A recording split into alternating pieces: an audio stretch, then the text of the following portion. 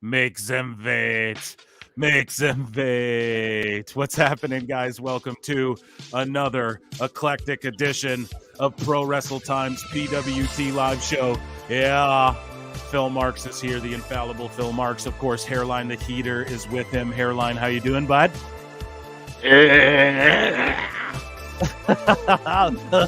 As Jericho would say, wow, come on. Yeah, what did it?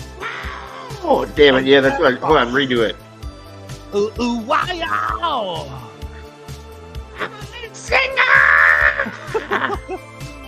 My enemy. Sorry, guys. You guys did not tune in to hear us sing. You heard us. You tuned in to hear us talk shit and get a little buzz on and be silly. How you guys doing? I tried not to swear in the first 10 minutes. That's an epic fail, dummy. Yeah. We're starting off with a bunch of people here already watching the live show. So what's happening, guys? Saturday night, and I like the way you move. That's the vibes, I guess. Saturday night, PWT Live Show. Phil Marks, Hairline's here, and as you can see below, check out the Patreon. I'm completely redoing that. I should actually take that out of there. YouTube.com/ProWrestleTimes. We're almost at 400 subs on there. If you like everything in live form, or if you want to catch the replay of the live shows, you head over there. Sorry if I sound a little bubbly, but it's how it's got to be in the intro. And then also the clips channel, man. Every clip we're dropping, 2K, 1K, 3K, whatever. Even if it's 500, even if we get 10 views, we love it. We thought we would only get 10 views by now. So what? Thank you all so much for checking out. The clips are blowing up. Everything's blowing up. Of course, we're here to do what we do. We're going to clown on Marks. Hairline's currently wrapping up watching Smackdown finally. You can probably hear Corey Graves in the background. White Barrett. UFC, I think, is tonight as well. You know, Phil likes his real. No, I don't like that shoot fight stuff. I think you can't really control what. Look at Nagano. He went out in the first round against Joshua. Hey. I thought, fuck. I thought Dana and the cheap seats. Yeah, we're definitely getting demonetized. No Vince in the first 10 minutes. I got a letter from YouTube. No, I'm just joking. And yeah, I don't know. We might have some of our friends from the IWC tune in. You guys already know. I send the invites out. You know the usual faces who've been on the pod, and Marv might pop in. You guys, you know that. He's our good buddy, our good close monster friend. And also, just to plug his shit, he's got a live show coming up on Tuesday, which your boy Phil Marks will be on. Hairline will be on in the future. We'll both be on together, I'm sure. But yeah, he's doing his thing Tuesday nights. And yeah, we'll just make sure you're checking out Toon Wrestling as well, because that's our boy. So we got to show him love. Man, there's 21 of you guys in here already. It's super awesome, man. Absolute air horn and round of applause for everybody in the chat and everybody tuning in. We will be reading chats. Don't worry, guys. I see some super stickers in there. We see some members. My word. The PWT universe is growing. Sorry, I'm going to throw my voice out in the first 5 minutes doing fucking Vince McMahon. Did we plug everything, dude? I don't even like plugging to these guys. They already know. They already know what's going on. Actually, I have some life insurance that I'd like to talk about. I have your attention. No, I'd like to talk to you about Blue Chew. Stop. Just kidding, but Blue Chew, reach out, dude. We'll work something out. But guys, we're so happy you're here. Conrad, of course, come on. yeah, Conrad, what's up? Hook it up, dude. I'm trying to save. So, of course, we're going to talk about Meltzer. We're going to talk about, like I said, there might be some wrestling on in the background. Isn't Collision tonight? Is that a thing, or did they cancel it? I think they canceled it for this night because they were doing they're in Canada or whatever. So they just combine Rampage and Dynamite, which we're going to talk about. We're actually going to review wrestling. So you guys are going to hear how we do it. Fuck it, we'll do it live. No, the pod is how we do it, you know? So yeah, we're gonna review. Kind of what we're doing, though. Yeah, you know, like a live PWT. Like the edited show is just more. Sometimes we'll edit like if I got to get up and take a piss. Well, on the live show, you're just gonna listen to groovy tunes while I go and do that, or listen to Hairline read chats. On the, that's all it is on the recorded show. It's the exact same thing. We just edit out. Like if I take a big a toke, and don't forget, guys, we encourage sobriety, but we encourage the opposite of that as well. As long as you're being responsible. Just kidding. Do you, man. Hypothetically, yeah. But yeah, and then on the live show, if I got to take a leak, you just got to listen to Groovy Tunes or listen to Hairline Rechat on the recorded show. We just edit that out, let's say, or whatever. Because, yeah. Anyways, though, you guys already know that you're not here to listen to us divulge on behind the curtain. You want to hear us talk about wrestling. We're going to review Raw. So let me pull up Bleacher Report. We're going to review. We can talk a little bit about NXT. We don't have to dive deep, and we're going to talk about Dynamite. We're going to review it.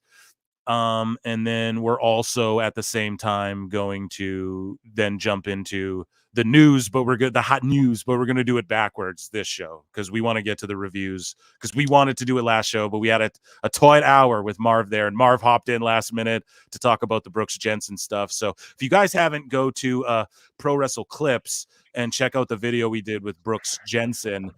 There's some juice in there. The title, you guys might be like, who?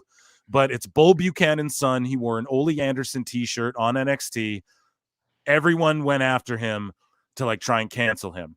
Well, the irony in that is that he went after Marv the Monster, who and sort of sicked. Well, Marv describes it as sicking the cancel pigs on him. I don't know if he just tweeted it out or sicked it out. I didn't actually see the whole interaction.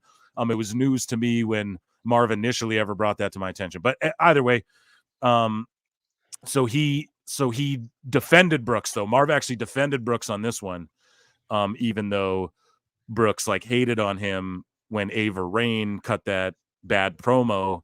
Pebbles. Yeah, and Marv said she had no charisma, and I was just sitting there like, dude, that's what everyone says about her. So it's crazy they gave him shit for that. But I digress. Go check that out at Pro Wrestle Clips on YouTube. You'll see I clipped that little chunk out. It's 6 or 7 minutes long, I think. But anyways, Hairline, why don't you talk to let's read some chats and then we'll get into Bleacher Report stuff. Yeah, great. Yeah, so we ready here. New member, Mark A. Hicks 2. Welcome. Thank you for becoming a member. We appreciate you very much, guys. If you take the time, the new soundboard. Pardon me? Hit him with the new soundboard. What's the new sound? Oh, yeah. Hairline's like, dude, I sent you fucking sounds. Use them. I'm like, oh, please. Yeah. Bruv.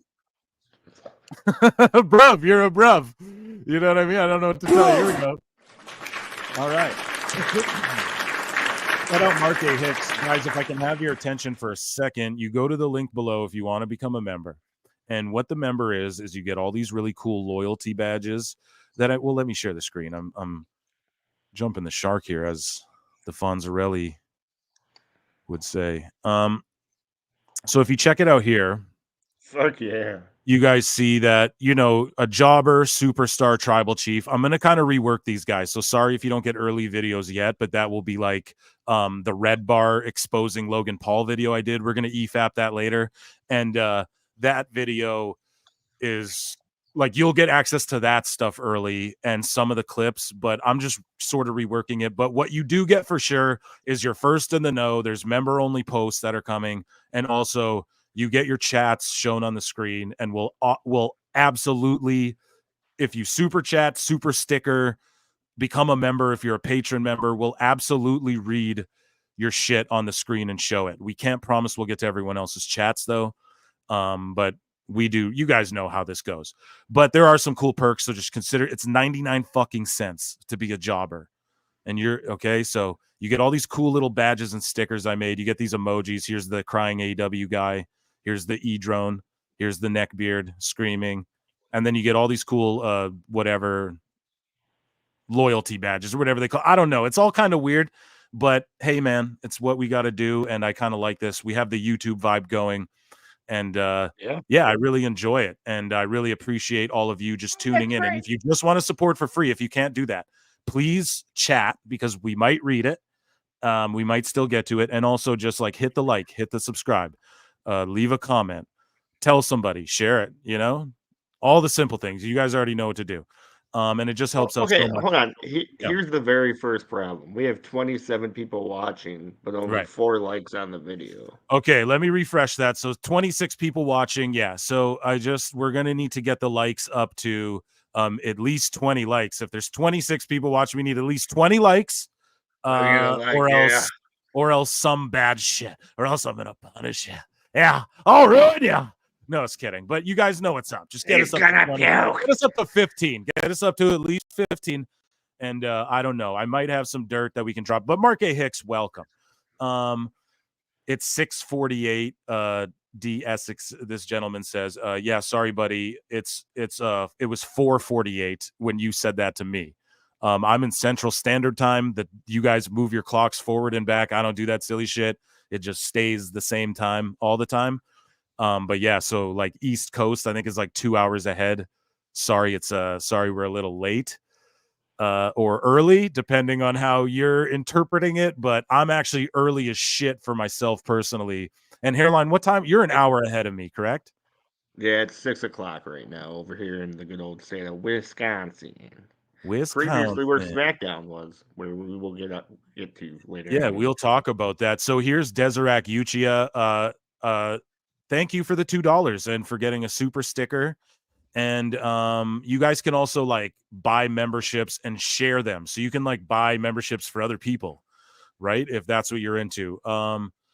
But appreciate you. So I guess he bought a super sticker. You know, I'm a noob. I don't even really know what the fuck that is, but we appreciate the $2. And Deserac's a great supporter.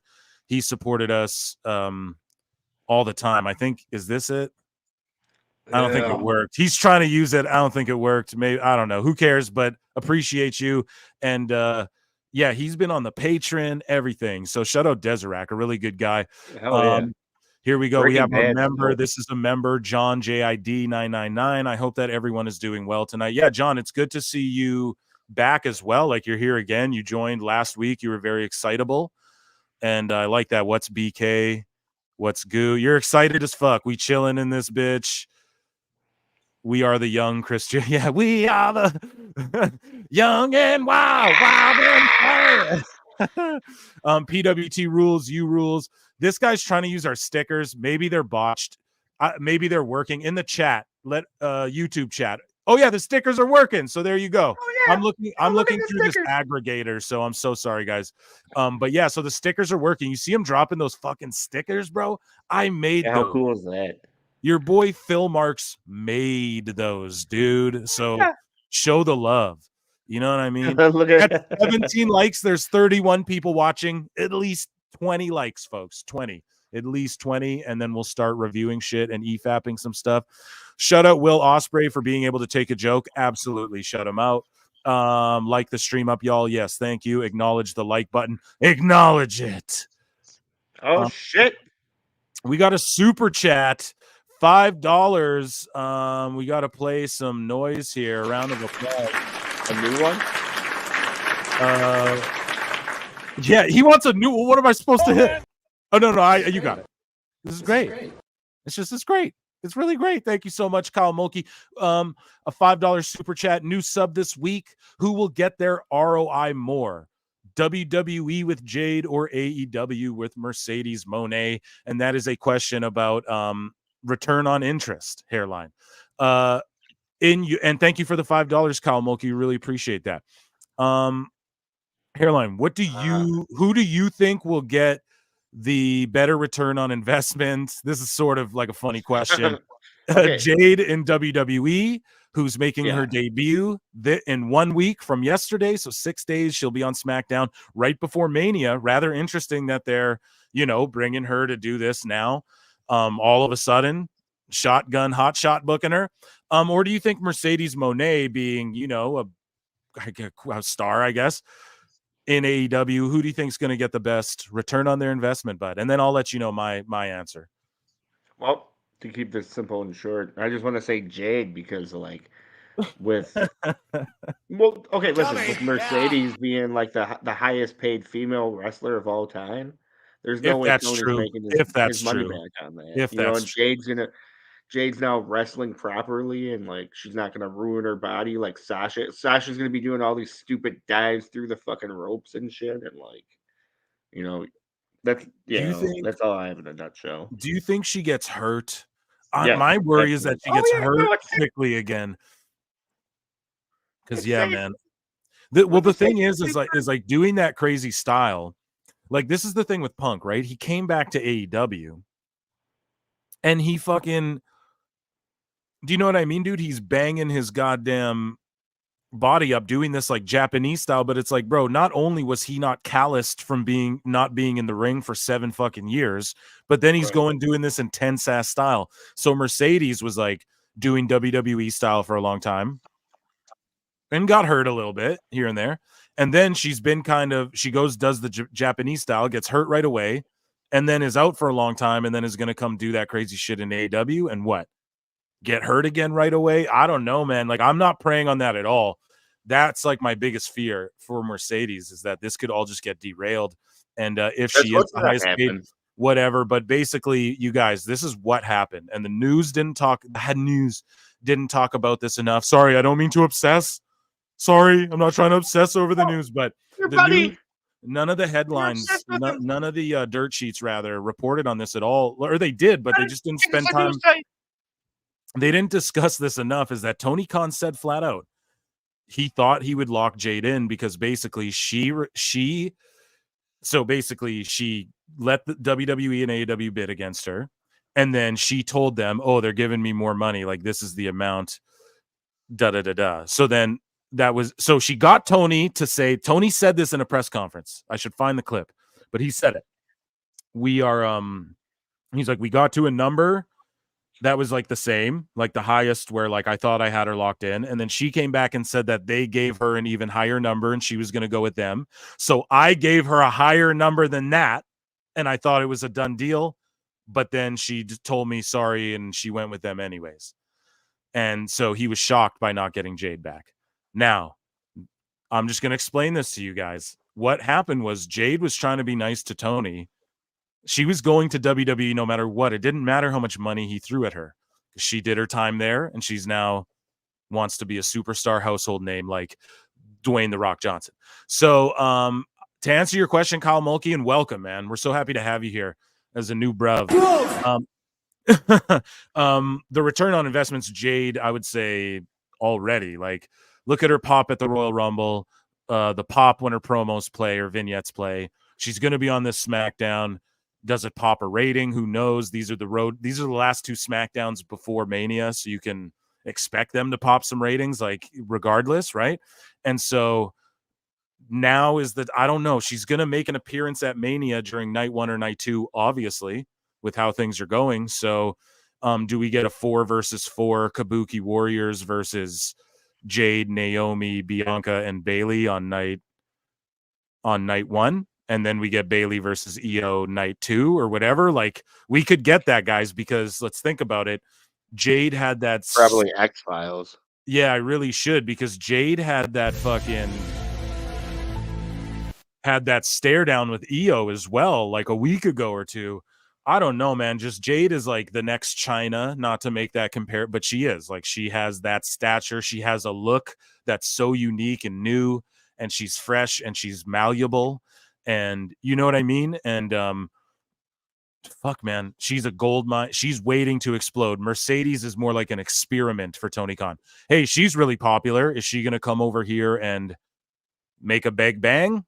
I don't know. Hasn't so far. Jade is like, oh, we're going to Jade. They're like, yeah, they're trying to like harness in AEW. They're trying to harness Mercedes' star so it doesn't burn out, so the flames doesn't stop flickering. Whereas Jade is like, they're igniting the flame right now. They're like, oh, we're going to blow this chick up, bro. She's about to be that, she's the face of WWE women's wrestling in the next 5 to 10 years. Believe that, right. So yeah, so that is a long-winded answer to your awesome question. And I really appreciate the $5. Thank you. Member John JID, Rhea and Bianca, blah, blah, blah. Sorry, I'm not even drinking yet. Jesus Christ, let me get into this wine over here. Hairline, read this chat while I get into this. Yeah, the way that young girls who watch wrestling really look up to women's wrestling like Bianca and Rhea, Jade, now in WWE, have the opportunity to be more of a role model. Yeah, oh yeah, absolutely, John. I've always said, like, I wasn't a fan of Bianca, but, like, I adored how all the little girls would dress up like her and, like, so exactly, man. Nailed it. We said the same thing about Orange Cassidy, and people were trying to cook me on it. in the comments, they're like, yo, this dude admitted he wears an Orange Cassidy shirt. And I'm like, yeah, like the channel's blowing up. So we're starting to get some corny fans who like don't get it yet. Like they're going to hate me for a minute and they're going to love Hairline. And then they're going to listen and then they're going to go, oh, Phil's actually, Yeah, you guys could jump to Team Phil right away. Just spoilers. But listen though, I don't care. I'll wear a fucking I don't care, bro. You think I care what people? But it was funny they were cooking me, but like I was under there, like I was responding and owning it as well. Like I was like, no, yeah, like I own it, dude. Like I fucking liked Orange Cassidy at the start. I thought he'd be good for kids. I thought he'd be good for like a light heavyweight division or whatever they're gonna do. I thought he'd be good as like a jobber, like one of those guys with like a gimmick who just gets squashed. But they didn't do that, man. They just were like, he's going to be the next fucking Tony Khan. I swear we'll try and put the world title on him one day before it's all said and done. But undefeated, longest undefeated. Longest. Speaking of undefeated, Hairline. Like that. We're going to talk about Goldberg a little later on. He talked about Asuka and her undefeated streak, but we're not going to talk about that unless we get the likes up to. No, we're at 22 and 36. That's cool. That's cool. Now, guys, we really should be at 30 likes. Yeah, there's 36 of them. Yeah, so there should be 30 likes, but we're going to let it chill for a minute because we've asked a lot of you guys and we haven't even really did anything yet. Mysterious Black, salute, just gave you a sub. Shout you out, brother. Thank you so much. Consider becoming a member too. If not, you guys, you hit like, you hit subscribe. That's the easy way to do things. See, everything's new. Everything's new here, and this is great. It's all really great. Actually, it's perfect. Like how I said, perfect. And so let's review some Raw, Hairline, because that's what we came to do, man. Bleacher Report, WWE Raw results. Where were they in Raw, Hairline? I know that SmackDown was in Milwaukee, down your neck of the woods. Where were they for Raw? I think we'll see on Bleacher. No. Yeah, the marks on Eric Beeston, our guy Eric Beeston. Your guy. No. You don't hate it. Last time we were like, nah, this guy's fair. We were like, he gives the fair. You know what I mean? So shout out Bleacher Report and shout out Eric Beeston. Sorry, I want to share the right screen. You know what? I think I'm gonna close these. Yeah, I'm an idiot, dude.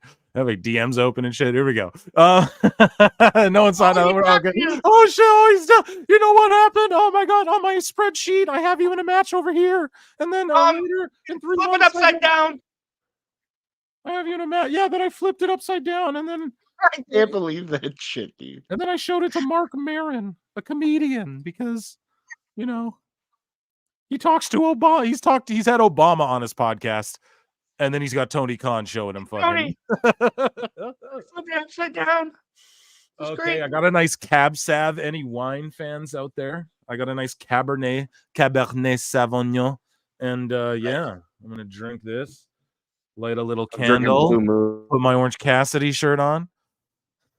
I'm just fucking with you guys. Blue Moon. Do you know where they drink Blue Moon? Is in that movie Roadhouse. So I just saw Roadhouse with Jake Gyllenhaal and Conor McGregor. I watched it, Amazon Prime. It was great. It's one of those movies, Hairline, that it's so bad that it's fucking good. You know what I mean? Like like Jake Gyllenhaal's a good actor. The other people in the movie, some of them are good, but Connor's so bad that it's like actually good. So I just recommend everyone, I'm definitely gonna like rewatch it and just throw it on here. Like I'll probably watch it more than one time. It's one of those movies that like if there wasn't streaming, you'd have just bought the DVD probably from like a cheap bin, but you'd have thrown it on like to go to sleep to type shit. It's just like a good solid movie. It's not too brutally violent or vulgar or anything. It's so not that like I'm against any of that. I'm just saying like I don't know. It was just way better than I thought it would. I thought it'd be way shittier than it was. But anyways, let's talk about the graphs, man. Yeah. So, Hairline, you can see the screen, right? Why don't you tell everybody what was announced in advance here? The last man standing. Well, fuck all that. Let's just start with the show opens up. Jey Uso comes out. He calls out his brother, Jimmy Uso. It was a great little segment. Eric Beeston rated it a B+. Shout him out. Jay's super over. The no yeet thing's kind of getting over. There's this narrative online of like, oh, they're just trying to shoehorn in this angle of the brothers, and it's like, what, man? We've been building to this since fucking for years, and on top of that, it's just like, bro, like, what do they want them to do? Oh, I killed our dog. You want them to do a fucking Matt Hardy and Jeff Hardy? Like, what do you want them to do a Kane and Undertaker? Boss man. Yeah, like, what do you want them to do, man? Like, and they don't include, they're like, oh, Owen and Brett fought at Mania, but they don't include Taker and Undertaker. But in the lore of WWE, we have to include that because, like, they were brothers. You know, they're the brothers of destruction, Kane and Undertaker. The whole angle at WrestleMania 20, where Undertaker came back and fought Kane, that shit was fucking so good, dude. And Undertaker came back as the dead man. They milked that for like months, man, leading up to Mania, and it was just, that was spectacular growing up for me. But anyways, Hairline, what'd you think about Jey Uso and Jimmy Uso's face off? And what do you think about this match at WrestleMania 40? We lost Hairline. Yeah, no, it was good. I'd agree with a B plus. The biggest moment of my career. My dream match will be at WrestleMania 40, me versus you. Yeah, this was the match that was going to happen. Everyone thought Jay would dethrone Roman, but nah. Then we got the DIY versus the Creed brothers. Everyone's hyping the Creed brothers up, bro. I'm not feeling the fucking Creed brothers. I'm not feeling them. I don't know what the fuck it is. I want to play these clips, guys, but I can't. It was real hard for me to edit around that shit last time. Like, you know, WWE were sniping me from different platforms around the world. But anyways, and Hairline, just let me know when you're back, buddy. He might be moving rooms or something. But anyways, DIY Creed brothers. Yeah, I wasn't feeling the Creed brothers, man. Honestly, whatever it is about them, they're just too green. They need more performance center time, or what I would have done was just called them up as not their gimmick. I would have just called them up as like Chad Gable's new recruits. And these are my new recruits, the Creed brothers and Ivy Nile. And then I would have them just sort of, you know, I don't know. You've said that before. Yeah. So I would have just had them like, Hairline, what were your thoughts on, you kind of disappeared for a second. What were your thoughts on Jay and Jimmy's promo there? And this match? It was intense, man. It was very, very intense. I saw Rikishi even hyping it up, just talking about how this is like history in the making and whatnot. Did you see the sign that said, call Rikishi? Yeah. In the middle of them. Like, what's the odds of that? Oh, yeah. No, it was great. It was great. So then the DIY Creed Brothers match, though. I'm not feeling Creed Brothers. DIY, whatever. Don't really care. They're in this ladder match. They're not going to win. This guy graded it an A. I don't think this match was that good. I think that's overhyped. Your thoughts? Yeah, no, it definitely wasn't an A. You know, it was an A when my 62 Commanders wrestled Hook. No, I went with A, the one-time team of Hook. That was the greatest. Now they're wrestling each other. Smoke them if you got them, folks. Drink them if you got them. Hook. So, yeah, dude, I don't know. Katana Chance and Kaden Carter took on Indy Hartwell and Candice LeRae. Now, this pissed me off. I like what they're doing with Candice, like just snapping out and attacking people, but yeah, it's great. No, but this is why it's not great. Why the fuck is Kaden Carter and Katana Chance losing? They're like the best women's tag team they fucking got, and they're like just getting jobbed out, injury angle, tweaking a knee, getting single legged, and just fucking bro. It's just like they're like 2-time women's tag champs, aren't they? Like how is this the direction you're going in? For all you marks saying we don't fucking trash WWE, dude, this is me trashing it right here. Like, I don't know what the fuck they're thinking. Like, no one cares about Candice LeRae. I'm so sorry. I know Hairline does. Not that you're a nobody, but I just think that whole Candice and Indy, like, why are they even a team? Oh, they were the way in NXT, and then they were all fired, and then they all came back, and then they're just the way. It's like, okay, that's some AEW shit right there. Like, you know what I mean? Tell me why these two are friends even. But yeah, your thoughts on that? The C+, deservedly so. Kaden and Katana should be pushed. I'm enjoying it, man. You're enjoying it, okay. I personally, I'm not feeling the ecstasy tag team, so like I actually disagree with you. Like, I'm okay with them jabbing out. Example here, like, look how they did fucking Isla Dawn. and the other spooky girl. Where are they? It should be them and the fucking rave girls feuding over the belts, man. Like, Jesus. Nah. Sorry, I'm pouring some wine here. So, Hairline, the next segment, Cody Rhodes responds to The Rock.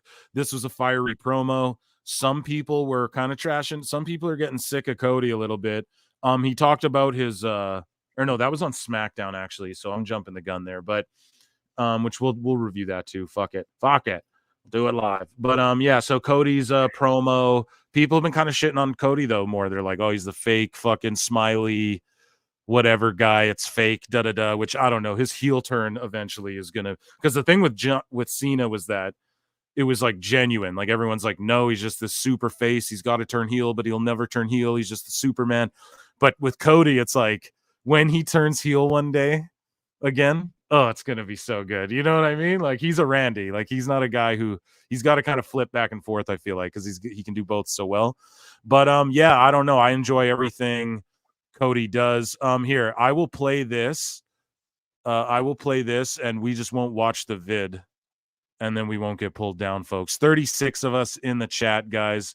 Wow, appreciate it, man. It's so great. It's great. We're at 25 likes. So we'll give it a rest for a second. Here, so let's play this. This is an A grade, by the way. Sorry, let me play this. And let me make sure the volume's up everywhere. And then I got to just scroll away quickly so they don't. You are the actual, literal final boss. Perhaps I'm too naive to see that.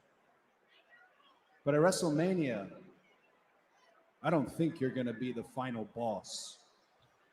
At WrestleMania, I think you're just Roman's side chick.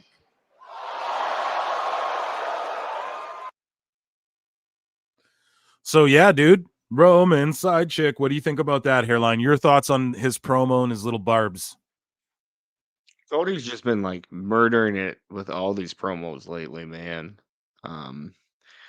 He really is the next John Cena. He's the next guy that can take the weight of WWE on his shoulders and run with this.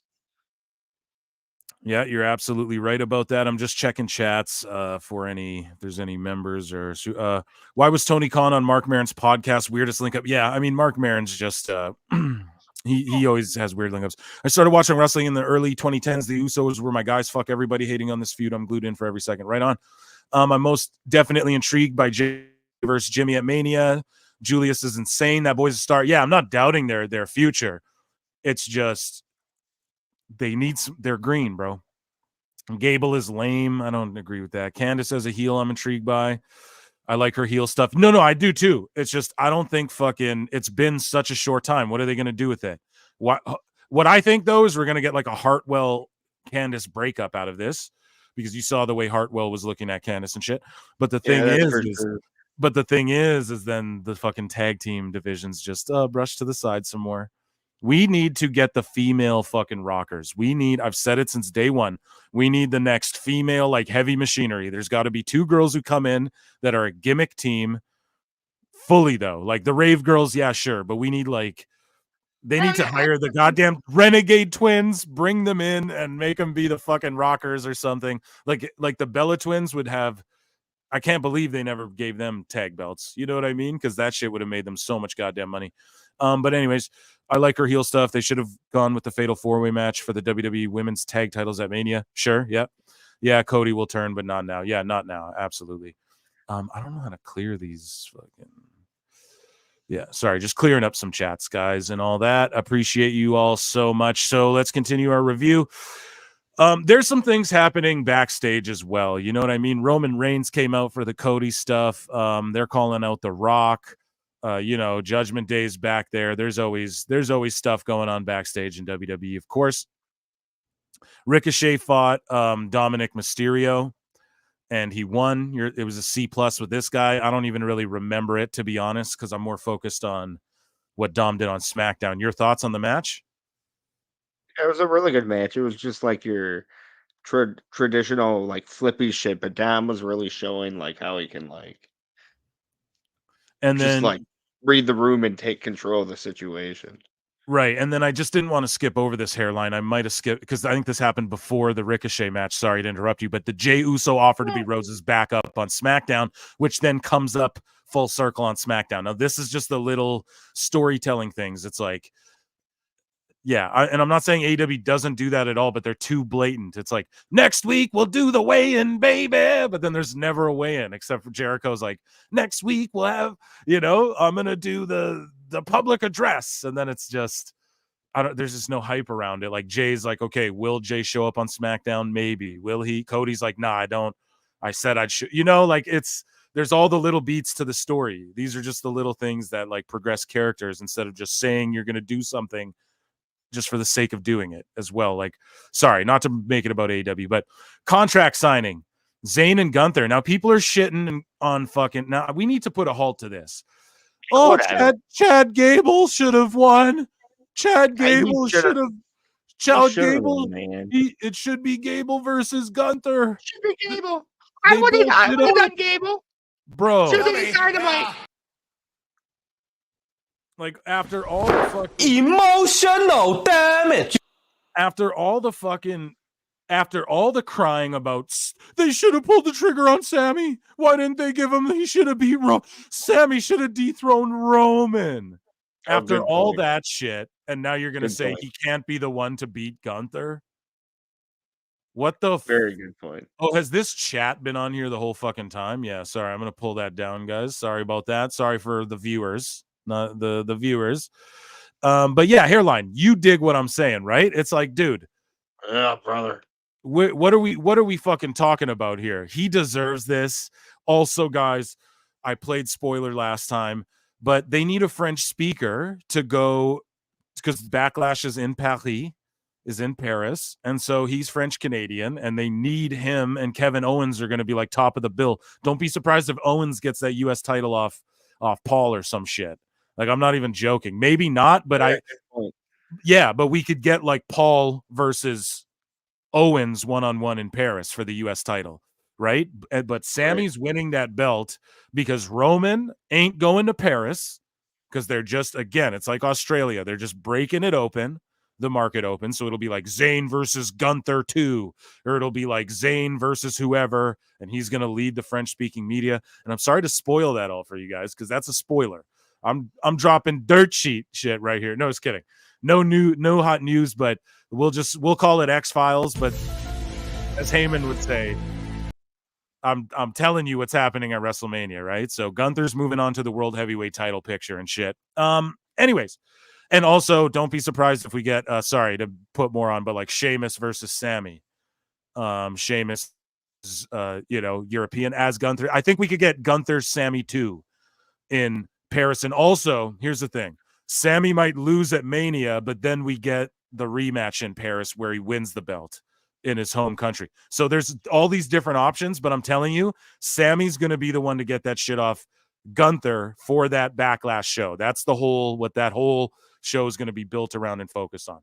Anyways, though, yeah, and that's just X-Files. We'll call that X-Files. Moving along, though, the contract signing was great. I don't know. I fucking love Sammy. I love Gunther, and more of them always, I'm fucking down. And look at this their Intercontinental title, longest reign in history, this brutal guy who just beats everyone down, old school, European style wrestling, Austrian. And then you have a French Canadian, so it makes sense for the Intercontinental title. And then they're going to have the biggest match for it ever in Philly, and then the second biggest match for it ever in Paris and Europe. This is what an Intercontinental title is, folks. That's what AEW, they have the Continental title and the Crown Jewel. What's the one? Here's the problem. What's the one that Orange Cassidy had? The International title? And then what's the one that Okada won, hairline? The Continental title? You don't even know? I don't know. I don't know, dude. It's just fucking hairline. We lost him. He's taking a piss or something. Dummy. Yeah. Listen, what's the Continental title? Like, what's the difference? Like, why is that a belt that someone wants to win? Define the titles. Tell me why people want to win them. Establish where they lie in the order of how this organization functions and works. You know what I mean? Like, tell me who's in the divisions and why you want to win the belt. And you do that through like what Gunther's done with it. Not saying every reign has to be long. Like even like the concept in AEW of the TNT title. Oh, it bounced around a lot and anyone could just kind of randomly challenge for it. Okay, great concept. Now execute on that properly.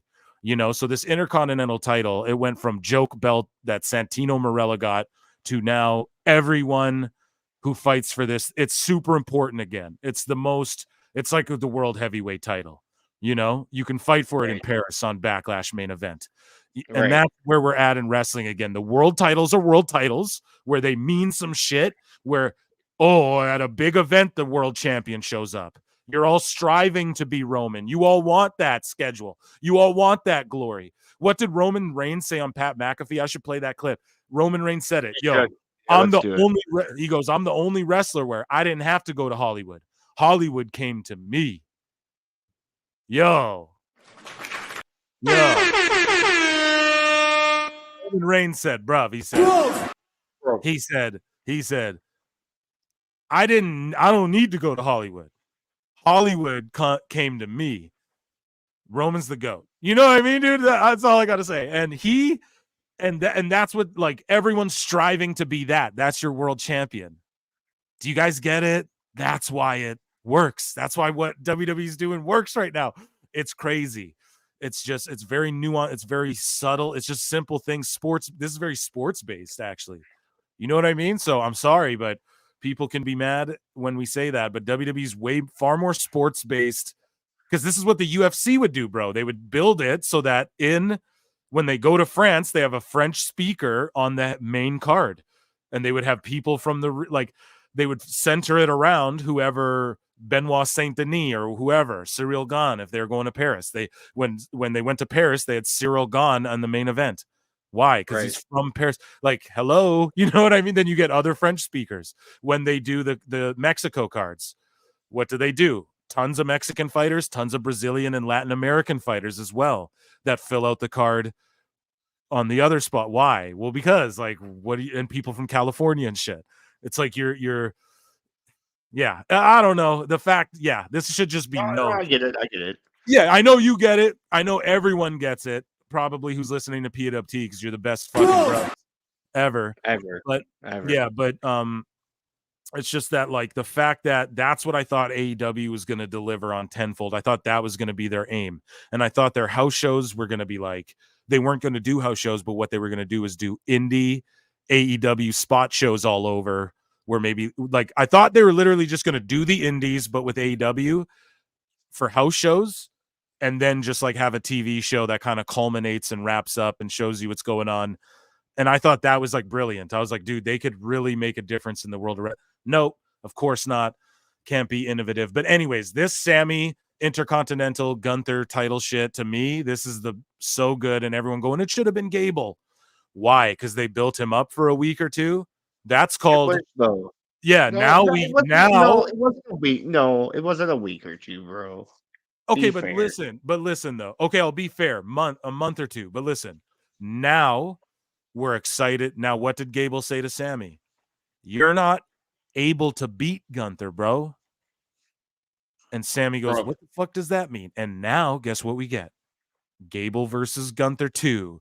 Sammy versus Gable 1, 2, and 3. Gable versus, you know what I'm talking about? Like, Sammy deserves this.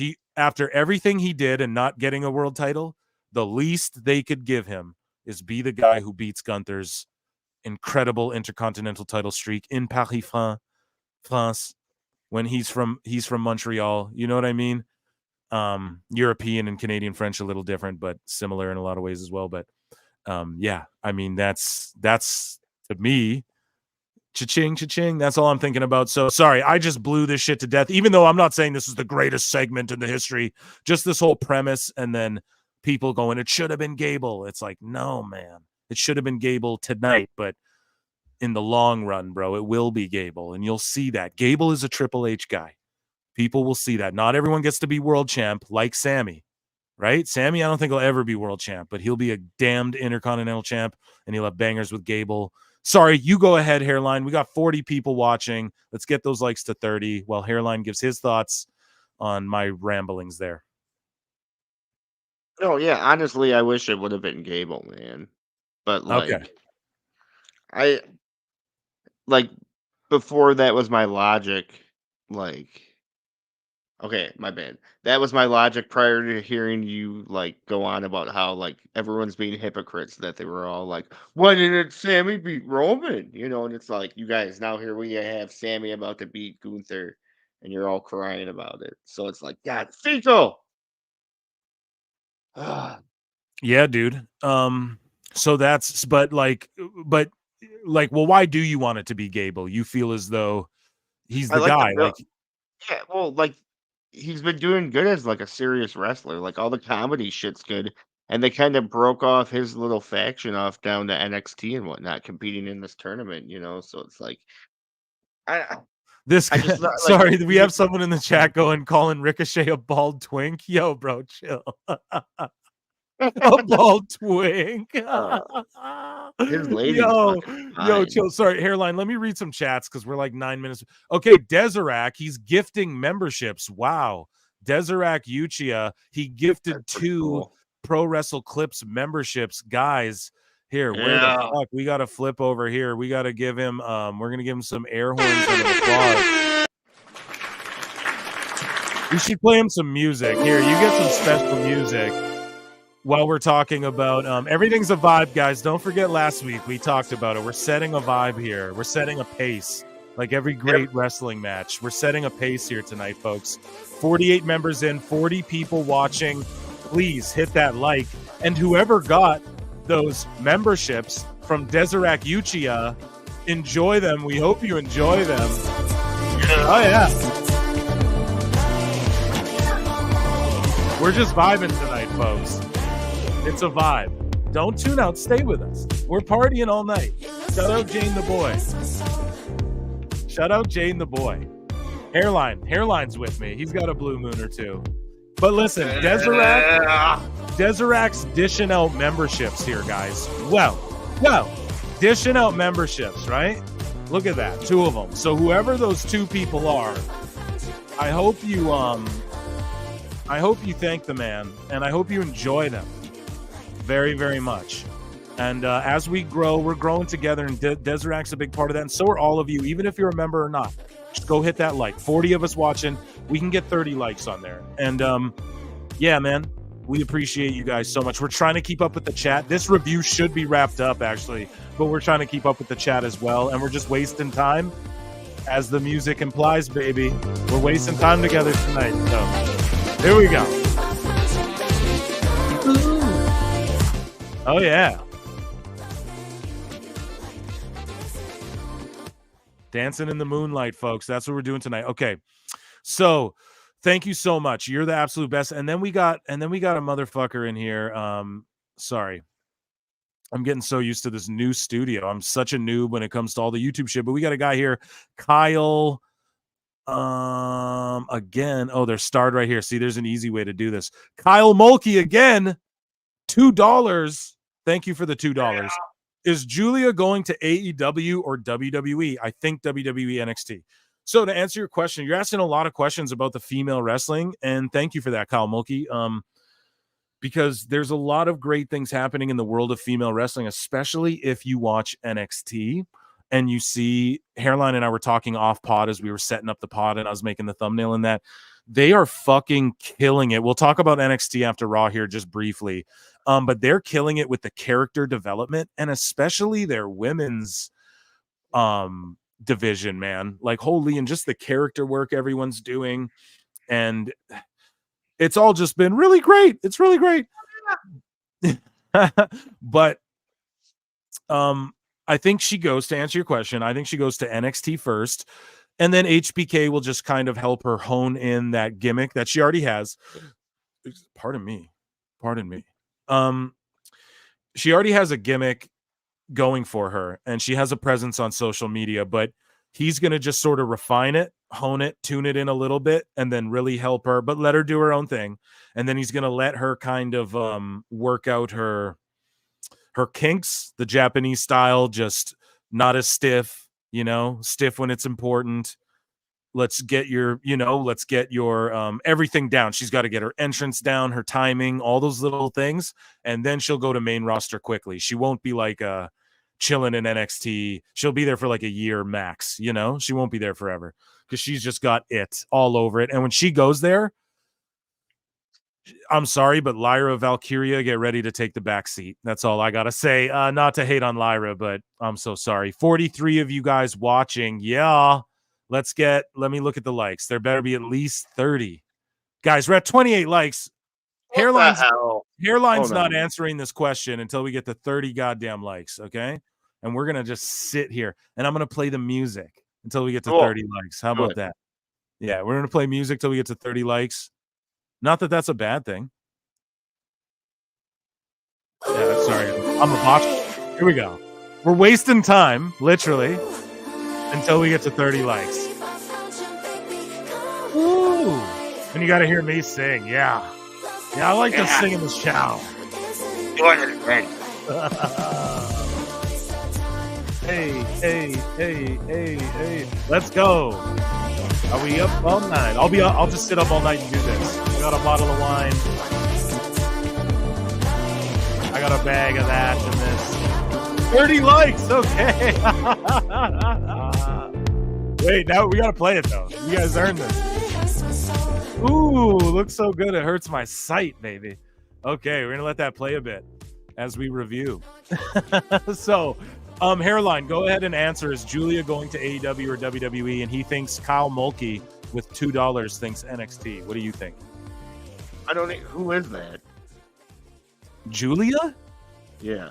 She's that lady from Stardom that, like, everyone, she's half American, I believe, half Japanese. I think. I could be absolutely wrong on that. Yeah. But everybody's like, she's going to be a huge star in America, and this is who Tony Khan melted down about, they poached, WWE's poaching from Stardom. And then all the AEW people, when they found out she was going to WWE over AEW, all the AEW freaks started hating on her. And then some story came out that she was unsafe and didn't check on Willow. And then that was completely debunked. Sorry. That's who Julia is, though, Go ahead. Never heard of her.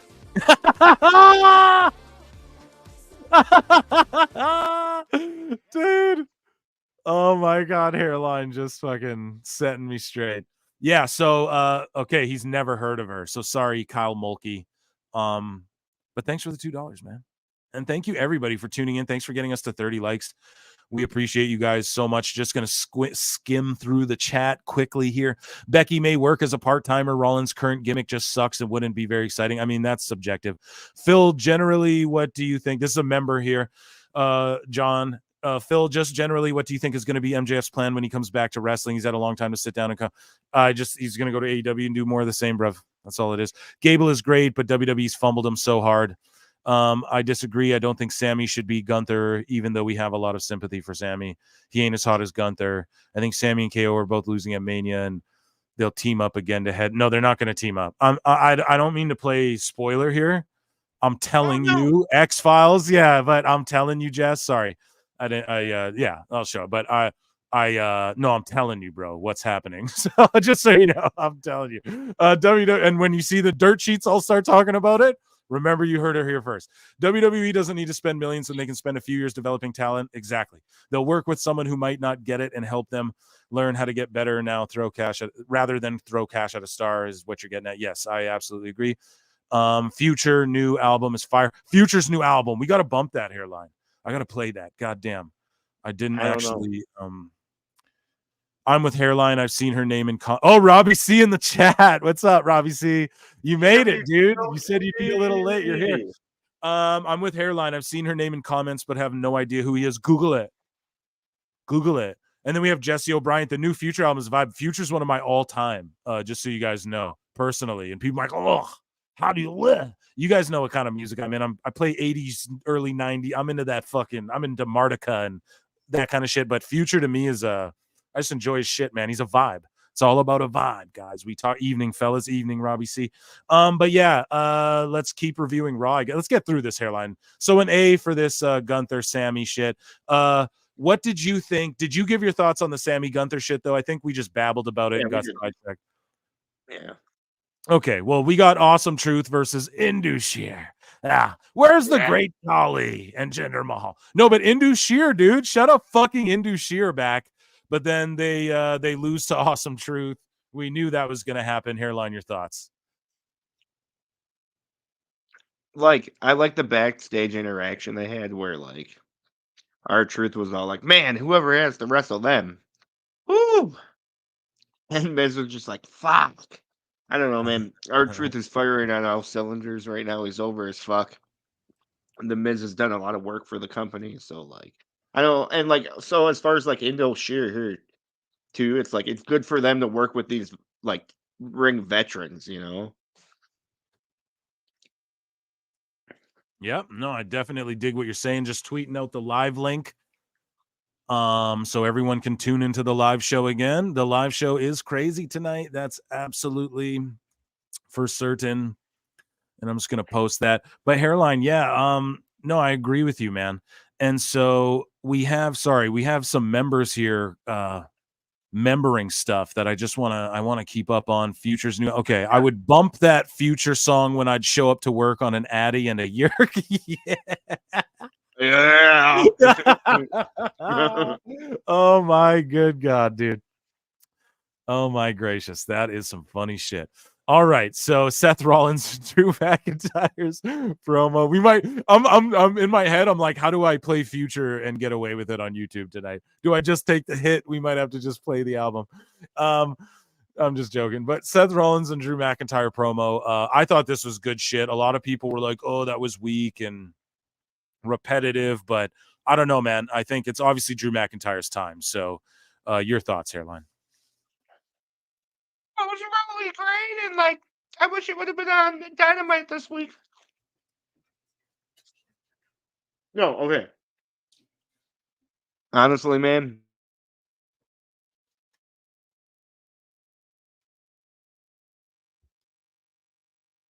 You cut out, bruv. All right. Hairline was honestly man and me, and then he just he disappeared. Hello, chat. Hello, Phil. Who was in Paris? I'm kidding. Yeah. I don't remember the name of the song, but it goes, I'm tweaking, I'm geeking, I'm tweaking, I'm geeking. I can't save no Joe.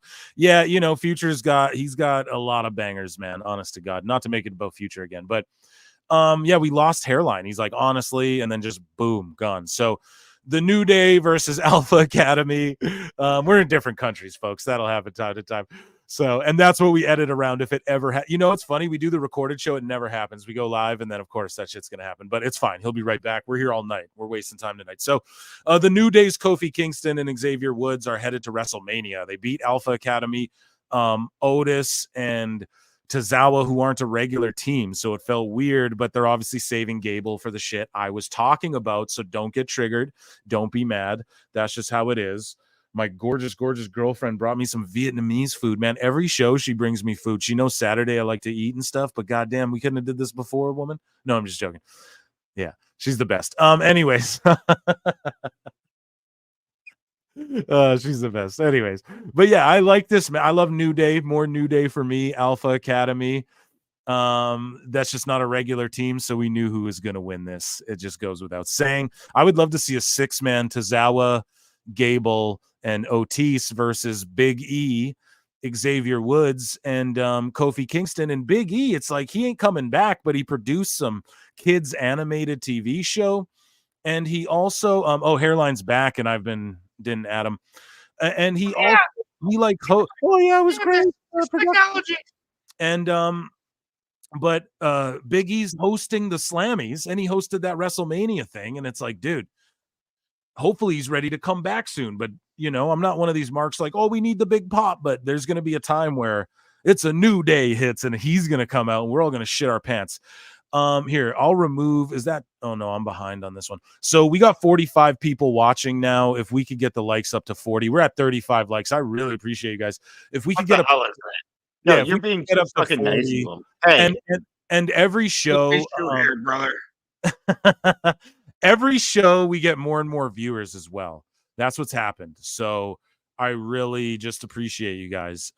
We've beat it every single time, and we're gonna come back. Just let us get through this Raw review, and then we'll read chats, guys. But keep chatting in there, and we'll try and get to them all. But Hairline, sorry, your thoughts on the New Day and Alpha Academy, and your thoughts on this last women's standing match, which was fucking phenomenal in my opinion. Becky's great.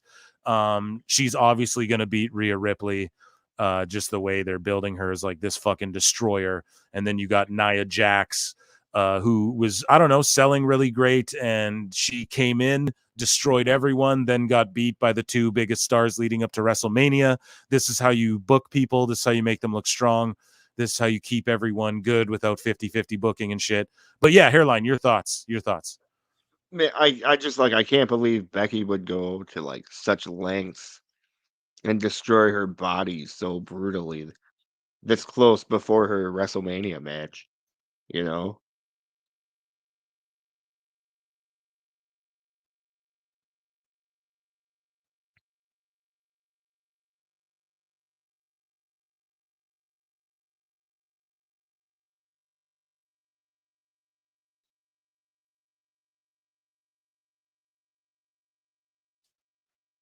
Sorry, guys. What's up? What's up, guys? Hairline, what? I thought you'd start reading chats or something. What the fuck are you doing, Hairline? No, I'm just kidding.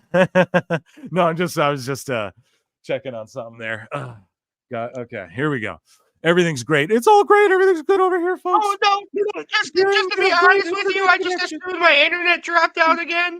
It's the safest. See, mine's not. Mine's cooking on all cylinders, but we're good. But sometimes we disappear, and usually I play music, but I just kind of forgot. Anyways, so yeah, moving along. I'd like to talk to you. Let me chat you up about Viagra. So let's get to we talked enough about Raw, dude. We literally talked about too much. NXT. I just wanted to talk about the character work is phenomenal. The character work's phenomenal. The kiss with Trick Williams and Lash Legend, and they're building up to that romance. How good is that shit, Hairline? How good is that? Top tier. Well, give me your thoughts on it. Like, what's up with it, dude? Like, you like that shit? Hold up. Is there no Bleacher Reports on this? Or we just... You want to pull? Okay, I was just going to say we don't need to pull NXT up because I was going to talk about the last like 2 weeks, but let's just pull NXT up. Let's just fucking do it. Yeah. NXT results. Let's I'll give my thoughts on the kiss. The kiss spot was like 2 or 3 weeks ago, bro, wasn't it? So that's why I'm saying like Roxanne's turning real fucking heel. People are into it. Obafemi is just like stick him with Omos. I said that. Dijak is doing his best work. We got fucking Mr. Regal's back. They call him Mr. Regal. He's fucking back. I don't know, dude. Everything's hitting on all cylinders right now. Lola Vice is the shit. Sol Ruka's back. D'Angelo is saying he's going to break. We're getting him versus Ilya. The family's expanding. Lash Legend and Trick Williams are making out, and that's super over with everyone. And just the whole romance angle that's going on is great. The Good Brothers are on NXT. Fucking, you know what I mean? They're in a tag team championship triple threat #1 contender match against LWO and Axiom and Nathan Frazier. So they're doing double duty, helping kids get over in NXT while they're also, you know what I mean? They're also doing shit on SmackDown. Like we just saw Carl Anderson fight on SmackDown. And then we got Trick Williams beating Noam Dar with Metaphor, and just the romance continues with him and Lash, bro. A lot of people don't watch NXT, so I just kind of grouped the last couple weeks together. Your overall thoughts, Hairline, like just give me like how are you vibing with NXT? We were talking about it off pod. We love it, man. It's one of the best like kind of throwback wrestling shows, no? Yeah, it's honestly probably my favorite show out of the whole crop at the moment. You know, that's usually my vibe on all that. But man, how good was Trick versus fucking Mensa? God, fucking nuts, bro. Just everything. Trick. Besides his gear, for some reason, I don't like his gear. Which is such a little nitpicky. I'm such an aesthetic mark, though. You know that about me. But other than that, like It's almost like if he could just wrestle in what he wears to the ring, but I hate when guys do that too. Like when he just comes out to cut a promo, because his clothes and everything's he dope. looks better. Yeah, he looks better like that. But like when he had that more boxer, like Grayson Waller type shit, Grayson Waller kind of just jacked his, because he would wear like the boxer trunks and shit, and that I kind of feel that look a little bit more, just a little more real. But but anyways, man, Trick is he's gonna be such a fucking huge star, and he is in this little. Is him and Lash Legend like dating for real? Is that like a real thing?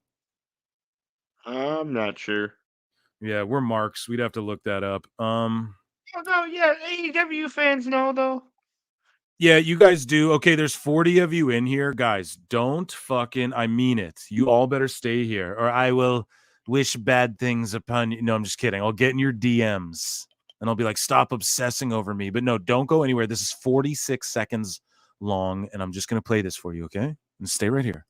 What's happening, Pro Wrestle Times listeners? Phil Marks here, and I just had to interrupt myself babbling for 1 second to talk about Pro Wrestle Times' affiliate partnership with Fanatics and WWE Shop. That's right, you can get your favorite WWE Superstar merch, tees, caps, hoodies. We're on the road to WrestleMania, folks. There's so much at WWE Shop, and if you use our affiliate link below, not only will you be directly supporting your favorite WWE Superstar, but you'll be supporting PWT as well, and you'll be supporting your drip. Check your reflection, it'll look like perfection. And did I forget to mention, you'll grab all the attention by clicking PWT's official WWE Shop affiliate link below and get you some digs now. Let's get back to the show.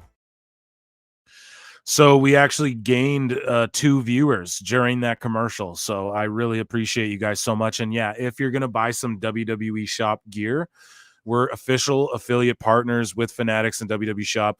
We don't sell you guys shit, really. We're just like, become a member and shit, because I don't know, if this was my job, it would be fun. I'd make content every fucking day.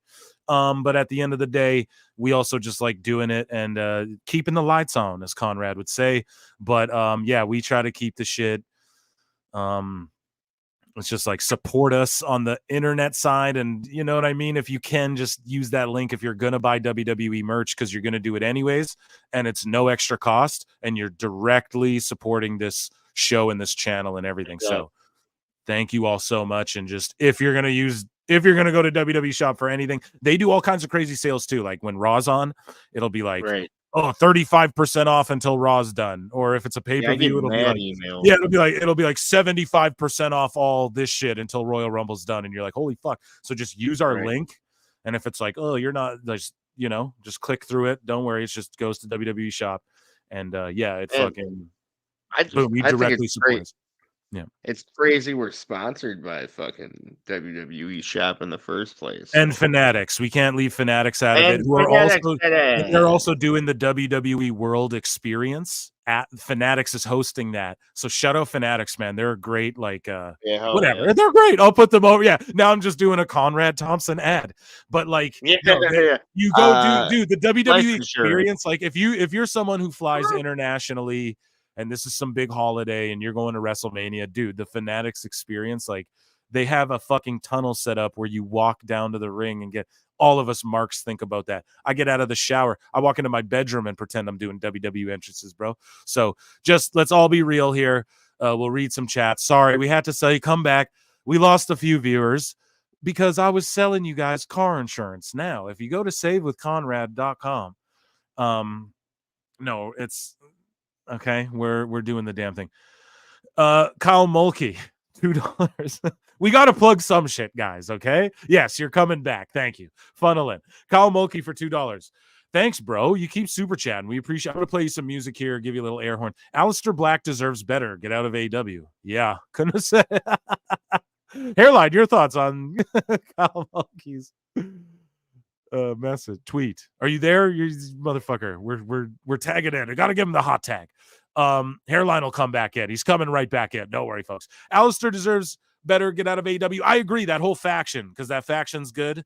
Even Brody King, I like that dude. WWE would do good shit with him. But yeah, he I don't know. It's funny how people go, oh, he needs to get booked in a match. Oh, it's been this long since his first singles match, and then Tony Khan gives him a singles. Like, come on. We see what's happening. It's all good. Oh, I was listening to the fans. I love to listen to my fans. It's very great. Yeah, super great. It's perfect. Yeah. Okay, hairline's back here. And yeah, so thank you, Kyle Mulkey, for $2.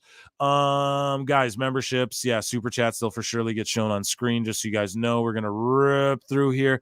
I'm just gonna read some of these chats really quick, hairline, then we're gonna get into Dynamite, and then I want to get into other shit. I thought we'd be done reviewing by now, but we're just having a great time, baby. I'm having a great time, hairline. How about you? How's it? It's going fucking excellent. How's your wine? Dude, it is delicious. Yeah, it's just a nice cab sav, and I'm chilling. You guys know I like the sauce. No, I drink once a week, literally, and I just save it for this now. It's awesome. It like became my excuse to be like, I'm just gonna fucking pop a little bottle. So if I fly off the handle, it's because of you guys. No, just kidding. I'm a seasoned drinker. In my day, okay. Yeah, I'm a very I like beer and things. You know, I've drank. I enjoy a libation or two, for sure, for certainly. Hairline knows that. We've been friends for like a decade, bro. You know, I like the sauce, as they say. But yeah, Future's new. Okay, I went way back. We're talking about Future again, not again. Everyone's like, oh, not again. Lexus King has the potential to be the top heel of NXT by our member Jimmy B. What up, Jimmy B? Dude, yeah, he's gonna be him versus Ricky Starks in the next 3 years in NXT. Johnny JID, Lexus King just keeps on getting better and better. Oba Femi is fire. Oba Femi is.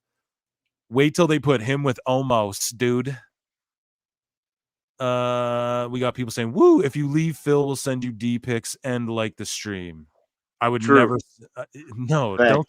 I would never send D pics. I've never sent a D pic in my life, and as a matter of fact, unless you leave the stream. Yeah. Leave the stream, unless you, unless you leave the stream. You want to see the first one? Leave this. No.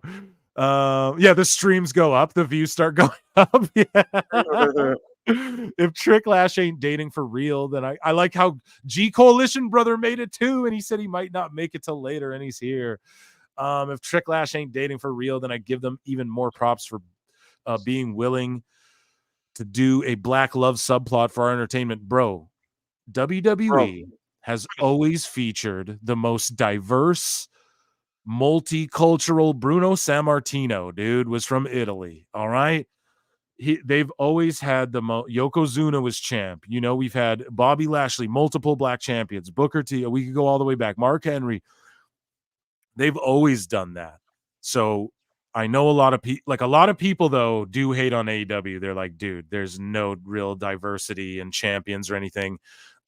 Which is an issue for some people. Now, me, I don't even really honestly think about shit like that. I gotta be totally honest. Like, I'm always just thinking of like what story's the best and who's the best. But you look at NXT, and objectively speaking, like I don't know, you got Trick, you got Oba Femi, you got like Lash, Jada Parker was on made it to World, and she's great, dude. And she brings this element of the culture, like to the fucking to NXT and shit. And you look, man, they're just so diverse. They have the best luchadors. They have the best European representation, as I was just speaking about with Gunther and fucking the Austria and the European, the Intercontinental title rather, and all of these things, man. They cover that whole. WWE is just firing on all cylinders. What this is right now is we're in the era of what UFC did. They merged with Endeavor, and then they just were like, we're going global. Now it's just like Africa, Mexico, fucking Paris. They just did Paris. You know what I'm saying? That's why WWE's going to Paris. UFC just broke Paris open. So TKO and Endeavor and them are like, oh, we got all the connects.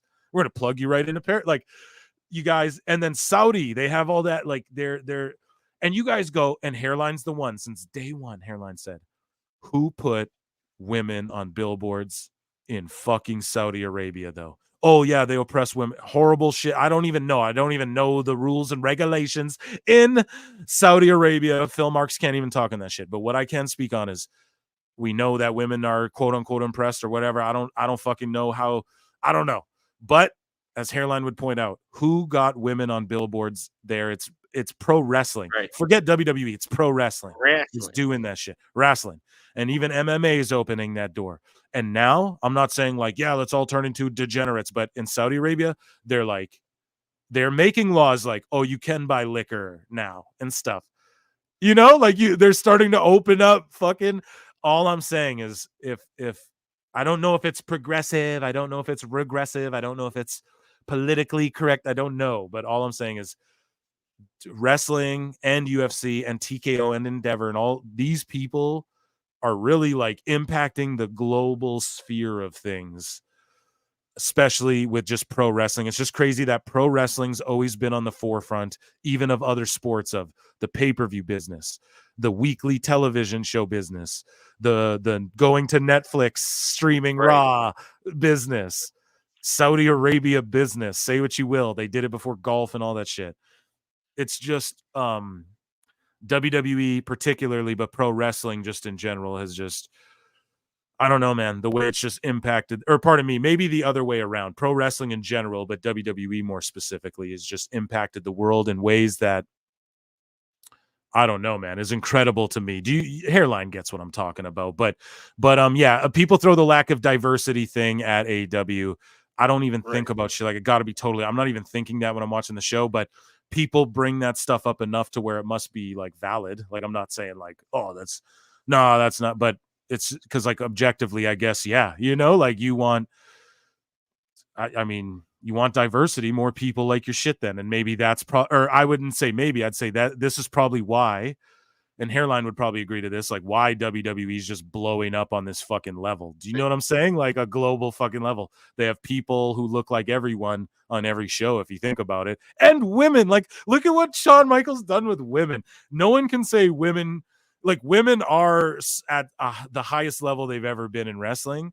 And it's because of Triple H and Shawn Michaels. I don't care what anyone has to say, because you look at AEW, and I'm sorry, man, does their women's roster, oh, then, yeah, it stacks up. One of the most stacked women's roster. Okay, but match for match, move for move, draw for draw, ticket for ticket.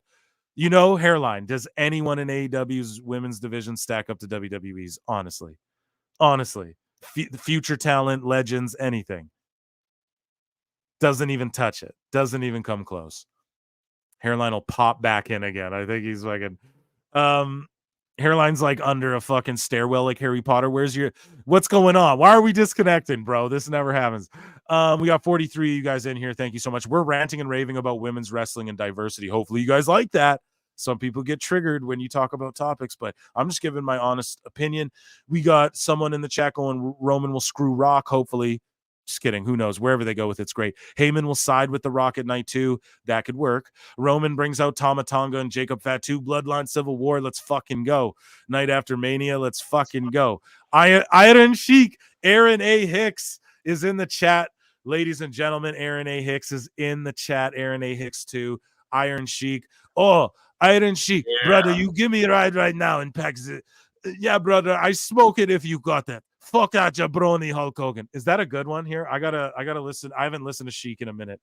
I gotta refine my Sheik, but fuck that jabroni. I break his back. There you go. Yeah, if you pack the ball, I smoke. If you pack that ball, I smoke, brother. Give me a ride real quick. I don't know. I can't do a good Sheik. Is that a good Sheik or what? Chat will let me know. Obafemi up next. Everybody is a champ in AEW. Yeah, Lexus King, yes. Kurt Angle and sorry, we have a very special here. I'm so sorry, Kyle Mulkey with a $5 super chat. My word. Oh my goodness. Oh my goodness. A $5 super chat. I gotta just play the theme. We're gonna get fucking pulled. I'm gonna play that music. Jane the Boy's dope, but I don't know if they're down if I just play their shit constantly on every stream. Oh, this is the OG theme. Yeah, I was going to play this one. It doesn't matter. You got music. You get some air horns. You get air horns. You get an epic bruv. You get a round of applause. Thank you for the $5 super chat. He says, Kyle Mulkey pays us $5 to say, bro, you're wrong.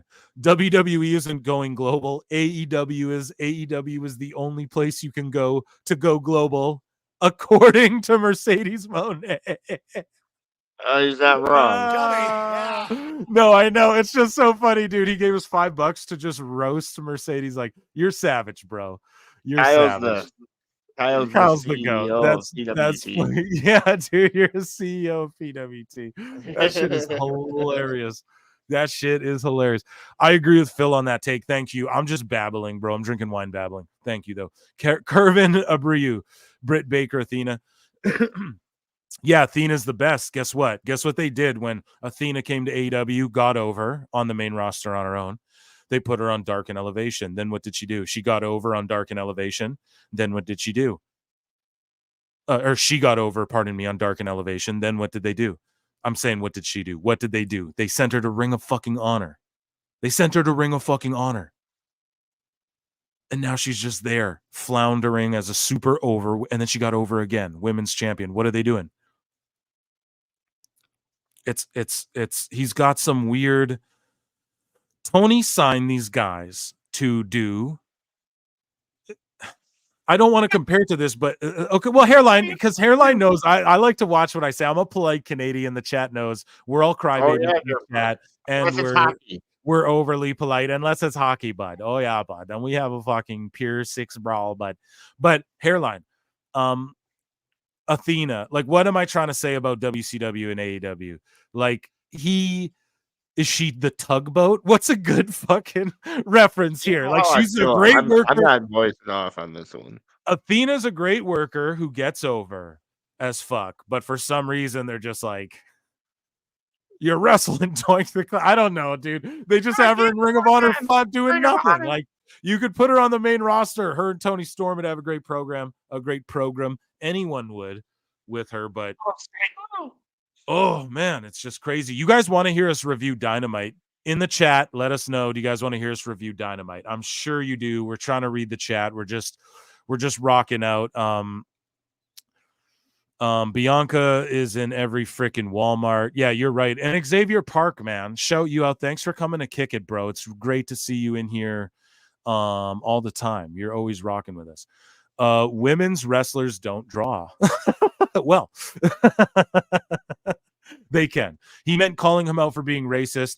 Sorry, guys. Becca, Rhea are bigger stars than 90% of the men, but women don't draw, apparently. Jess, chill in the chat. Like, we don't got to be crazy. He's just stating his opinion. If he be's gross to you, then be gross back to him. And I can't see the whole chat. I can't possibly keep up with it all. But, guys, here's the rule of thumb for me. I don't be gross till someone be's gross to me. We'll just have a standard, solid conversation. It's all good until if you start being gross. So, Jess, you're a good person and we love you. Thank you for being in the chat. Fucking don't be gross, though, doing the women don't draw, apparently, with that shit. Or I guess maybe you're just saying it overall and you're not directing it at any one particular person in the chat. But yeah, we don't need to be fucking whack because we know that women can draw here. And if you don't, you got to figure that out, and the chat will explain it to you in a very gentlemanly and polite way. We're gentlemen here. Isn't that right, Hairline? Even though Hairline's picture is literally of Ermel's hairline. Emerald. Which is the ultimate Emerald. I always say his name wrong. Sorry, dude. You're going to roast me for that? Do I talk weird? Oh, you're Canadian. It's okay. And then this guy's going, both of you guys afraid to show your face? Dude, that's not true. It's on Twitter. People show them. We just don't care. It's just like, I'm fucking, you want to look at my fucking ugly mug while I'm talking about wrestling? Like, I'm smoking and drinking and shit. I don't know what YouTube's down with. Fucking chilling here. Podcast, listen, you guys, the podcast isn't about Hairline and Phil. The podcast is about wrestling. You know, yeah, exactly, bro. This is why the show works, because we said it from the start. We're like, dude, podcasting originated as fucking radio. That's what all these marks don't understand. All these fucking LA random podcasts, they're all just like, we gotta be in a hotel room and we gotta fucking we need a new studio. I always roast Brennan Schaub because I'm in the fucking homeless cats fighter in the kids subreddit. Any homeless cats out there, what's up? But like, he's always like changing his studio. It's like, dude, that's not gonna make your show better and get you more views. You got to talk about good shit. So that's what it is, bro. It's out there. Like, you know what I mean? It's not a big no one's scared, bro. I ain't scared of you motherfuckers. I ain't scared of you motherfuckers. Real talk. Show the face right now. No one said that. Send me the link. Nobody watching wrestling, but don't get mad. See, Kevin Abreu's getting mad. Guys, no fighting in the chat or I'll just mute you motherfuckers. Let's just be chill, dude. Like, come on, we're not, or like, go ahead and fight, I guess, in the chat. Hairline gets to tell me. What do you think?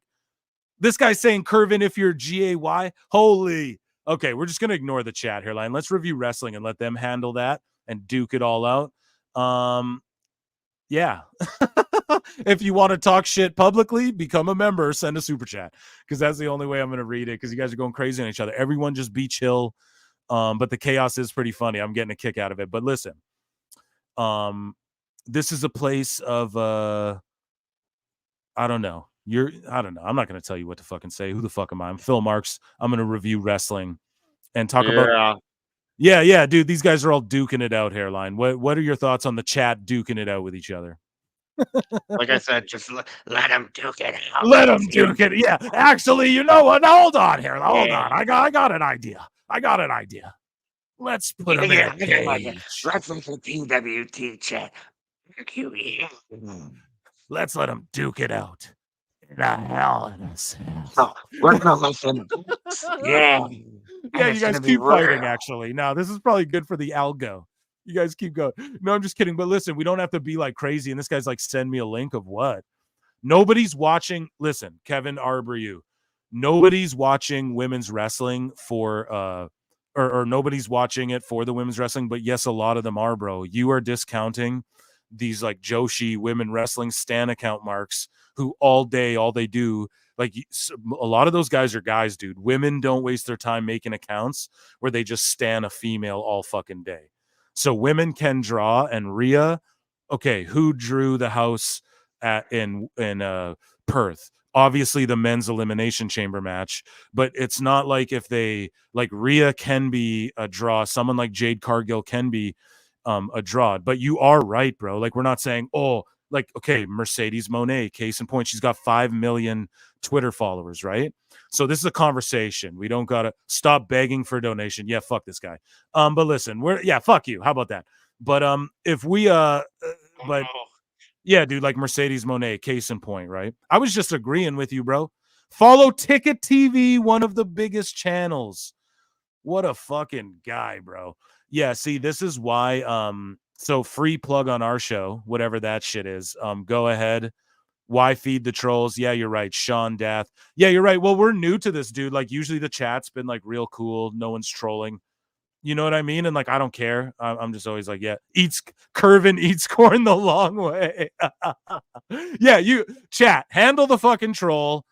I don't want to have to mute people because that's whack. You know what I mean? Like, I want everyone to be able to come and talk. We'll answer the members and the super chats, and we'll read some of your guys' other chats out. If someone's being critical of us, though, we're not going to shy away from it, which is what you guys know, which is why I was feeding the troll, I guess. But thank you for catching me. That's why we have the absolute best listeners. They check your boy. And anyways, yeah. And it's such a safe, PWT chat is the safest chat. It's the safest chat in all of pro wrestling chats.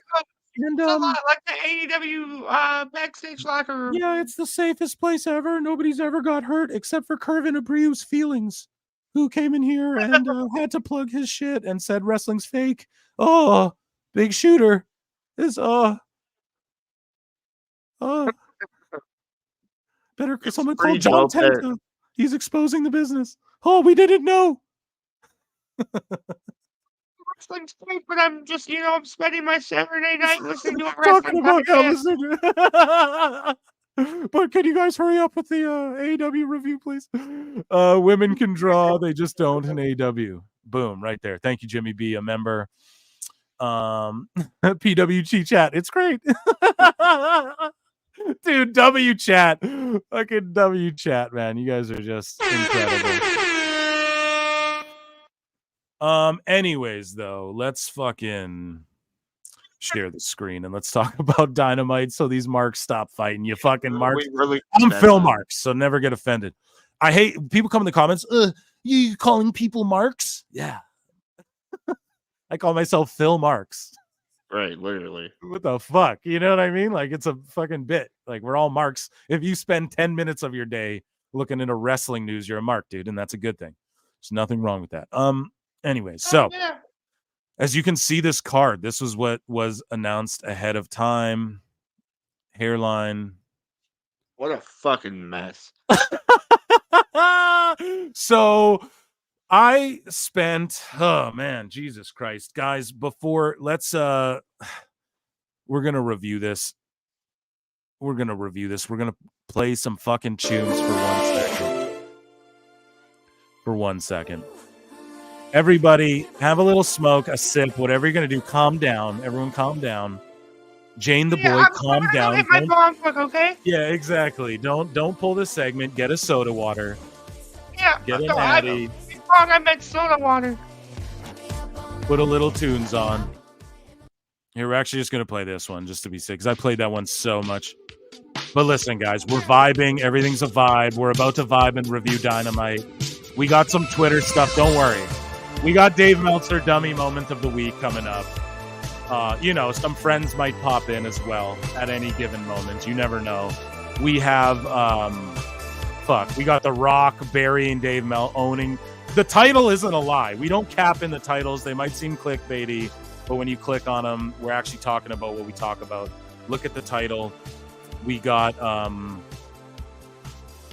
we got The Rock coming up owning Dave Meltzer. We got Jack Perry being locked in some contract. We got fucking whatever else the title says. Oh my goodness, Goldberg being a hater, ladies and gentlemen. We got all that coming up, and we got 42 of you. I think we hit 50 at one point max. I think max, but at the most like 45 stagnant for like a good little while, and we're at 43 likes with 45 watching. You guys are the fucking goats. What are we talking about, dude? Let's go.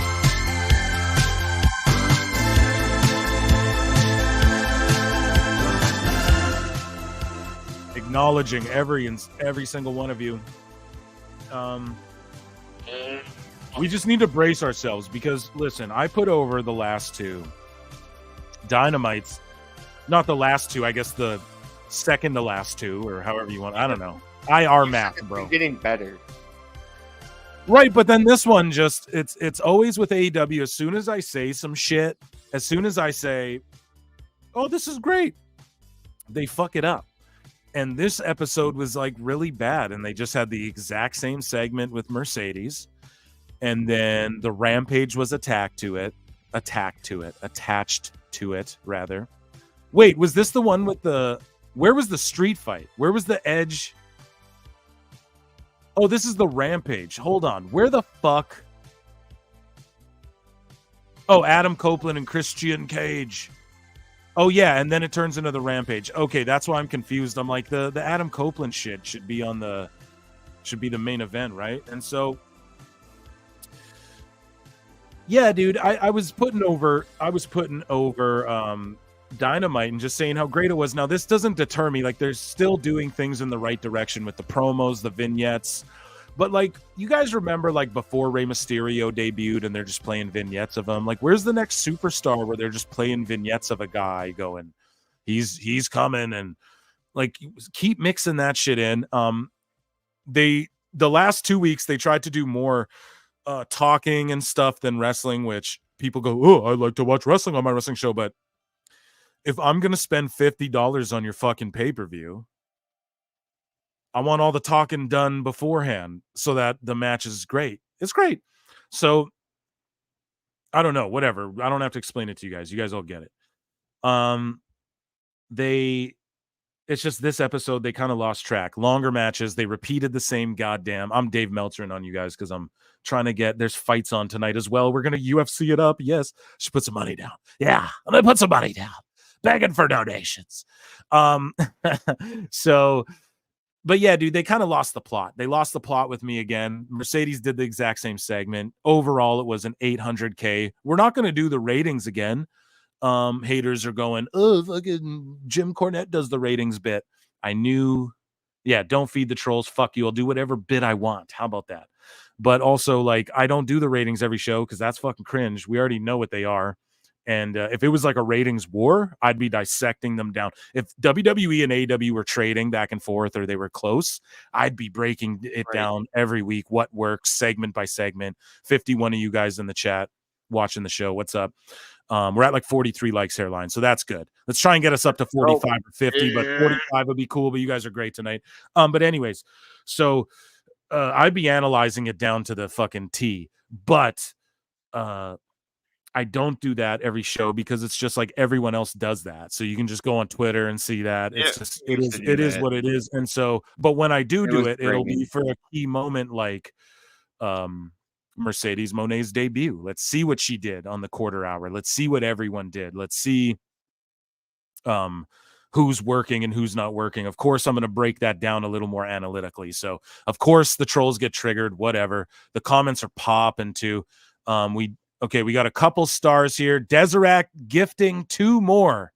Holy shit. We got to take a break. We got to play some goddamn music for the man. He really is making it. He's Walter Whiting it tonight, guys. We got to play music for him. Sorry, I'm going to get songs for like when people do good fucking donations or whatever it is like this. He's donating because this is how we help the community grow, is what Deseret's doing. So he's gifting memberships to people. You know what I'm saying? And that's what we got to do. That's what we got to do. So thank you, Deseret Uchia. You're the fucking man. And again, a patron, everything. Yeah, this guy's in here. Okay, so we got to ban some guy. Sorry, chat. I need to get like a moderator in this motherfucker. This guy's writing, watch porn. You guys aren't even close to 2K. Stop begging for donations. So just, if there's cringe people like that, tell us, chat, and then we'll just ban people like that. I didn't know shit like that was going to happen. People are whack, dude. WWE My Faction, 2K My Faction is fire. Yeah, we're going to draft against each other, me and Hairline. Yeah, we're going to start doing SRS. What's that? We should probably wrap her up. Yeah, this isn't working. Yeah, it's not even been a year old yet, and we're not close to 2K, and I should just pack her in. It's probably SRS with his fucking Stan account. No, stop, dude. We said we weren't going to. You said. I just don't like, bro. The thing is that no, we're gonna be. Let's be fully transparent with the chat because they're gonna be like, oh, what, you're gonna shy away from? No, it's just like he's like, oh, you're obsessed. Okay, let's just not talk about him then, and then let's see how much he likes that. I guarantee you, he's gonna still attack me. I guarantee you guys. Watch, he'll still be in the comments. He'll see some old shit and go, oh, are you gonna apologize for this yet? Like he's just got some weird things. So we're just not gonna. It's all good though. Hairline, you say whatever you want, bro. This is a free world. Keep on rocking in the free world. Even porn bots love TWT. Yeah, get the ban hammer out. Exactly, dude. The fucking Vader Van Hammer. Sorry, Kyle Mulkey, we got members. Sorry, members, if we don't hit your chats, fucking I'll see if there's some setting, but like we're not trying to miss them. There's just so many people in here now. And like we're blowing up. Hey, members, guess what? We're blowing up, bro. It's just the beginning. You guys are riding the wave with us. Get your memberships now. Stop begging for donos. Okay, I guess I'll just read I'll just read your watch porn comment because you're triggered about AEW. I guess. Okay. Yeah. Or watch corn. Sorry, we can't. Sorry, YouTube. YouTube loves us though. You know why? Because we attack it from every angle. We do a lot of different things with YouTube where we have shorts, we have short form content, we have long form content, we have clips, we have YouTube likes us. Okay, we're actually, things are going great on that end. And I used to be one of those guys like YouTube is censoring, but they really don't. They're really not. They're really a good place, man. So Okada has 2 trios matches and then wins a singles championship. Make it make sense. I can't, Kyle. But hey, they got a big show coming back. Oh, but hey, they got Big Show coming back. I'm sure he'll draw more viewers. Is Big Show coming back? I didn't know that. First here on PWT. Get the ban. Yeah, we said that. Yeah, Briu, you're getting timed out. How about that? You're getting timed out. Okay, I've seen Okada in a TNA 6-man, and now like how triggered can you be over AEW, bro? We just fucking we're just saying our opinion. I just trashed a bunch of Raw and Candice LeRae. I just trashed her. Said no one cares about her. But if I say no one cares about Mercedes, you're gonna get mad. And I don't even say that shit. Fucking weirdos. Anyways, I've seen Okada in a TNA 6-man and now 2 AEW matches against Danielson and Kingston. The guy's face doesn't change. See, a lot of people say that he has bad facials. Okay, I won't argue that. I think Hairline said that to me fucking 9 years ago. Yep. Or some shit. I think you were like, yo, Okada's great. He's great, but he doesn't have great facials. I think that you were the first person to ever say that to me. And then that's when I noticed it. But 82 times. 5 stars. Oh, we're gonna get to Meltzer and shit. Sorry, guys. Well, we're here. What are we? Almost on hour 2. So most of these shows usually go like 4 or 5 hours, guys. So I'm gonna be here rocking. We're gonna be here rocking tonight, and we got fucking lots to get to. Lots that we didn't get to on the show with Marv. Marv might tap in. Marty McFlyer might tap in. I don't know. I might be getting DMs too from people being like, "Can I tap in?" But we're busy doing our thing, and they have the link. So, boys, if you have the link, come through. What did Rock say about Smeltzer? This is from a member. Roos J1199. Thank you so much for becoming a member. I like your Joker cosplay and your picture there. If that's shout out Heath Ledger. Yeah. But we're gonna get to that, bro. Sorry we're taking forever. We got caught up in the chat. Did you already cover the WBC? The World Boxing Committee, the World Boxing Commission. Just kidding. World Boxing Championship. Just kidding. The WBC. What is he referring to again? I think we did, right? We covered. Chat, let me know. What the fuck is WBC again? I'm completely dugging out. 53 of you in here. Sorry. Type it out, bud. Yeah, type it out, bud. Google it. Google it. Google it. We're at 45 likes, 53 or 51 of you watching now. Yeah, Sir Brando, let me know what the fuck you mean by the I swear Westboro Baptist Church. Thank you, because I was like, what is it again? Because I didn't want to talk out of my ass. Yeah, so we didn't cover that at all. We're gonna cover that. So you came at the right time. We're about to just quickly review Dynamite. Hairline, we got to be fast with this review, so let's breeze through the shits. Eddie Kingston versus Katsuchika Okada after fucking Mercedes Moné's same promos last week. Your thoughts on her promo? Who really, to me, it was like, who really gives a shit? Because it's the same thing. I would have had the street fight and then Moné carry the show over to the next show. I know a lot of people would be like, oh, that's dumb. Carry the finish over to Rampage. But you saw how it just completely fell off. So I don't know. I would have tried to like stack the back end of the show more. Maybe have her come out. I would have had her like show up throughout the whole show. Like there's a through line throughout the whole show of where like she interacts with this woman, which makes her interact with this person on screen, and then she fucking does a run out because of this, and then she cuts her fucking promo. But they just did the same thing as last week. And then the Eddie Kingston Okada match, thank fuck Eddie lost. What the fuck though? Like I'm just thank fuck he lost, but who cares about this bullshit meaningless ass belt? Honest to God. And people were like, it'll elevate Okada. It establishes the. No, it doesn't. This is silly shit. But Hairline, your thoughts on Moné's promo and then the Okada Kingston match? Oh my God, Hairline's waiting to be added. Here we go. Sorry, folks. Editing. Hanging out in the lobby. I was in the green room. There was PWT Oreos.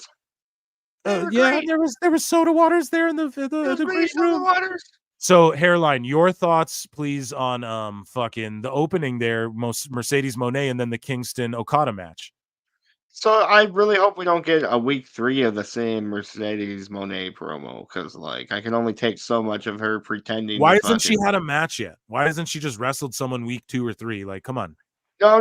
Look, let's not. No. Listen, I'm finally not rushing it for once. Right? I'm letting it breathe. This is what PWT said I need to do, is let it breathe. I don't know, man. Anyway, whatever. Fuck the Sasha. I don't care about her till she's Sasha Banks again. So, Hairline. Yeah. Anyways, fucking the Okada. Yeah, no, Eddie, I know I just did that tournament and all that, but I really just need you to drop it out to Okada, because it's Okada. Yeah, he's great. And so do you think do you think that what matters more to you, like the cage match rating or the television rating? Meltzer stars. Okay, so sorry, the chat's blowing up. I love it. We have a starred chat here. Alt Jake, a new member. Yeah. So let's play some fucking. Here's the thing. Alt Jake's always rocking with us. He gets some music. Alt Jake's been rocking with us for a minute. I remember his very first comment with him complimenting us, interacting with our fans or our listeners, whatever you want to call them, fellow marks. Yeah, listeners, dude. Fans is gross. Unless you guys admit you're fans, that's cool. But I mean, we're listeners. The black love me. Yeah, we're all on the same. Yeah, Trump. I promise they love me. The Mexicans, the blacks, the Arabians, they all love me, and all sorts of different Asians love me.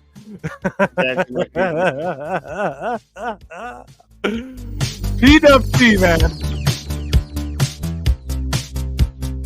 And if we ever get pulled down, you find us on Rumble. You find us on Patreon. You guys find us where we are. Oh my goodness. Thank you so much, Alt Jake. Thank you so much. Anyways, let's get back to our fucking review, dude. Conan. Hairline clip the Conan. Oh man, this is the best Pro Wrestle Times PWT live show we've ever done, hands down. Oh my goodness. Alt Jake, sorry, I'm just trying to get this comment off this. Thank you so much, Alt Jake, though. You're the man. Thanks for becoming a member. And member chats, we'll get to those in a second. We're so sorry. 54 of you guys watching. Let's try and get to 50 likes. Let's try and get to 50 likes. We're at 47 right now. If like 3 of you guys could just like quickly. Okay, anyways, though. So Hook fight each other. Everyone was cooking Chris Jericho, saying, you know, oh, he's like moving in slow-mo and he's not getting Hook over and all that, and he's not getting young talent over. Marv was saying that on the podcast, Pro Wrestle Times, episode 53 with Marv the Monster and Hairline. But I don't know. I kind of he's getting like, it's a good rub for Hook. It's good experience to be in there with a guy who can flow and call things like Jericho, even though Jericho's moving in a little slow motion. But obviously Hook's trying to protect Jericho, and Jericho's not trying to get slammed on his neck at fucking 53 years old or however old he is. And that's a shoot, I think. How old is he? 53, 52, 51? So he's in that range, right? So, or maybe I'm off. But anyways, the match was what it was. I'm not shitting all over it, but like Hook needs to get, we talked about it on PWT podcast already. Fucking Hook needs to get over to NXT and the I'm Dave Meltzering right now. The Batman. What's the name of his song? We were talking Judas, pardon me. Sorry, I forgot, because he's coming out to like White Zombie now or whatever. So Judas is not he's not coming out to that anymore. So maybe he's like killing that off a little bit. Lionheart, Chris Jericho. Right, but then everyone's singing Metalingus, and that's why I just had a Meltzer fucking brain spasm right there, because I was like, wait, which band can't compute? So Metalingus, everyone was singing for the Edge match in Toronto. That was so cool, dude. It was so good, and that was such a good fucking moment till Mama Wayne and all that, but we'll get into that. Hairline, your thoughts on Hook with this meaningless FTW belt and Chris Jericho? I really didn't think Hook was going to win, man. So that was a pleasant surprise. Wow, you thought Jericho was going to bury him? Yeah, I could see it happening. Yeah, you don't agree? Like, I kind of felt like, I feel like Jericho's in his, I'm going back. He's doing like his Japanese like last hits tour, because I think he's I can see Jericho in the next 5 years like fully hanging it up from in ring, and then just doing his way back to WWE. Yeah, and I think he's starting to get in his like, let me just put everyone over now. Because the criticism, here's the thing, we criticize him and go, he's not getting young people over, and I don't think this match really did much for Hook other than just a rub. But so Jess says, isn't Jericho signed to AEW until he's like 60? Yeah, but it's Tony Khan, man. We talked about it. If you don't know, go back at Pro Wrestle Times on YouTube, at Pro Wrestle Clips. Listen to some old clips, and you'll know we've talked about it a billion fucking times. You can talk your way out of a contract with Tony Khan. You can talk your way out of it for sure. Now, Tony Khan's definitely in our Discord, and he's definitely in the chat right now. So, yeah, you listen to PWT's a great show. Speaking of the Discord, what's that Discord you're speaking of? There's a link below, guys. Get in the Discord if you guys like to talk shit about wrestling and just have fun. And again, we're looking for moderators. I'm going to look for moderators of this chat. I'm going to look for moderators of every fucking thing. Because Hairline and I can't do it alone. So, yeah. Start kissing ass now, and we'll. No, I'm just joking. But, do you know what's unfortunate, Hairline, that we had to like ban people tonight? Like, what kind of goofy shit is that? Well, I immediately take it back. It'd be kind of fun watching Robbie C be an admin in the chat. Just I mean, Robbie C he could send us an email tomorrow. He knows that, and he doesn't do it. So, we haven't played Red Dead with him yet. Yeah, he could just tap in. We're supposed to play Red Dead with him. I know. Yeah, PWT games coming soon for sure. Anyways, Dynamite review is why you guys are here. Toni Storm and Mariah May. And Mariah May, Mariah May's gimmick is Toni Storm's WWE gimmick. That's what they're literally doing. Now, you can sit there and go, storytelling.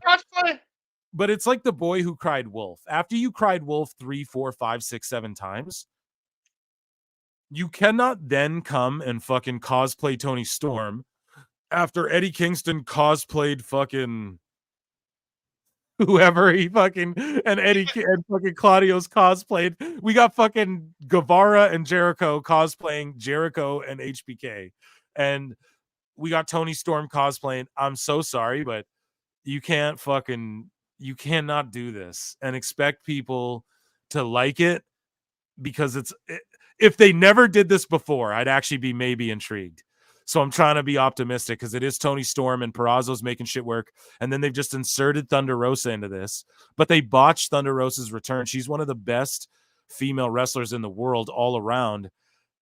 And I just look at Rosa and go, she's got to get to WWE with what WWE's doing with all the different Andrade. And then you have the LWO, and then you have you got the what is it called? Not LFI, but the Legado del Fantasma. You have all the different factions, and just Dragon Lee chilling on his own. Get Thunder Rosa over there. They'll figure out there's some angle there that they can work, but I don't know what she's locked in for. And it's good that she's at least in a tag match with the women's world champ. Toni Storm's great. I'm never going to shit on her. I love Purrazzo's work. I love Rosa. I even do like Mariah May. I've always said it. Like, I don't mean to shit on her, but I knew Tony was going to not know what to do with her. I knew he was going to not know what to do with her specifically. And yeah, Toni Storm's really great, but this match was like, whatever the fuck. Your thoughts, Hairline? I don't know, man. Like, fucking, I guess my biggest problem with Deanna's AEW run is, like, she acts kind of heelish, but she's supposed to be the baby face. So, like, but I guess that's really nitpicking, because it's AEW. It's the Wild Wild West. Just do what you want, you know? And then as far as this cosplaying shit, you know. Here, I just want to say, sorry, Xavier Park says in chat, that Grammy winner DJ from UK, will he return? So, no, sir. Xavier Park in the chat. Sorry. Paul Nolan is a world touring DJ. He's one get. Marty McFly came on the show. Marty McFlyer, and he's a 2-time Grammy winner. That's a different friend. Those are two different people. We're going to do a music podcast. We're going to record it so it's in the bank, because it won't be like topical, you know. Me and Hairline are so against banking up episodes. We want to be topical, on point, relevant. We want to be not the first. We don't care about clickbait. Oh, we want to fucking be the first ones to get your click and be the first ones to get it out there. We don't care about that. But what we care about is, like, we want to be like current, man. The news, everything flows so quickly. But there is interesting things like pro wrestling music. We want to get into that. And like Hairline has a background in music. I have a background in music. And then we have friends who are Grammy award winning 2-time. We have Marty McFlyer. We have Paul Nolan. I should link everyone to fucking Marty McFlyer's Spotify playlist. I'm going to link everyone to that. Man, he's written fucking bangers. Songs you've heard. Grammy winner. Okay. 2-time.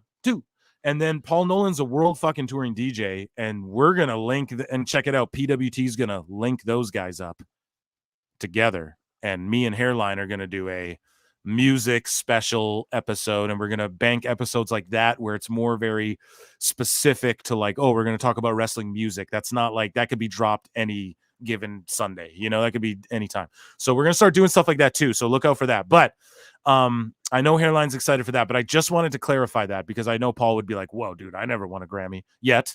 He could, who knows? But allegedly, PWT universe spoken into existence. Yeah, sorry, and I did not mean to interrupt Hairline there. I know he was dropping gems as he always does, but sorry, your thoughts. Like Purrazzo and Rosa beat May and Storm, so do you think that elevates Rosa? What are your thoughts on all that? It's a fucking waste of Thunder Rosa. And like how she returned against Abaddon. Like, what was that? Yeah, what? I don't know, man. Like, where's Abaddon now? Ring of Honor? What the fuck? Not to make it all about me, but like fucking, I really like that first NWA DVD, and it's like one of the biggest feuds on there was fucking Thunder Rosa versus fucking what's it? Camille? Brickhouse? Correct. Starts with an A. AK. Yeah, AK. Allison K. Allison K. Yeah, there we go. Sorry, guys. I've been drinking since about like 1 o'clock. Anyway, he's all sluggish and so as you guys can see on the screen, we have Swerve Strickland, and he issued an open challenge that the Butcher answered, and I guess a squash match, but like it's much more diminishing to the Butcher to have him just get like kind of beat, but it was pretty competitive, but it beat. He like Swerve beat him, but it's like he's like bigger than Swerve, and it's like you couldn't have just got like a little jobber guy or something to just kind of have it. So I don't know. To me, I just feel that's where they need to WWE it up a bit more. Not to be a hater, but I love Swerve and he's good on the mic. And I don't know though. The Butcher, he just came out of nowhere, and then Samoa Joe and Swerve confront each other, and it's like. They're both kind of heels still, even though Swerve refused to cheat. But it's just Hairline. You talk to the listeners here about what you think about this. All right. Well, to say something positive here, I think this is the best the Butcher's body has ever looked in his entire run. You know, he's still got the stupid hipster mustache, but whatever. You know, but outside of this, he's he's taking his body a little more serious, so that's a positive. But yeah, basically in a nutshell here, the Butcher got cucked out, you know, over Swerve, which obviously Swerve should be cucking out the Butcher, but it's kind of like to go off what Phil said here. Why couldn't we have just got some local talent or something here to fucking fill in? You know, why do we got to get one of we could almost say here an AEW original, you know what I'm saying? Fucking yeah, you know, he's here tonight. You're gonna wrestle against I invented Hit Row. Real great. Perfect. Real great. So then we have Copeland, Cage versus Cope. Imagine you got to make your name Cope, dude. It reminds me of like, it reminds me of like Tugboat, or like not Tugboat, but like what was I just watched The Dark Side of the Ring on John Tenta. What was his name? He went there and he was the Shark or whatever. It just reminds me of that. Like, man, I just hope under WWE, like, I get it. You build the brand Edge, you want to keep that, but like, let dudes who like put in their time like Edge, let them keep their fuck. I know this is an old thing I'm even talking about, but goddamn, man, goddamn. We gotta do catch. We gotta do. Yeah, we've both been drinking, folks. We gotta do. Jeepers creepers, man. Okay, here we're gonna fucking set the tone. This main event, Hairline. Here we're gonna play some beats while we talk about this. We're gonna play some beats for myself.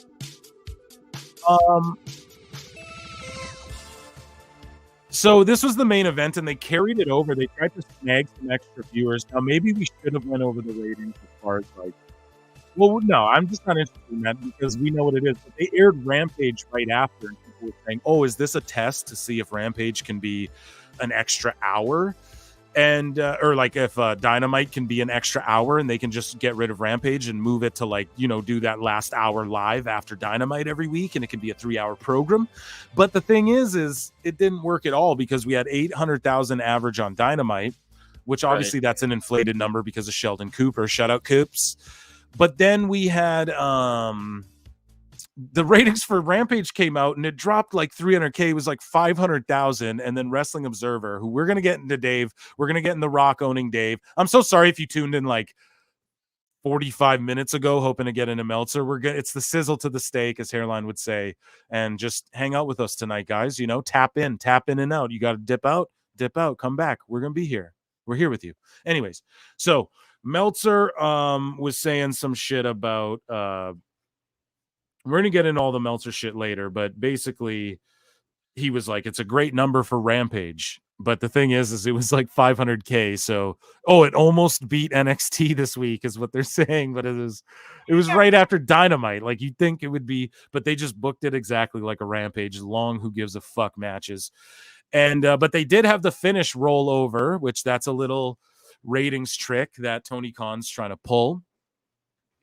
He's trying to inflate the rating a bit, which is fine, man. I'm okay with people doing shit like it is what it is, man. It's part of the game. Everyone does it. So not everyone, but pro wrestling is whatever, infamous for being silly like that and carny. But yeah, the main event, dude, it was actually really good. AEW fans were drooling all over it, and that's because it was very WWE. And we'll talk about in a bit, or I think we talked about it on the last show, but Dave's been talking about how AEW is very WWE.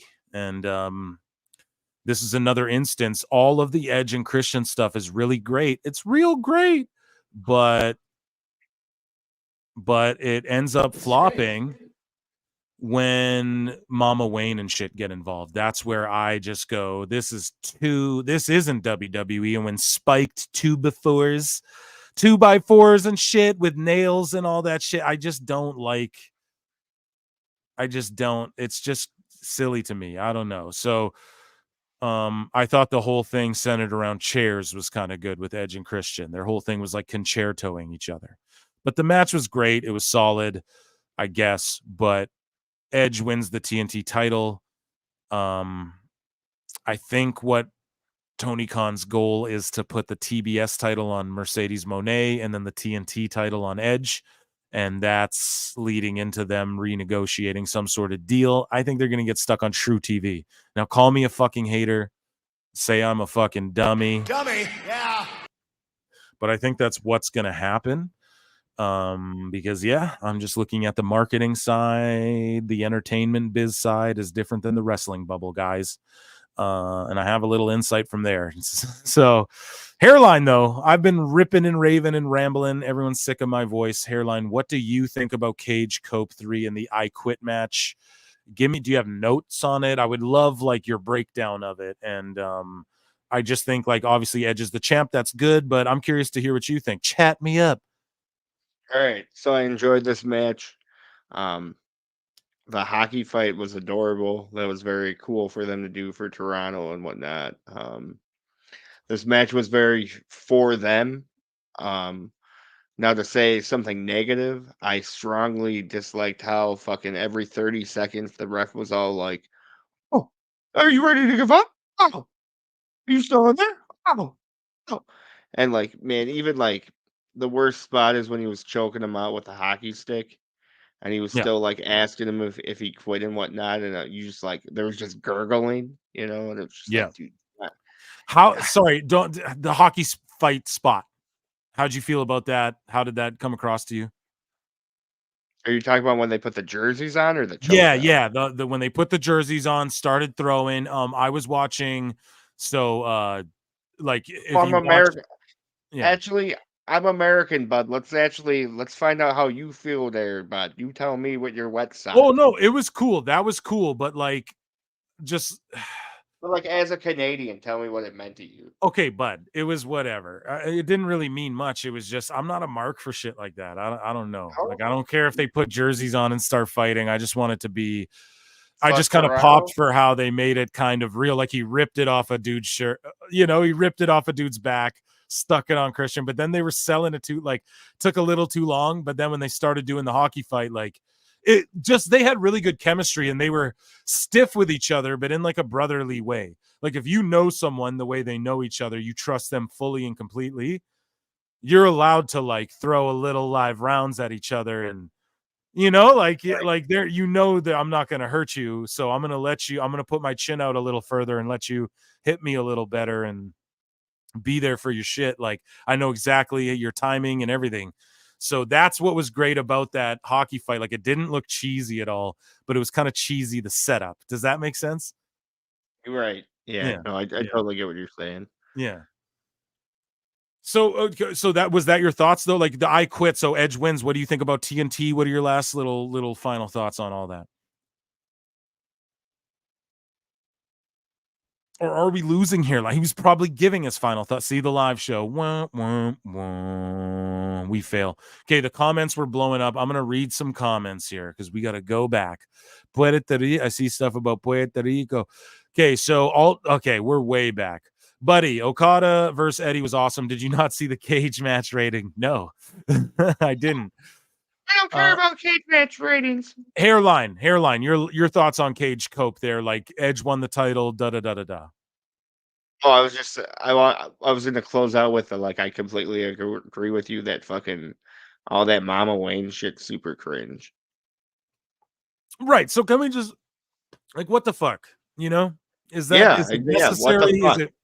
Who's it getting over? Oh, she comes into my office and not to be weird, but Tony, you can just fucking I get it, but couldn't she just couldn't you just she plays with my soda water? I even the whole she's the matriarch of the patriarchy, as Nigel McGuinness would say. I'm okay with all that. It's okay. But she can't be okay, if she how do I explain this? If that's how good, if it's going to be that cheesy every time, every time she does something, it's so bad and poorly acted and bad timing. Just have her grabbing an ankle for a couple months. And then, you know what I mean? The problem is that they don't go on the road. They don't do house shows. AEW, do you want free game? Phil Marks about to give you some free game. Ready? Oh, yeah. Run indie loops like indies would run house shows. When you have a TV, do it in the bigger city, in the smaller building for now, but where you can still film TV. And then what you do is you do indies that whole week or leading up around the Dynamite. You book 3 kind of bigger indie shows with AEW talent, even if it's 100 people in a fucking gym. You do it indie style, but you film everything the way WWE films their house shows, guerrilla style. So you have that footage, and then that's your house show loop. You run your own indies because you're a fucking super indie. And then you can do all these fantasy, whatever, dumb matches. And then you just only do your TV show for TV. And then build up to those pay-per-views that we know you're going to book 7 hours long and book all the fantasy matches.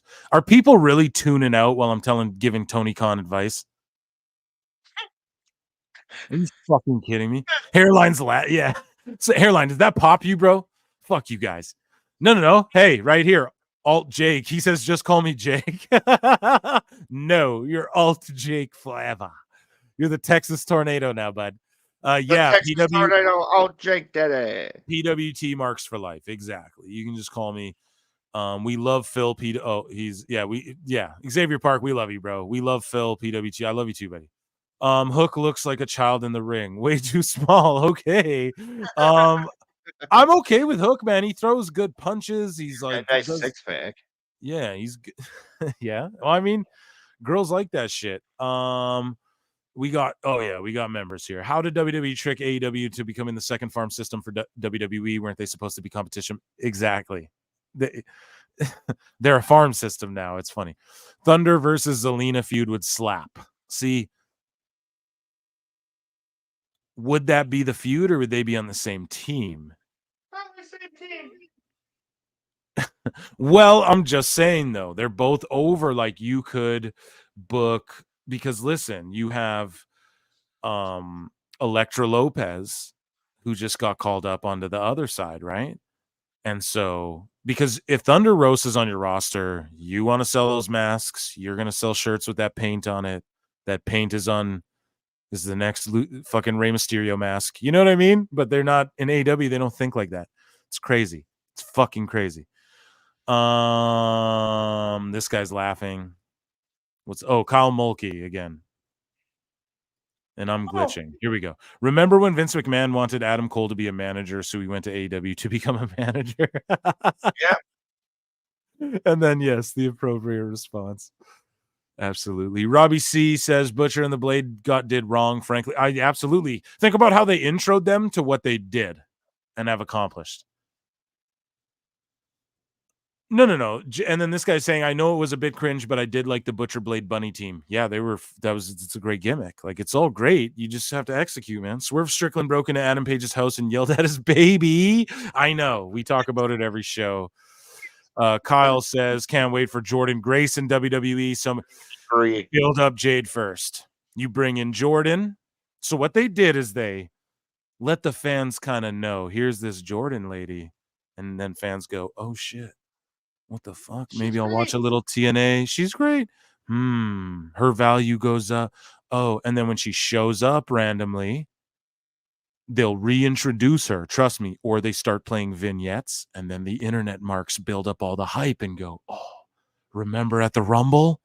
And then the new fans can just be hype about the vignettes, and then the old fans can get hype about. It's what they're doing is just on another level. Oh, get off of WWE's dick. Bro, I'm sorry. Like, it's crazy. It's like saying they have the most hits. That's like saying get off Eminem's dick if you ever say he's the best rapper alive or whatever, or whoever lived or whatever. Like he was, you know, he had the most. Everyone agrees, you know. So it's just what it is with WWE. It's not like on their dick. It's just what it is. They're just operating on a different level. So we're talking about AEW, and people like to make fun of AEW, and that's so telling. It's telling that we get more viewers for making fun of this shit than liking this shit. And I want to like this shit. It's a weird, sick, twisted world we live in, man. Meltzer bashing is the main event. Yeah, pretty much, dude. We got time. Hairline, are you with me? He keeps popping in and out with everything. Hairline's with me. Yeah. And we got yes, he is. Yeah, I'm just tapping in, bro. That should be its slogan, Rampage, you're home for long who gives a fuck matches. Yeah, that's pretty much it. Much. We are going to see if Impractical Jokers is a good enough draw to keep. This is the problem, too. Yep. When people go, I don't worry about South Park's ratings. I don't worry about Breaking Bad's ratings. Yeah, you don't have to worry about their ratings because they're not bad. Because it's a good show where everyone's watching it and saying how fucking good it is. So we never, and also, this is a weird thing where Tony Khan is strictly a TV show. AEW is strictly a TV product, but they have a sports deal. They have like an NBA contract, like hockey fucking deal. Oh, I hope I didn't miss any fights. But yeah, I think I did. Yeah, I probably missed a handful. Fuck beans. Oh yeah. Shoot fights. Let's have a shoot match. Fucking Ruby versus. Have you seen what they're doing with are we done talking about Dynamite? I think we are. Rampage was whatever, dude. The best friends fought the Don Callis family. Get the fuck out of here. Takeshita. Hold on. The thing about that match is like Orange Cassidy literally took the fucking meat guy to the limit. And that's just preposterous. That's all I really I almost shut the show off, but Takeshita was up next. No, listen, take a Shida versus a Romero, dude. Who gives a fuck? Right, exactly. But it is like a good. But here's the thing: if this was, people were like, "Oh, it's like Sunday Night Heat." Not really, but if Sunday Night Heat was a thing, though, this Takeshita Romero match, because it kind of got Takeshita. It gives him the rub, but the problem is that, like,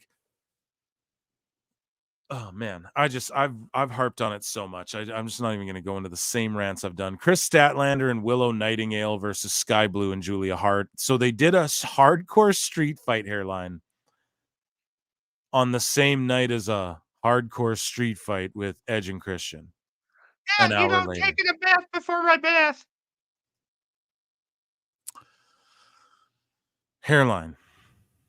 Talk to these guys. We're at 51 likes, and there's been the most viewers ever. So round of applause for you all. That's and there's dope. only 47 watching now, but we fluctuated to our highest viewership and we're at our highest like count ever.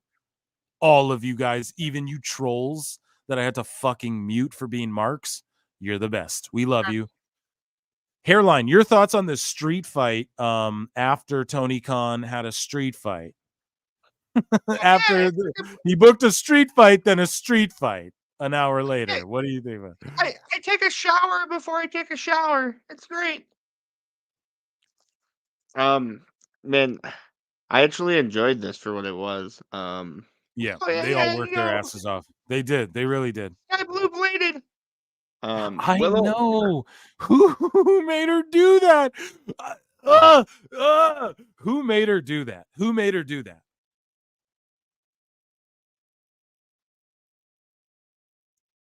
Did she say, I'll do that? Did she volunteer it? What the fuck? She bladed. This woman they can just make money off of her based off her physical attraction. They do not need her to, to be blade jobbing and shit. So here, we're going to read some chats. So we both enjoyed it. I did enjoy it for what it was, but the final word, who wrote this one? Was this Beeston as well? No, this was Doc Chris Mueller. We didn't look at the fucking reviews or what his grading was, rather. Okay, listen. Last thing I just want to say here, man, is how fucking gorgeous is Willow. Woof. I mean, she's a very pretty lady. 40. Come on, people are tuning out after the AEW bashing ends. No, I'm just kidding. I'm not shaming the listeners. I love all you guys, but yeah, Hairline's like, no, shame them. Yeah, Hairline's gonna send you texts. They're gonna come in multiple at a time. Very bad. Yeah. Yeah, I can get her to pee, no problem. Let's read some chats, shall we? And then let's get into are we going to talk about Smackdown, you motherfucker? You probably want to, don't you?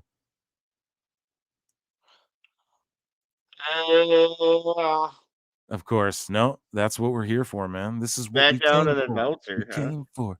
Okay, guys, I'm fucking serious, bro. I'm so serious. I'll cry. Oh, sorry. No, let's read chats, and then I'm going to play you guys something, and you all better fucking stay here while I play it for you. Let's read some chats. Boom. Swerve straight. Yeah, okay, we read that. Can't wait. Okay, I went way too far back. Here we go. When they asked fans for their shirts, I just laughed. Yeah. Remsburg is a total mark for himself. Yep. Bryce Remsburg. Yeah. You're right. I was like, who's he talking about? WWE must be so proud of the AEW growth. It's not beating the reruns of the Big Bang, but AEW marks will tell you it's only because they are a 5-year-old company. Yeah, dude. I mean, but like they are only 5. Like, listen, WCW was down and out for like how long before Bischoff turned it around in 5 years? So it's just a matter of WCW wasn't like worried about WWF and taking shots at them and like, we're going to blah, blah, blah, blah, blah, until Bischoff came in and had his 5-year run. That's why Bischoff's allowed to talk shit about Tony, because it's the same thing. It's the same fucking thing. Except for, no, this is the only difference. Ready? Tony doesn't have the balls to go live against Monday Night Raw. Then we'd see. Even go against Raw, not even SmackDown, because SmackDown somehow is Raw now. And Raw has become SmackDown somehow now.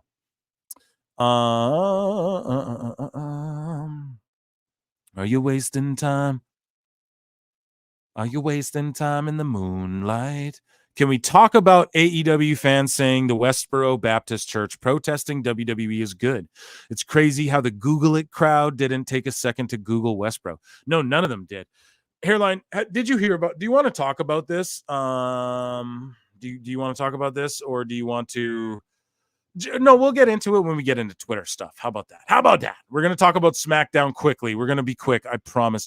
I saw Takeshita versus Romero on Rampage, and I just laughed. What in the hell are they doing with Takeshita? This guy's the young Japanese guy who's gotten over as fuck. He's so good.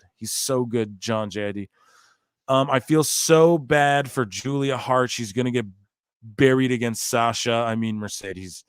Yep. Monet. Fucking bullshit. Yeah. Hairline. Do you have the Jericho singing clip? If you do, send it to me, please. Somewhere. Twitter it to me. The Jericho singing that we played on the show with Marvin. If you have that, well, you don't know? No, I looked for like a half an hour, bro. Jesus Christ. It's on the podcast that aired, so maybe we can just EFAP our own podcast. But we're talking over it. Yeah, I just want. Oh, yeah, that's right. God damn it. Hey guys, on the last Pro Wrestle chat, we're gonna take it to chat. On the last Pro Wrestle Times podcast, we had Marvin the Movie Monster. Shout out Team Wrestling. And chat loves me. Yeah. And go and check out that podcast if you haven't. But if there's we laugh at Jericho singing in this clip. What was he singing? I can't remember, dude. If you guys have it, please link it to us in the chat or Twitter. Link me on Twitter. Do something, please, and thank you. Chat, if you could handle that. We appreciate that so much. You guys are the best. Guys, are you guys going to be mad if I play this shit? Yeah, you guys, I don't fuck around. We don't do that. What we're going to do is we're going to play some tunes, and then we're going to talk about SmackDown quickly, and then we're going to get into all of my bookmarks. Sorry, Hairline, what are you saying?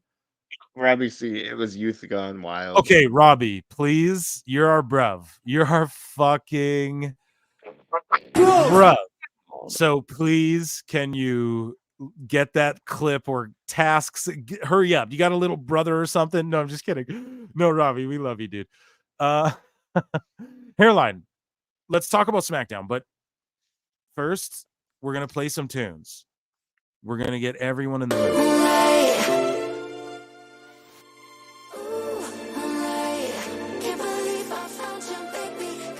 Can't believe I found you, PWT listeners, babies. Ooh. We're going to dance in some moonlight, Hairline. And then. Well, I don't want to spoil shit, Hairline, but what's up? Like, he's going to mix us up. World touring DJ Paul Nolan is going to mix us up a little something for the show. How do you feel about that, Hairline? Hairline's probably ripping his he was like, oh shit, the break's not over yet. We'll get his thoughts after. We're gonna bibble and babble. We're gonna talk about SmackDown, I guess. Do you guys want to I know you guys want like I want to dive into the fucking dirty X stuff. And that's not why we're like dragging you along. It's because me and Hairline love to just review the wrestling. And I genuinely, we keep cutting out too, it's fucked.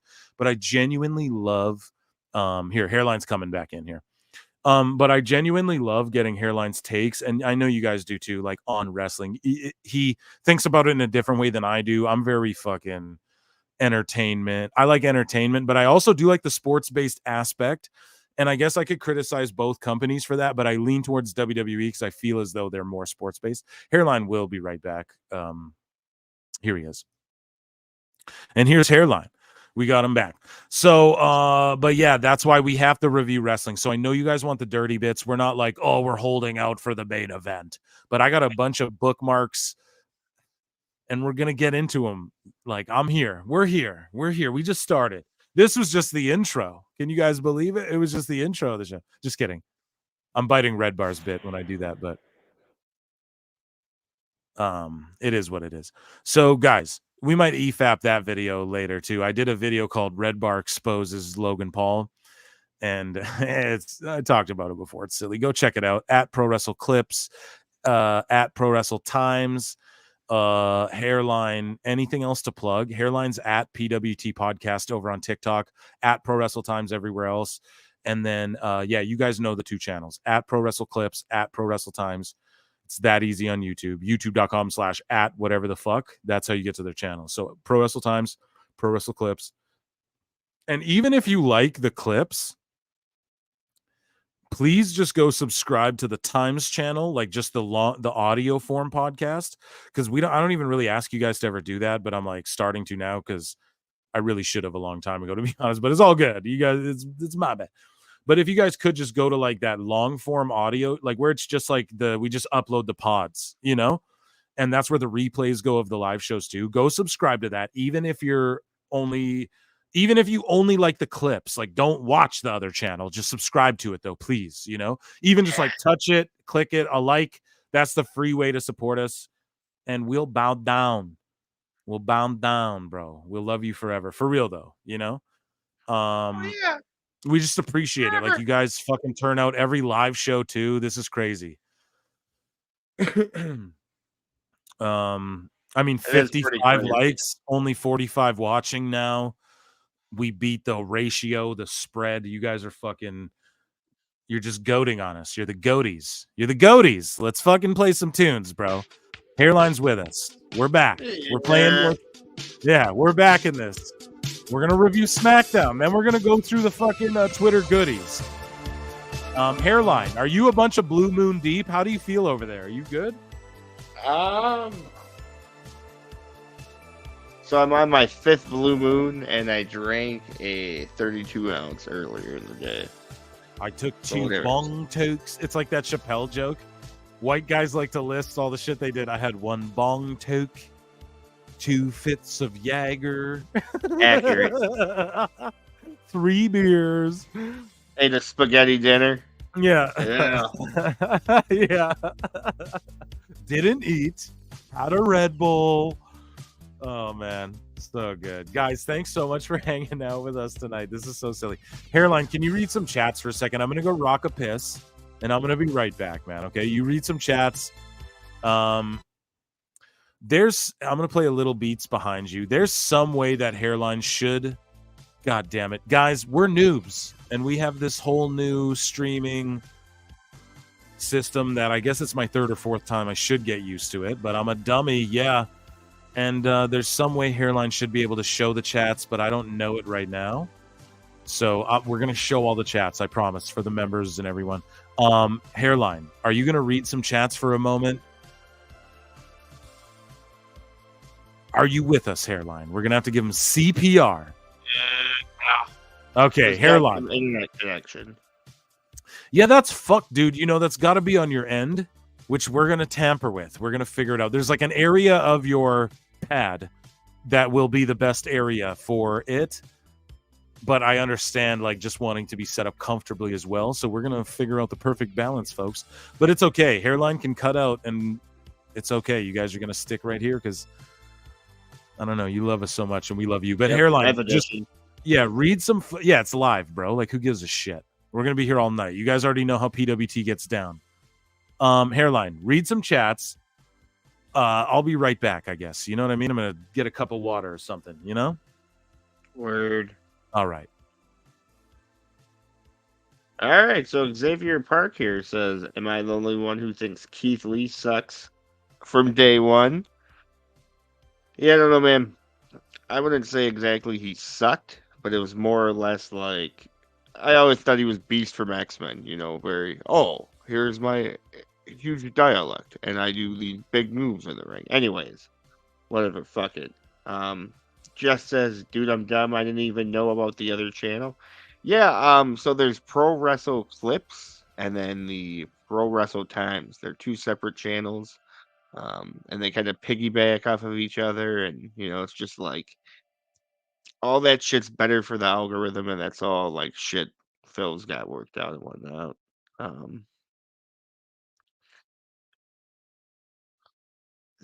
Sendeth? I don't know. I don't think I'm doing that right. I'm sorry. But yeah, basically, Sindith said didn't see what Triple H saw in Keith Lee. Yeah, you know, I somewhat agree with that. And then Xavier Park said, how about Hobbs instead of Keith Lee? Hobbs looked like a star, doesn't have a goofy voice, and talk in a goofy voice. Yes, correct. And that's something Cornette touches on.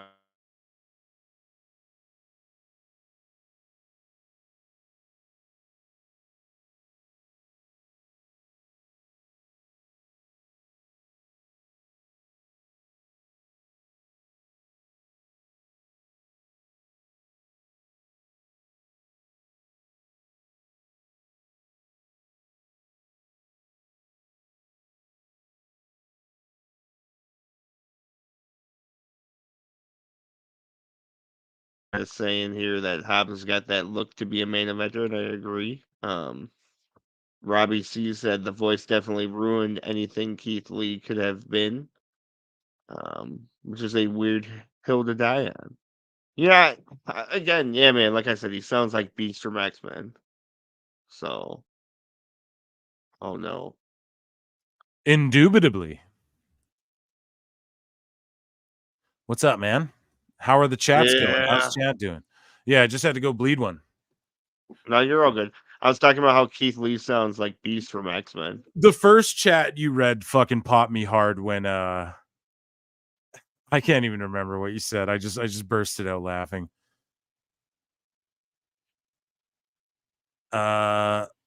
What's up? Yeah, thoughts calling the new era of WWE the Renaissance era. I don't like that, but I think they're kind of rolling with that, so we'll roll with that too. I can do all it. Here we are back in the old days. This scroll is going really quickly, eh? Okay. I'm getting Texas's. Guys, are there fights on? Is there a collision on? What's going on, guys? Is there anything you want me to throw on live as well, or do you just get pissed when I get distracted? I had I had women's soccer. Like, I had just let this I had let the show run out. I was on like a streaming service, and then it rolled over to like fucking women's soccer or whatever. Or whatever it was, and I was watching it on the stream. It's pretty fucking funny. We got 41 people. People just dipped out when we're reading chats. Fuck you guys. No, I'm just kidding. Because all of you guys in here, I love you, and we're seeing the same names every week. Robbie C, Isaiah Coyote, G Coalition Brother. Love you guys so much. Deserac, you're out there gifting fucking memberships. You guys can gift memberships as well, so other people can enjoy them. Some of these names you see in the chat repetitively, fucking hook those guys up even if you're not friends. And you guys all become friends in the chat. Don't beef like that, you guys. And I'm sorry, I want to apologize to the chat too about, I looked back, that dude with the Miami fucking logo, I did it live. We did it live. He fucking is like a big hater on our channel, and I didn't realize till now, and he just came in and was disruptive. And we're okay. You guys know we like to debate. We like to talk. We're okay with having disagreeing opinions, as Hairline would say. But that was just fucking goofy. That shit was goofy. Not to bring it back to the trolls. But anyways, we have more chats. I wish you could have thrown them on screen. Lexus King is 10 times more relevant than Brian Pillman Jr. ever was. Yeah, true. He'll say that. I like the women's soccer talk. If there's some women's soccer on, let us know what's going on. Dude, John JID just fucks with us, bro. Heavy. He fucks with whatever we're doing. There's got to be UFC, though. I was just trying to check quickly. I'm not a huge like gambling man, but I do like, I'll throw a little this or that on a fight or what if it's, but tonight's just like a standard, I think Rose Namajunas is fighting. Yeah, Amanda Hebas versus Rose Namajunas. If you guys are into that sort of thing. Wow. So it just actually kind of started. So I'm going to throw that maybe on my screen over here. While we continue to talk about and review SmackDown. Hairline, are you trying to review SmackDown? You want to review SmackDown? I got it pulled up right here. I've had it for minutes and moments. Minutes and moments and miles. Minutes, miles, moments. Yeah. Yes, that's right, guys. Here, I'm gonna pull this up. So we got the fights on too, guys. Ooh. I'm not a big gambling man, but honest to God, like if there's something that I like, I might partake in something. You gotta be honest. Okay, guys. So 46 of you guys in here tapping in women's tennis. Yeah. But it's not as good as men's tennis, right, guys? I'm just playing. Hey guys, follow you Twitter all the time. Well, thank you, Corey Mitchell. We appreciate you. Everyone follow us on Twitter at Pro Wrestle Times and at PWT Podcast.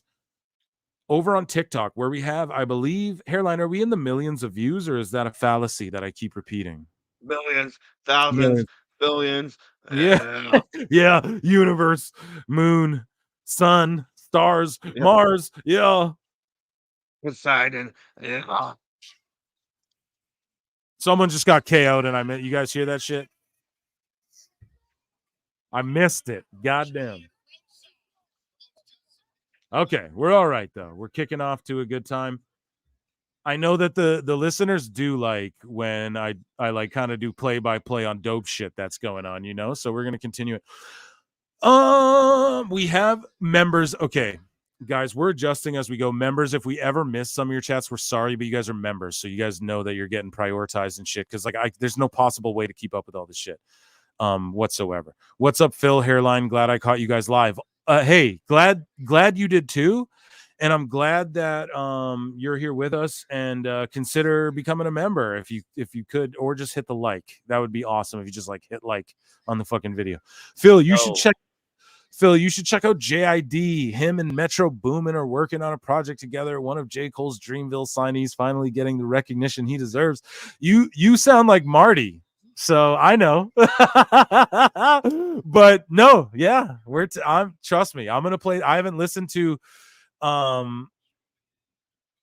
Wait, so JID, him and Metro Boomin are working. Okay. Yeah, we'll check in. Link me something. Follow us on Twitter. Find a place you can link me. I don't know if YouTube lets links in comments. I might have turned that off just so people can't spam, right? Because they can fuck with your channel. So I'm just wary of that stuff. But if you can't, this guy's a nasty cut.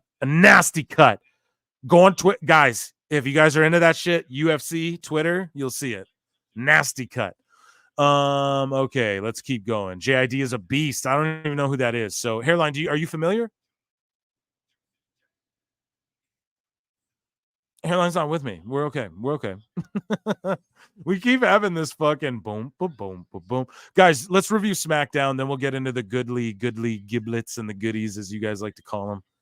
Just kidding. I like to call them that, but we're at 56 likes, only 43 watching now. We ratioed everybody. I'll send you the recent album. Hey, do you know what? Twitter or, guys, prowrestletimes@gmail.com. Hit me up. Send me do you guys make art? Do you make music? What are you into? You know, I'm not going to answer every fucking question. I can't, but I want to see. Maybe we'll find a gem. We can share it on the show. We're building. This is all building. You guys know that. Hairline's back. Don't worry. If Hairline ever disappears, he's right back in the swing of things. Oh, yeah. Like Raquel. We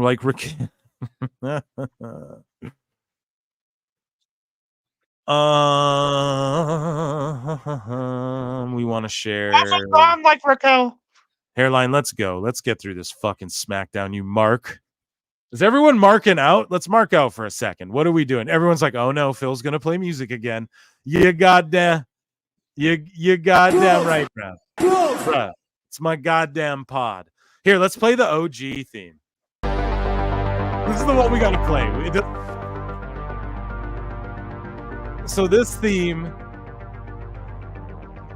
does not get enough love. I need Paul Nolan to remix, to do something with this theme. This is Hairline's favorite theme. Everyone, pour one up. SmackDown. We probably already did this before SmackDown. Don't matter. We'll do it again. If you have a Diet Coke, pour it up. If you need to make food, if you're like, oh shit, I need 1 minute on the microwave to get this popcorn popping, get it now. We're not leaving. We're on mic, but we're going to vibe.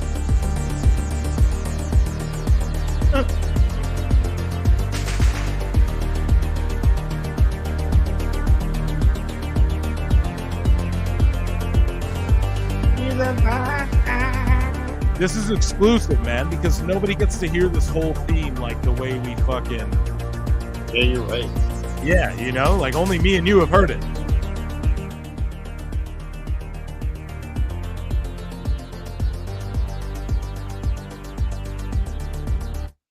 Guys, I just love you all so much. Thank you. People are tuning out. Fuck you guys. But hey, if you hear my fights, I'm trying to keep them quiet. But if you hear them bleeding over, guys, let me know, because I don't want a UFC strike on some on some silliness. But yeah, so SmackDown. Hairline, they're in Milwaukee, as Brendan Schaub would say. Very very around your neck of the woods. You don't live in Milwaukee. We're not going to dox you, but you that's your neck of the woods. So what yeah, so as you know, if you listen to the show, you guys are yes. And so because we're just trolls who don't show our faces. So Rey Mysterio versus Santos Escobar. It was great. No, I gave you more time at the start of the show. That's no Hairline. I gave you more time. Oh shit. Rey Mysterio versus Santos Escobar set off SmackDown. I don't know. Guys, am I wrong? What a great way to pop off a Saturday night. Maybe I sound like a boomer and lame, but you pop off a Saturday night with a Rey Mysterio in a fucking lucha mask. Booyaka, booyaka. That shit. I don't know. It was awesome. Your thoughts, Hairline? I guess I agree with you that it is an okay way to start the show. Mm-hmm. Okay, so I guess it gets the lucha shit out of the way, but most of all, Rey Mysterio is a legend, so just right. You immediately, pulls you in and has your attention. Get you hooked. Right off the bat. So then we scroll down and we see that Grayson Waller and Austin Theory took on Carl Anderson and Luke Gallows for a slot in that WrestleMania ladder tag, whatever the fuck. They stole a win over the OC, man. Your thoughts on the match? Yeah. Fucking right. Goddamn A-Town Down Under forever, dog. What do you think about the OC? Oh, sorry. No, you finish your thought, and then I want your thoughts on the OC after. Yeah, we can just go into the OC. Well, I was just gonna. I didn't mean to interrupt you, bro. I'm so sorry, but I was just gonna say that when so they're just fully getting the younger guys over now. Hey, they're in the end of their career. WWE pay them. You shine everyone up. They're cool with Triple H. Obviously, they're cool with everybody, but it's they're in a spot where it's they're losing on the main roster all the time, but they're winning on NXT. You like that for the Good Brothers right now at this stage, or what? Most of all, they're getting booked. They weren't getting booked like this, and these are paychecks, and they don't care, man. They're having fun, Yeah, and we don't blame people like Edge or Mercedes Moné for doing the same thing. PWT does never blame people for that shit. It's crazy how people tune out when we review WWE, but they want to hear us just hate on AEW. It's funny. It's weird how that works. You got to really check your fucking company if that's what's happening.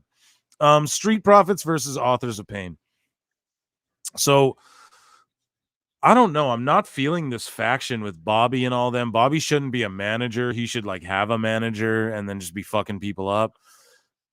Fucking the Street Profits steal a win over AOP. I don't know, dude. I'm not that shit. I'm not feeling any of that. I got to be completely honest. I love Karrion Kross and shit, but this is just what is any of this? These factions are not good, in my opinion. Your thoughts? Hairline. He's going to be with us. Lashley's got to be a solo act. And then, was that the main event? And then we had Cody and Roman square off. And do you guys want to chat? Do you guys want to hear the promo? Should I put it on WWE.com and pardon me, youtube.com/@WWE? You're a shill, Phil the shill. No, but once we got the partnership with Fanatics and WWE Shop, you can call me a shill. I don't give a fuck. Let me look here. I say a lot. I'm like Dave Meltzer. I it out. Make me an shirt. Guys, tell me to stop umming in the fucking chat, please. For real. We had this conversation. Everyone who was in the chat last weekend, you guys know what's up. It's check us. Always check Hairline and Phil. Always make sure we're being checked. Okay. We got to read some chats, Hairline. I'm so sorry. I'll send you his. We already read that. Shout you out, though. Jake says, hope so, man. Ricky needs out of AEW. Agree. Over the past 6 months, Santos really is coming to his own, I feel. I hope we get Santos versus Dragon Lee down the line because he's jealous. Ray said Dragon Lee is the future. You know what I don't like is that the Garzas, their grandfather was it their grandfather or uncle was actually in the LWO. So what I thought should have happened was those LWO guys, original ones, just all split off and became Legado again. Because I got to be honest, like Zion Quinn, I don't know. Hairline, what's the LWO? Who's in the LWO again? Mendoza and Quinn, right? Yep, they're just healed better. Yeah, they just heal better. Right. The point I'm making is they heal better. Garza and Humberto heal really well as well, but I just feel that their lineage is literally LWO. So I just feel like they should have did that kind of double switcheroo, but maybe that's too much book. I don't know. I just trust WWE. People go, why don't you fantasy book WWE as much? Which I do a lot of, but it's because I just trust what they're doing. You know what I mean, Hairline? You know what I'm saying. I just trust what the fuck they're doing.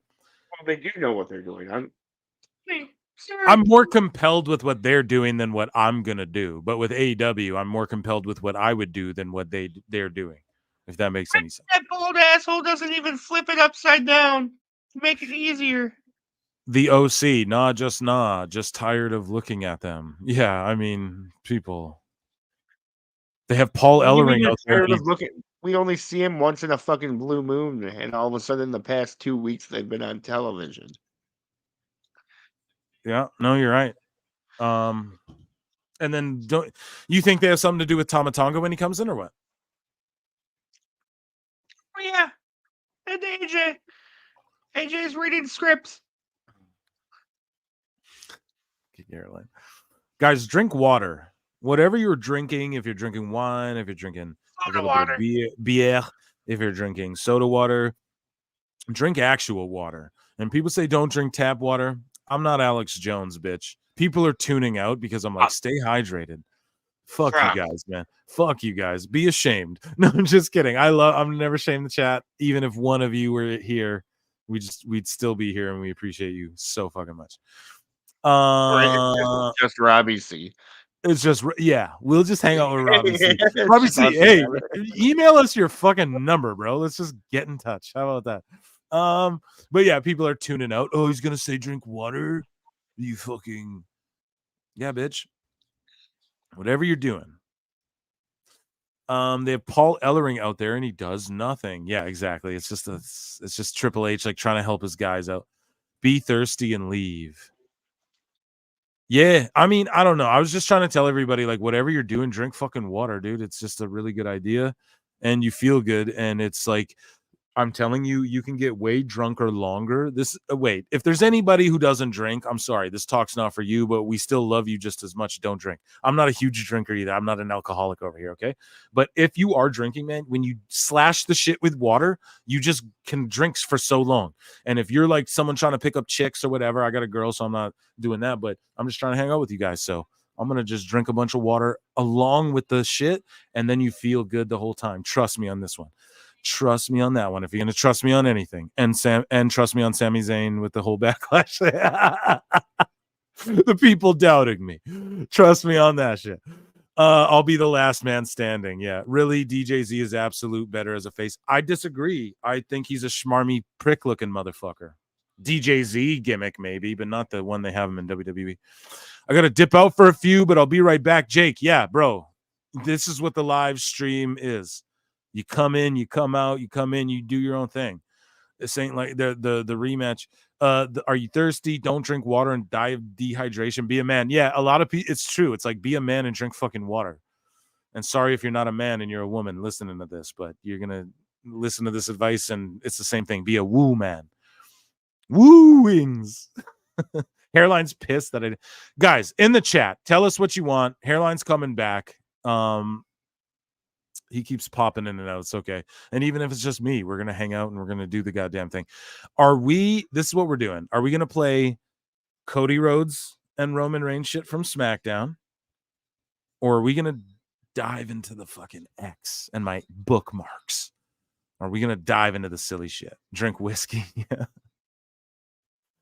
We want Cody, he says. Okay. You want Cody? Yeah, we'll give you Cody. We'll give you Cody Rhodes. Let's get it going. Okay, I'm just getting it all set up for you. We're going to leave a like on that video because WWE's hooking it up. Yeah, I see you guys in the chat. Don't worry. We're doing Cody. We're going to do Cody. We are not trying to skip. We are not trying to skip, but we're not going to show it on screen. I told you guys in the first ever live stream, you hear me singing, you hear me being a silly goose, and you're going to have to deal with that. And if you hear my fucking TV, tell me, because I do not want to get pulled down, man. That shit's stressful, you guys. Don Stevens, all that shit's stressful. Even Jane the Boy. Jane the Boy, shout them out. But I was like talking shit on the last show. Oh, yeah, I could play this. Because I do. We're good, but it's, they were like, yeah, but it's already like on their, like it's claimed on like their video or whatever. So it's like, oh, shit. So basically, like I can't monetize, so I had to clip it out after the fact. But they don't like strike me. Like Don Stevens was trying to strike me. WWE doesn't even strike. They just are like, oh, you can't play it in these countries or monetize, but you can still play it.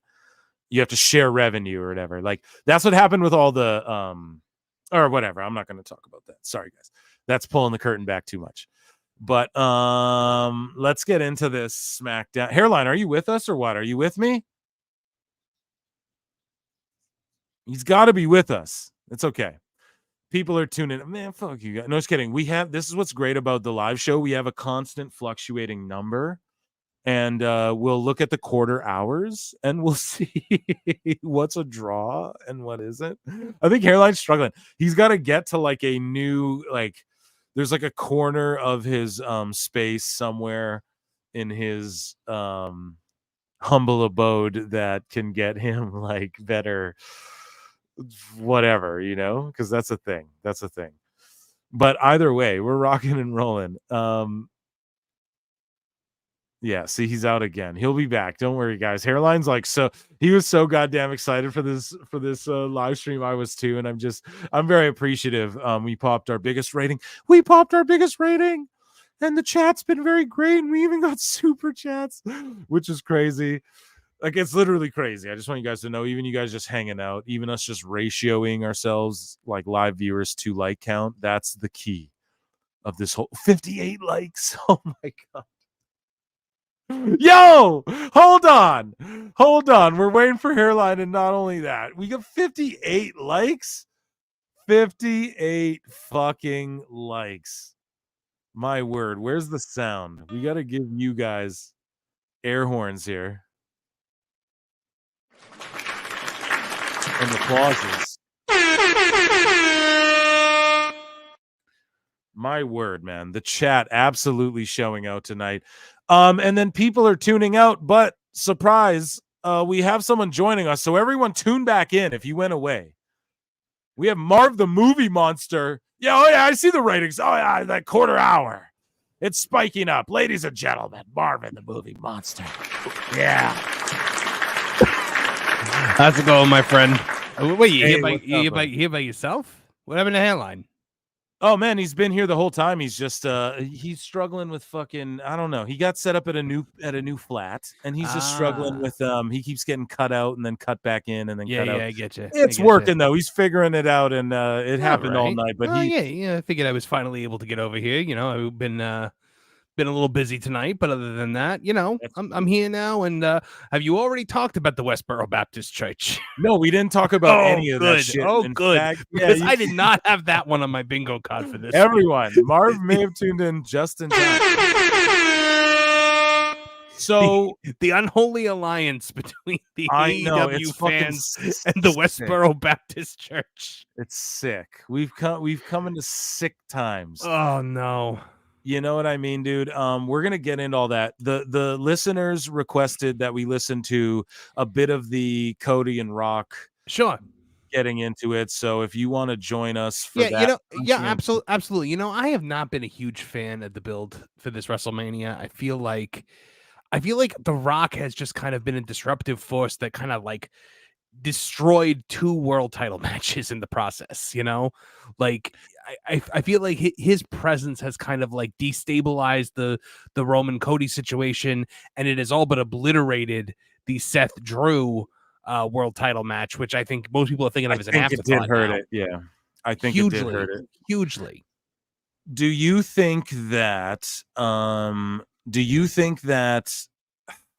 So how am I trying to say this? So like even down the line, you don't think that The Rock versus Seth is like that could make some money? Like they could do that. I do think that could make some money. I think I think that maybe if you wanted to do Rock versus Seth, you should have just done it at WrestleMania this year. Like like The Rock gets mad and something happens with Seth and you make that match instead of Drew. But I mean, and then I would have been upset that Drew didn't, because I think it's Drew's time. Like I think Drew needs to take that belt, and I think that the only way to really build that World Heavyweight Championship is more people now have to get it.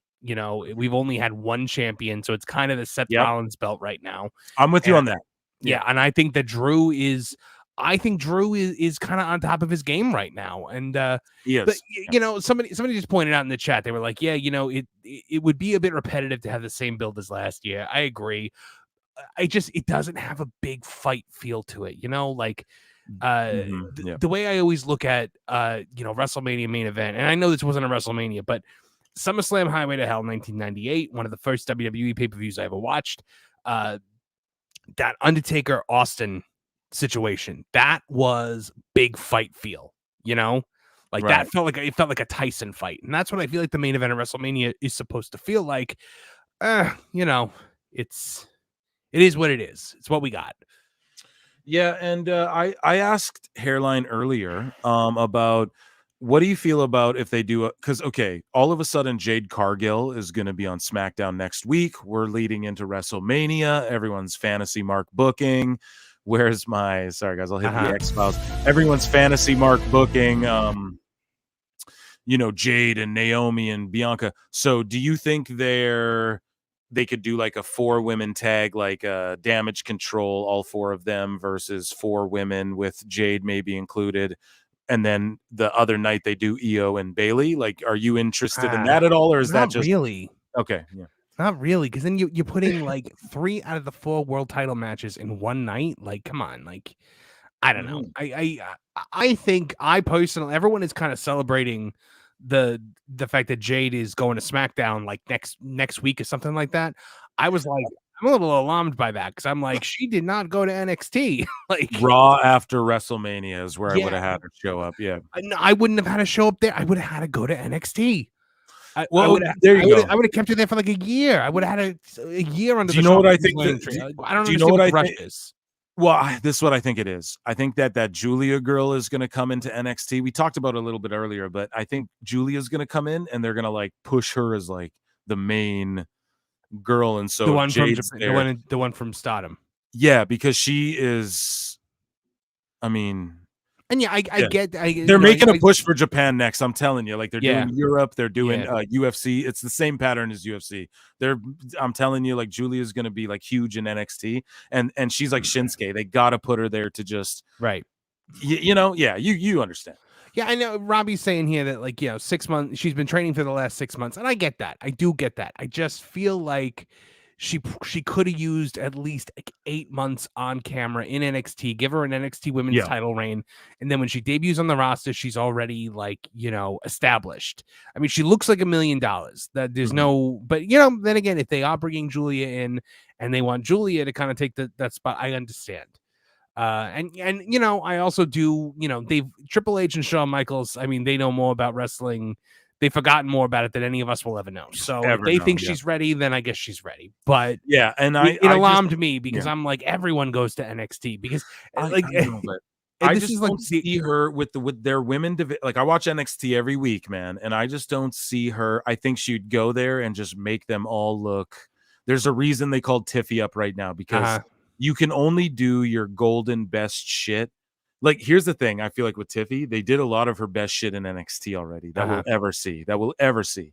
So it's just get Jade now, I guess, while she's hot. And what's her age? Should I Google it?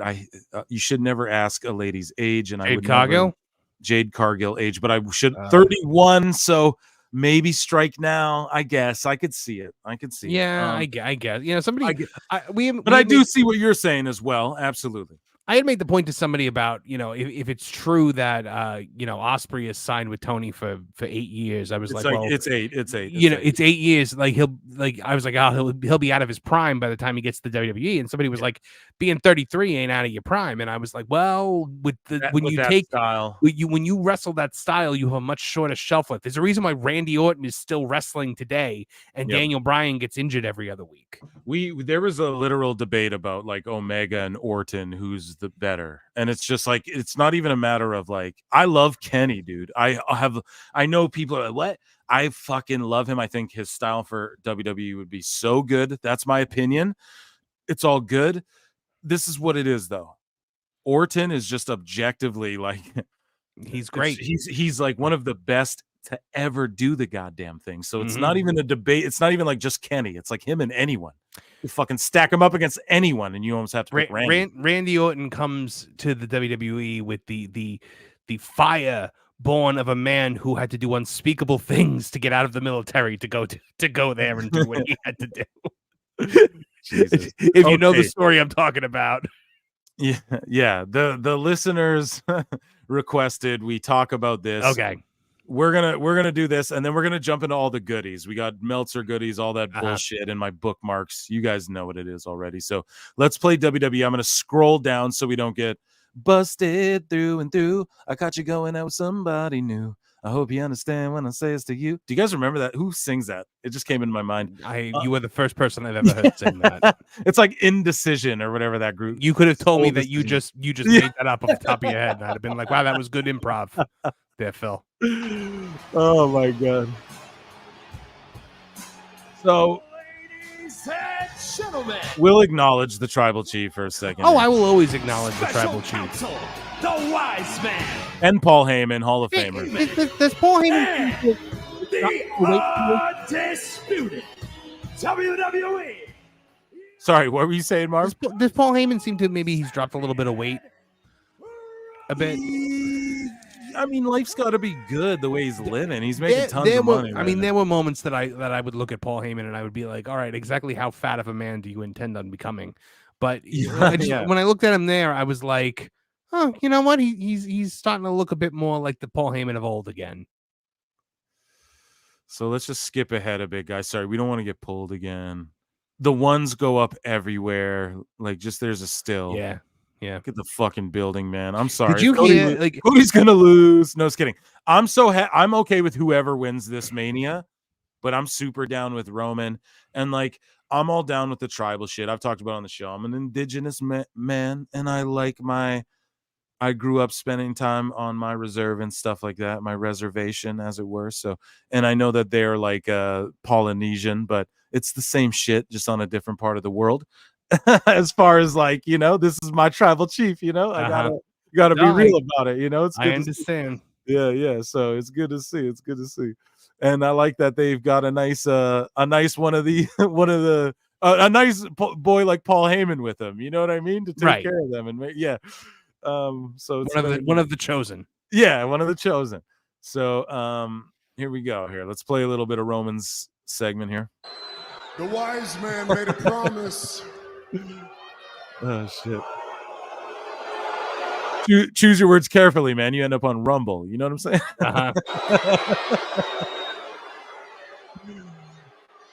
And the tribal chief has kept his word. And that's what I am. I'm a man of my word. And I'm here alone. No bloodline. Well, other than the wise believe man, you. But he's no physical threat, you see. Yeah, I believe you so much. But it's the storytelling of like, you know, on Raw, Jay's like, yo, you know, I'll have your back and shit. And then like to Cody, and then Cody's like, nah, like, you know, we're gonna face to face, like just one-on-one. And then I don't know. I just feel like it's good storytelling. It's simplistic. You can understand it. There's just natural heat on all of these characters. Like everything's so hot. Now, it's not the best shit in the world. Like obviously the bloodline was more compelling like a while ago and stuff, but with that being said, and then I hate how they did this. I got to be honest. Like here, I'm just going to play you guys through this. So Cody comes, like he's just all of a sudden on the screen and he smiles. It looks eager. And then they like go to commercial break, and then he comes out or whatever. So it's like Jericho walking in the back with Ralphus and them. He gets lost on the way and get locked out. And Roman just stands there with his thumb in his ass during the commercial break. Like if you've ever been to a WWE television, you know what's up. And so Cody gets in the ring, huge pops. Whoa! Everyone loves fucking Cody. Who doesn't? And then. But okay, Marv, I want to know where you sit. A lot of people are like, this is like everything lately with Cody has been crybaby Cody shit. And I'm not into it. He's fake smiling and da-da-da-da. What do you make of all that? I don't know. I like what Cody's been doing. I think that we're getting to the point where something needs to happen here.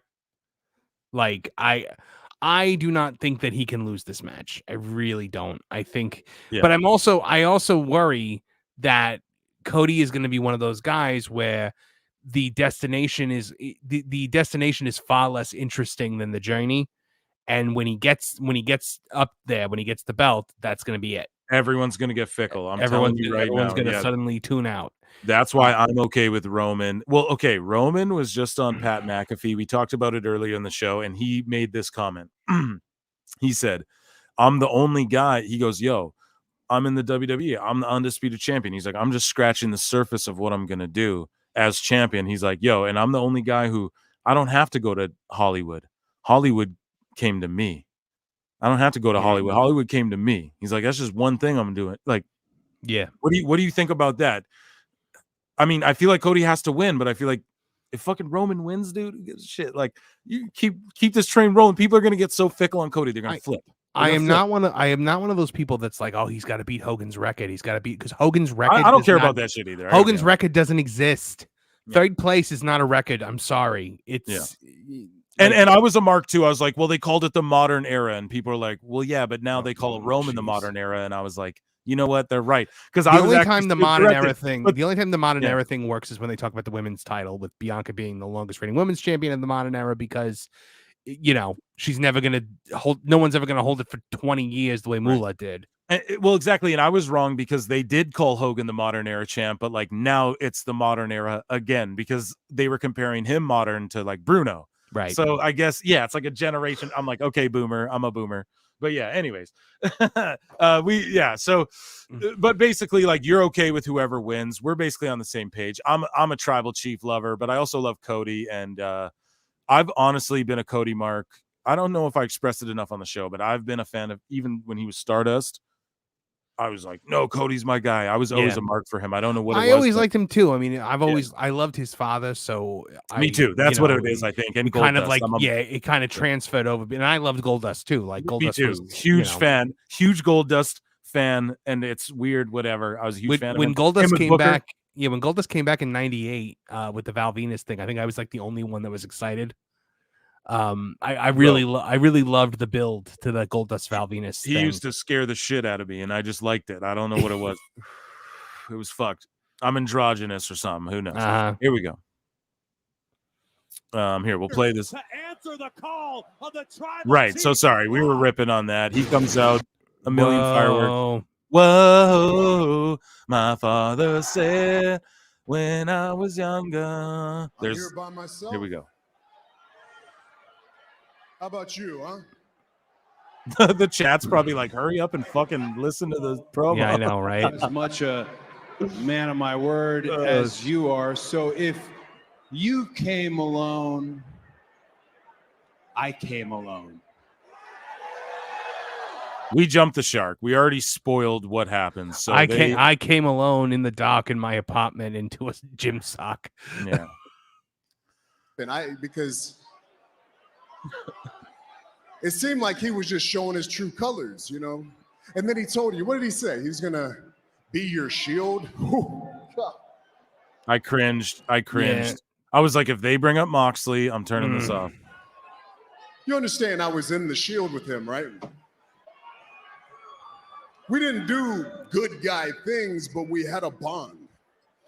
And over time, I thought that we were becoming family. I thought that he was becoming my brother, and what happened? So do you think that me in my back? Do you think that because of this, like he's saying the whole like Seth is going to turn on you thing, do you think that means Seth is not going to turn on him? Yeah, I think that that's what everyone's like, oh, Seth's going to turn on Cody. And I think what's going to happen is basically he's going to stay loyal to him. But this is where I find a hard time with Roman losing the belt, because I feel like we're getting Rock Cody, Rock Seth, Rock Roman, Roman Seth, Roman Cody 3, Roman Rock. I might already said that, but I feel like, because dude, there's no way Seth Rollins and Triple H, Seth is his boy through and through. Oh yeah, through and through. There's no way he lets them call him a walking clown emoji and all this shit if they're not on the same page, man. Triple H and Rocker boys, Netflix, we're all working here. It's synergy. Everyone's flowing. It's a vibe. Okay? We talk about this on PWT all the time. They're all vibing, dude, on the same frequency. And yeah, not to sound hippie-ish, but it's you sounded like a hippie there. Yeah, that's totally fine. I was a little disgusted. I threw up in my mouth a little bit. Yeah, it's fine. A verp, I think, as Tim Allen would call it. It's fine. I swallowed it. Yeah. What do you think is going to happen to you? And that's why I think that you're a fool, plain and simple. Called him a fool. I'm a fool. Did you ask me if I remembered the Shield? Because I certainly think we all remembered the Shield. Now listen to this shit. No reaction to the Bullet Club. Watch this. No, you none. guys were unstoppable. You guys, as a matter of fact, were undefeated. Let me ask you something. Do you remember the first team that did beat the Shield? I remember that. Who was it? I think it was Cody and Dustin. Dust. Yeah, exactly. Yeah. But it was Dusty with Dusty in the corner, right before he converted to Stardust. It was like their first run. Yeah. I'll give you a hint. The last name was Rhodes. Bam, bam, bam, bam, bam, bam, bam, bam, bam, bam, bam. And I appreciate this education, this venom-laced wisdom that you're dropping on me. I don't know if I wore them. Yeah, I did. I've got my bullet cufflinks on tonight. So my bullet cufflinks, are they Bullet Club cufflinks? Like, are those? I mean, I would assume so. Are those like the heads of the members of the Elite? I feel like they all look different. I'm trying to look. They probably just look like bullets. Yeah, because I'm just like, so that's Bullet Club reference. No one gave a fuck. Listen to the anti-reaction to this bullshit. Wisdom that you're dropping on me. I don't know if I wore them. Yeah, I did. I've got my bullet cufflinks on tonight, so I'm certainly not unfamiliar with factions, betrayal, all that good stuff while I was off doing something. I mean, but this isn't a faction you're talking about. The Bloodline's not a faction. Bro, he thought he was going to get a pop big time, dude. Yeah, That's I think so too. But I mean, like, where even were they? Were they in like a big smart mock area? Or like, you were in Milwaukee. That's Smarky Mark fucking territory, dude. That's where Hairline. I really just don't think that that's as well known as they like to think that it is. It's just not over. It's more this IWC thing where it's like, they think that the things that are talked about on Twitter are, the things that everybody talks about, and it's not. Like it's not such true. a small, not even close. microcosm of the wrestling fandom. Yes. No, you're right, and especially, it's so true. MJF said it. You fucking marks represent 7%. It's like, well, okay, who's he talking to? They represent 100% of the audience of AEW, but it is family above all. So family above all. We'll skip ahead here. We want to get to the perhaps slightly confused in the pantheon that is the Bloodline. Who is really in charge? Is it the tribal chief, or the final boss, or is it the final boss? So kudos to Brian Gewirtz for coming up with that. Right. And then let's get into it. You brought up Brian Gewirtz here. You guys chat. You guys really want to hear me just keep going on with Cody, or do you? We're talking like here Bruno, we're talking Flair, we're talking Hogan, we're talking Rock, They back off. Everyone comes through the crowd. So look, the bloodline actually shows up. Ooh, scary. I felt like this wasn't good for me. Do you agree? Am I being a hater? I didn't like it. I didn't like this. Unless they all brawled. Now, if they all just started brawling, okay, and then people are running out, Aldis with his broken arm. Everyone's trying to, okay, we might have something. And then next week they go, everyone has to be out of the building. We have extra security. They're all trying to fight. Roman can't be here. The Rock can't be here. We've put together a stellar main event, and Punk is in Chicago, so he'll talk to the crowd, and we're sorry that our like fucking that's how you do it. But okay, WWE. Look at Rollins. What do you think about Rollins? Honest thoughts. What do I think about Rollins, like in general? So right now. Like I think he's great. I always have thought he's great. I wish. I'm kind of like, I love the music. I love the matches. I'm kind of over the outfits and the like. I don't know. It doesn't work for a baby face. I don't think.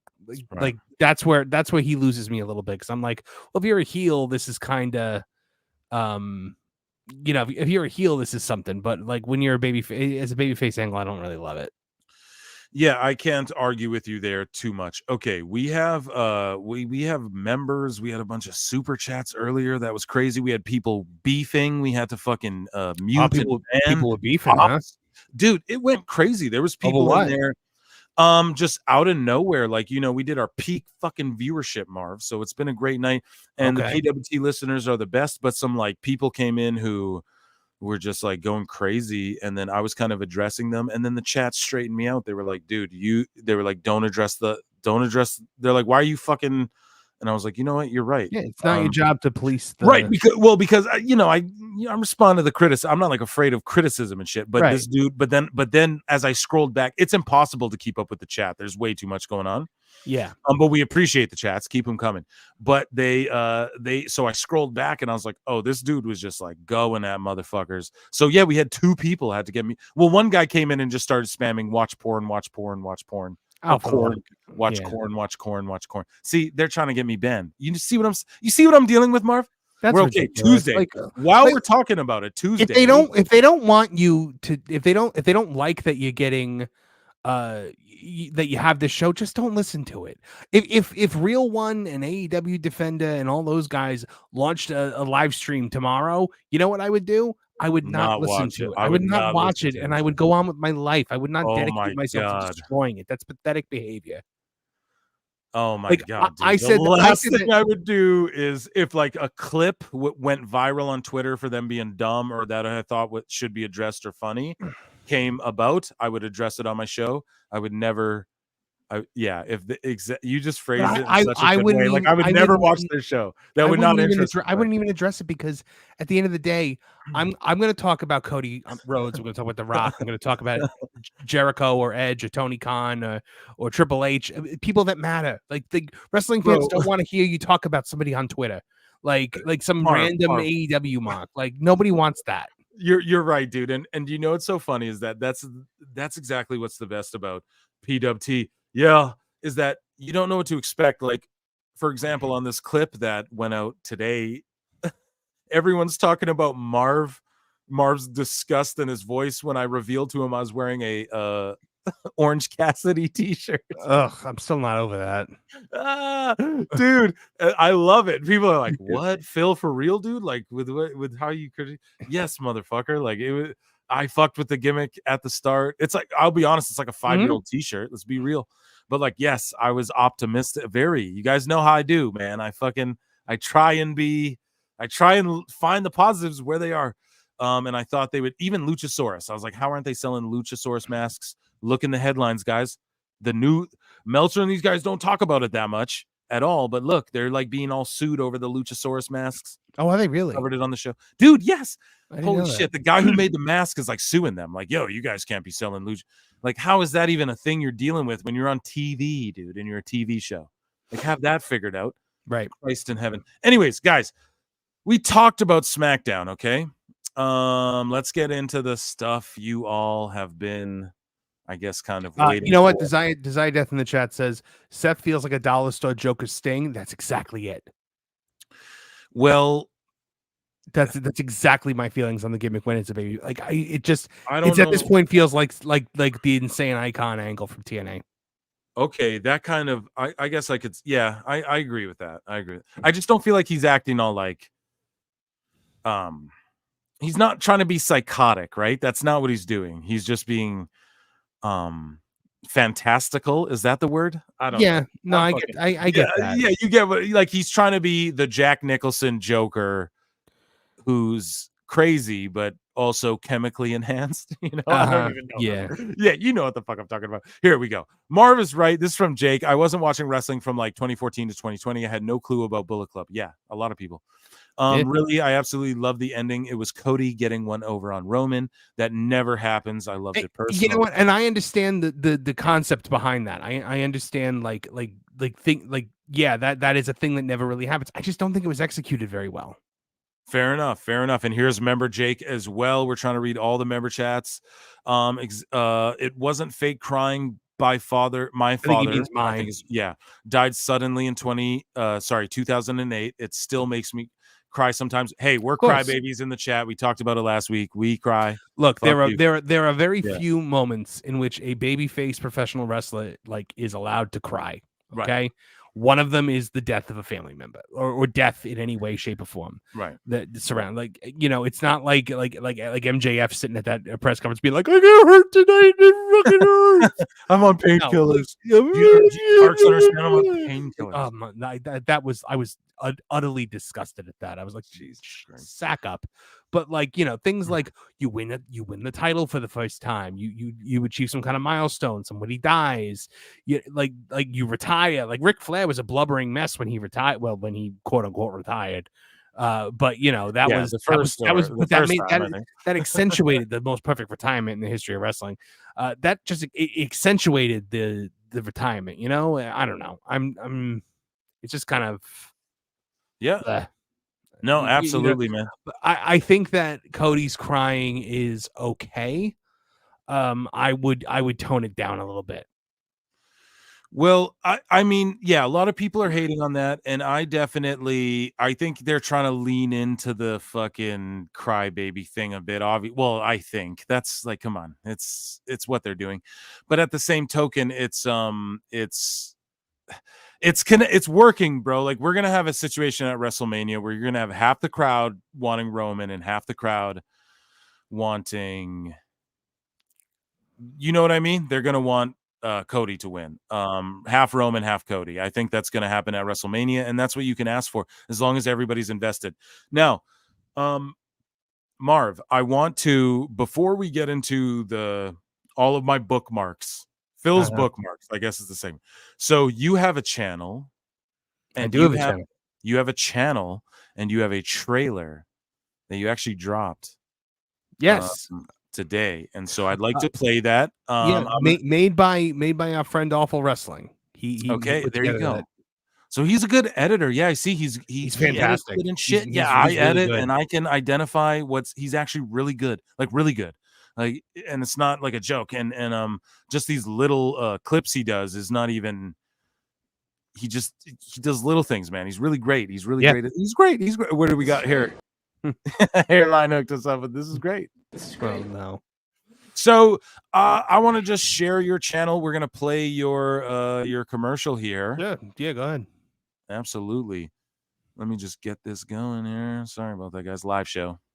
We the Headlock Headlines did really well.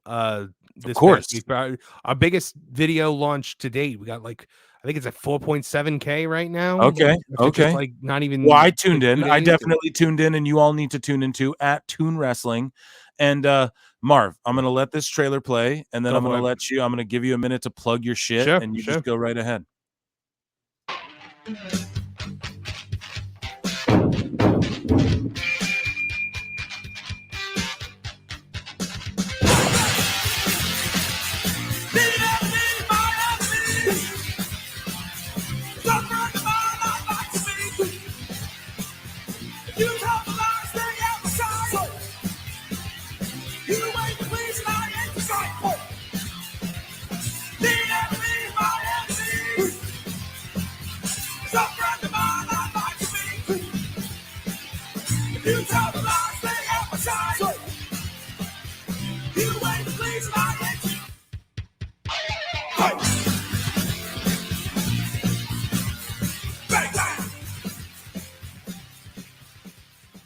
Yeah, there it is. Why Triple H hates Tony Khan. Triple H hates Tony Khan's guts. Phil, are you not there anymore? No, I'm here, dude. Sorry about that. Yeah, no, I did get up for a minute, but yeah. So everybody at Toon Wrestling, how did the trailer go? Everyone's telling me to watch this video. I have not watched it yet, so sorry. Whose channel is this as well? Pro Wrestling Bits. Sorry, dude. Everyone sent me that one, but yeah, sorry. So Toonie Talk Wrestling, Tuesday, March 26th, 8 p.m. Eastern. 8 p.m. Eastern. That's this Tuesday. Phil, are you not there? Yeah, I wasn't for like a millisecond. I'm not gonna lie. So 6 o'clock Central Standard Time, which is my time, and but Eastern Time it's 8 o'clock, which I know a lot of you guys you're on Eastern Time. So tell us about that, Marv. Like, what can people expect from that? And I think that a lot of people, when they saw, especially like who my regular panel is going to be, they thought it was just going to be like an AEW trash cast, like make fun of the IWC. But honestly, I can tell you, I promise you, stole that name. It is not. It is not going to be that. It really isn't. Like, honestly, we're probably not even going to talk about AEW that much. I mean, we'll talk about the big things that happened that week, obviously, but I'm also going to really try very hard to like find things that I like. Like, I plan on talking a lot about Joe as champion because I think Joe is such a he's the best, strongest champion they've ever had. One of my all-timers. And I mean, like, he's incredible. And, it's funny because when I said this, a lot of people reacted violently to it. Like they're like, no, you're lying. Like, no, like, I'm not lying. Like, this is what the show's going to be. And like, I'm not going to say one thing and do another. Like, I don't do that. I plan on talking about a lot of different things, folks. Not even just like, like current things that are happening, but I want to ask questions like about, historical things or like bring up funny things from the past. Like, have you ever heard Triple H laugh? Triple H's laugh is ridiculous. Like, yeah, it sounds like it's some kind of like visceral, like, I made a video of like wrestlers getting punked, and we're gonna EFAP it on one of the live shows. I see, that's great. I compiled every wrestler getting punked, and yeah, Triple H, like in real life, when he doesn't know he's being like watched, when some heat goes down, it's fucking hilarious, dude. But have you ever heard the sound of him laughing? Like, oh yeah, man. I'm a fucking Triple H fan. It's like raking gravel. Like, I don't understand how he physically makes the noise. Even now, it's funny how like him and Vince have the same thing going on, where their voices are going to the rocks. But so like that's really what it's going to be. It's going to be a lot of it's going to be a lot of conversation. It's going to be, I'm going to have a pretty big panel, as you saw, and I know you're going to be dropping in, and a couple of other people are going to be dropping in and out. We'll be there. It's my plan is to kind of make it. I mean, I really enjoy Friday Night Tights over at Nerdrotics, channel, and that's kind of what I envisioned for this, like a wrestling version of Friday Night Tights. We have a big panel of big personalities, and you get to kind of see all those personalities bounce off of each other and, present the news of the week. It's be a lot of joking around. I'm hoping it'll be a lot of laughing. I mean, War Dog Apollo is a guy that not a lot of people know. His Twitter is like, he just kind of came back to Twitter. We met a couple months ago back when the channel first started, and I was like, oh my God, I love this man. Like, he's the funniest guy. And him and I, when we start riffing, like, some good stuff will come out of it. I guarantee. I really, really hope so, at least. That's good, but, man. Yeah, it should be a really good time. I'm hoping, and everything that we like from whatever proceeds that we make, a percentage of the profits made through super chats and super likes and whatever, we're going to donate a percentage of that to the Dusty Rhodes Foundation. Oh, that's really good, man. That's a really, really, really good thing you guys are doing every week. I mean, look, sometimes it might not be a lot, depending on what we make, but like, every week we're going to be able to. I want to at least throw something to the Dusty Rhodes fight because it's a thing that I believe in very wholeheartedly. Like my family was always very involved in youth sports, and I believe that it is definitely a thing that could really help kids when they have access to it. And I think that what Cody's sister, I forget her name, Teal, I believe her name is. Yeah. She's doing some great work over there, and I feel like if we can give a little bit back to that, a good cause in the name of a personal hero, I'm happy for it. Yeah, and youth sports is very important. Like I grew up, like it's a very big part of what kept me out of trouble. I'm not even gonna lie, and others, it's just something that you can't go school. I agree with you on that. You can't go get drugs. Yeah, you don't have time to go get drugs when you got practice every day. Well, exactly. Yeah. Or sometimes you do still, but you just gotta learn how to balance it correctly. No, I'm just kidding. But listen, guys, so make sure on Tuesdays you check out @Toon Wrestling, because we're gonna go live. I'm gonna appear on the show. I'm sure Hairline will come through at some point down the lineage of the. Yeah, I'd love and that. And also when Marv comes on our show, as we were talking about earlier on PWT. It's not going to be we're not going to just do only trash casts. Like Marv's of course not. Talk about some backstory, some history, maybe dive into Marv, like what piques his interest, and then we can dive deeper into that and all that sort of stuff. Like not just where it's all negative, maybe where we can put some things over. And Marv, we'd love to have you. You come on like every live stream, and I'd love to have you.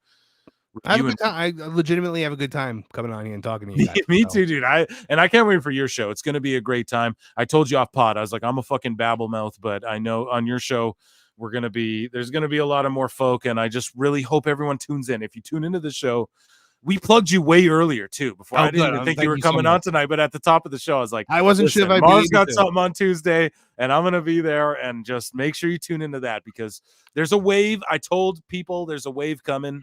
And we're on it. We're on it for sure, and we just hope you're all a part of it too.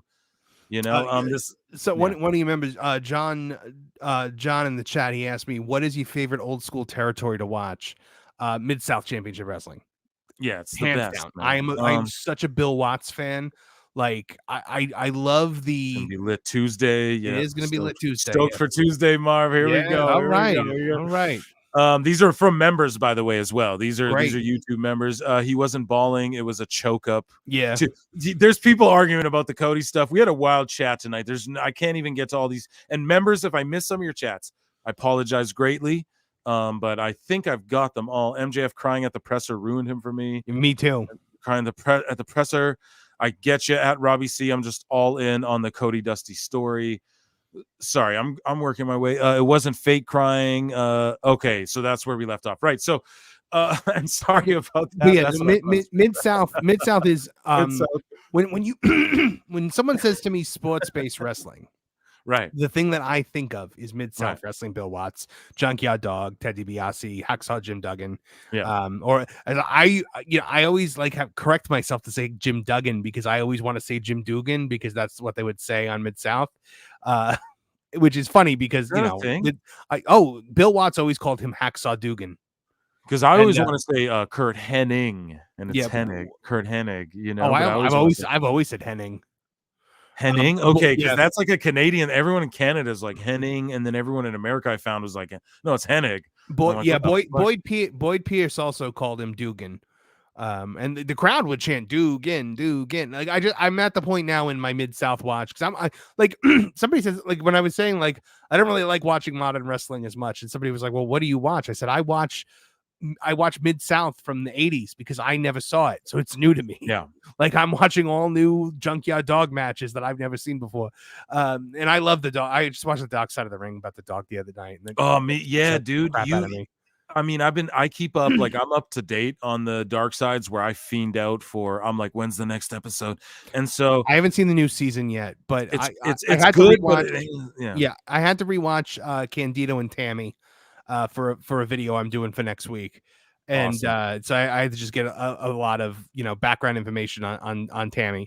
And after that I was like, oh, the Junkyard Dog episode. I don't even remember if I watched that. And I watched it. I just got sad.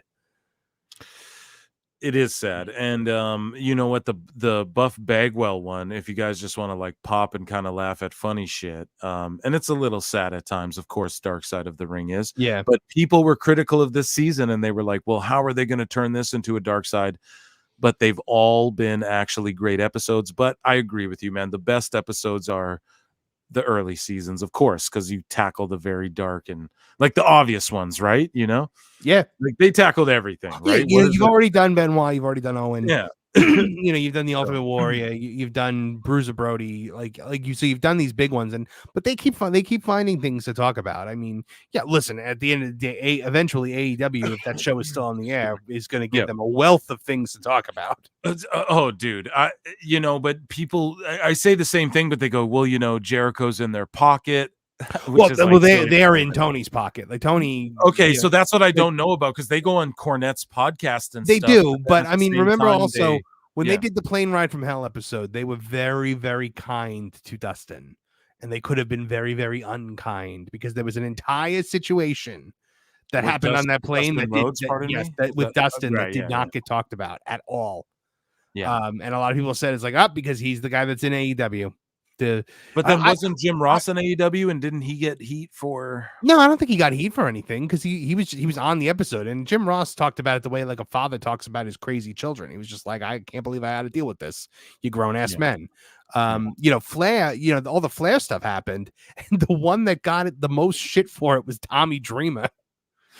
Like you remember that? Like Tommy Dreamer was like, oh, you know, whatever. Like he kind of whatevered it away and like made some kind of insinuation. And I said, wouldn't it the greatest thing ever for Flair, like tomorrow, to just heel out and be like, I can't believe Tommy Dreamer would say that about that poor girl. Like just trying to like deflect. That's my Ric Flair voice, by the way. It's terrible. It's just what I feel like his soul sounds like. Yeah, like back in trying the day, to escape. Back in the day, we used to do like the whole like, you know, when he was in Evolution, being like, Rick, you gotta walk 10 steps behind me, and he's just like, I just want to go home. Yeah. Oh, that's so good. It's actually good. Man, oh my god. So yeah, no, I like Dark Side. Like it's a. But then I fell down a rabbit hole last night. So I went from Dark Side of the Ring and I started watching the Dark Side of Comedy. Okay, is that any good? See, I won't dabble down there. Okay, here's the thing. I fucking hate on comedians now. I'm one of these guys where like I listen to it's so crazy. I listen to like Red Bar Radio, and I'm listening to like podcast cringe, like these accounts that are like, or accounts or like YouTube channels, rather, whatever you want to call them. Red Bar is like his own website. It's not even really YouTube.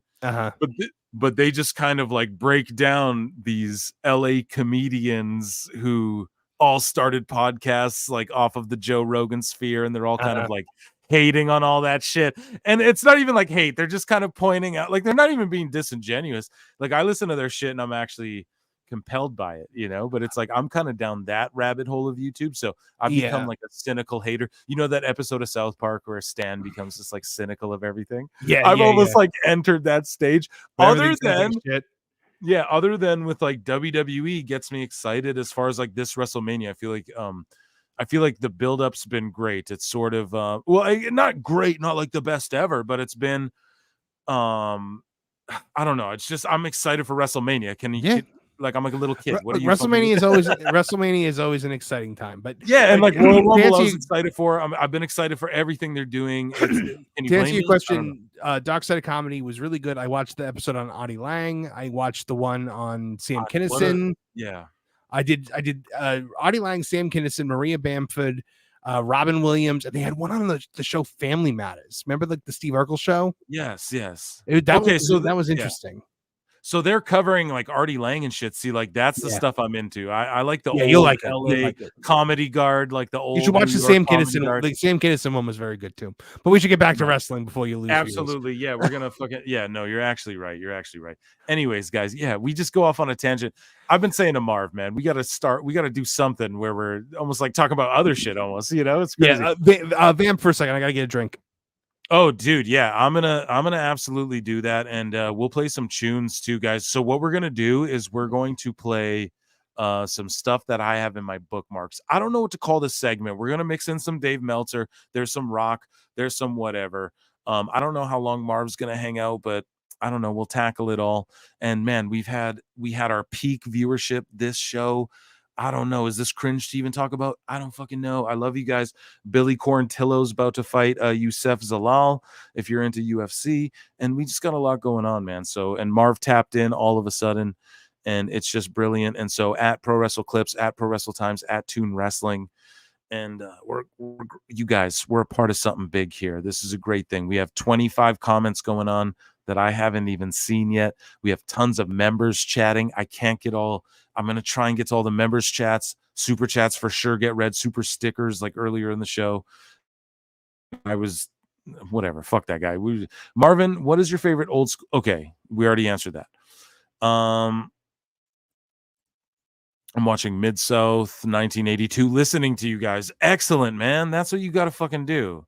That's what I'm talking about. You know, I do the same thing. I listen to podcasts while I do things, everything.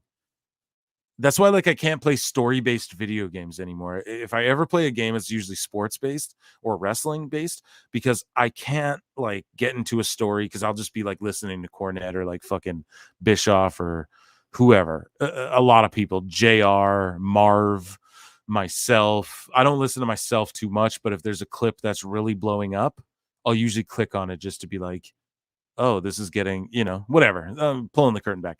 My father was a high school soccer coach. Youth sports. Yeah, we talked about that.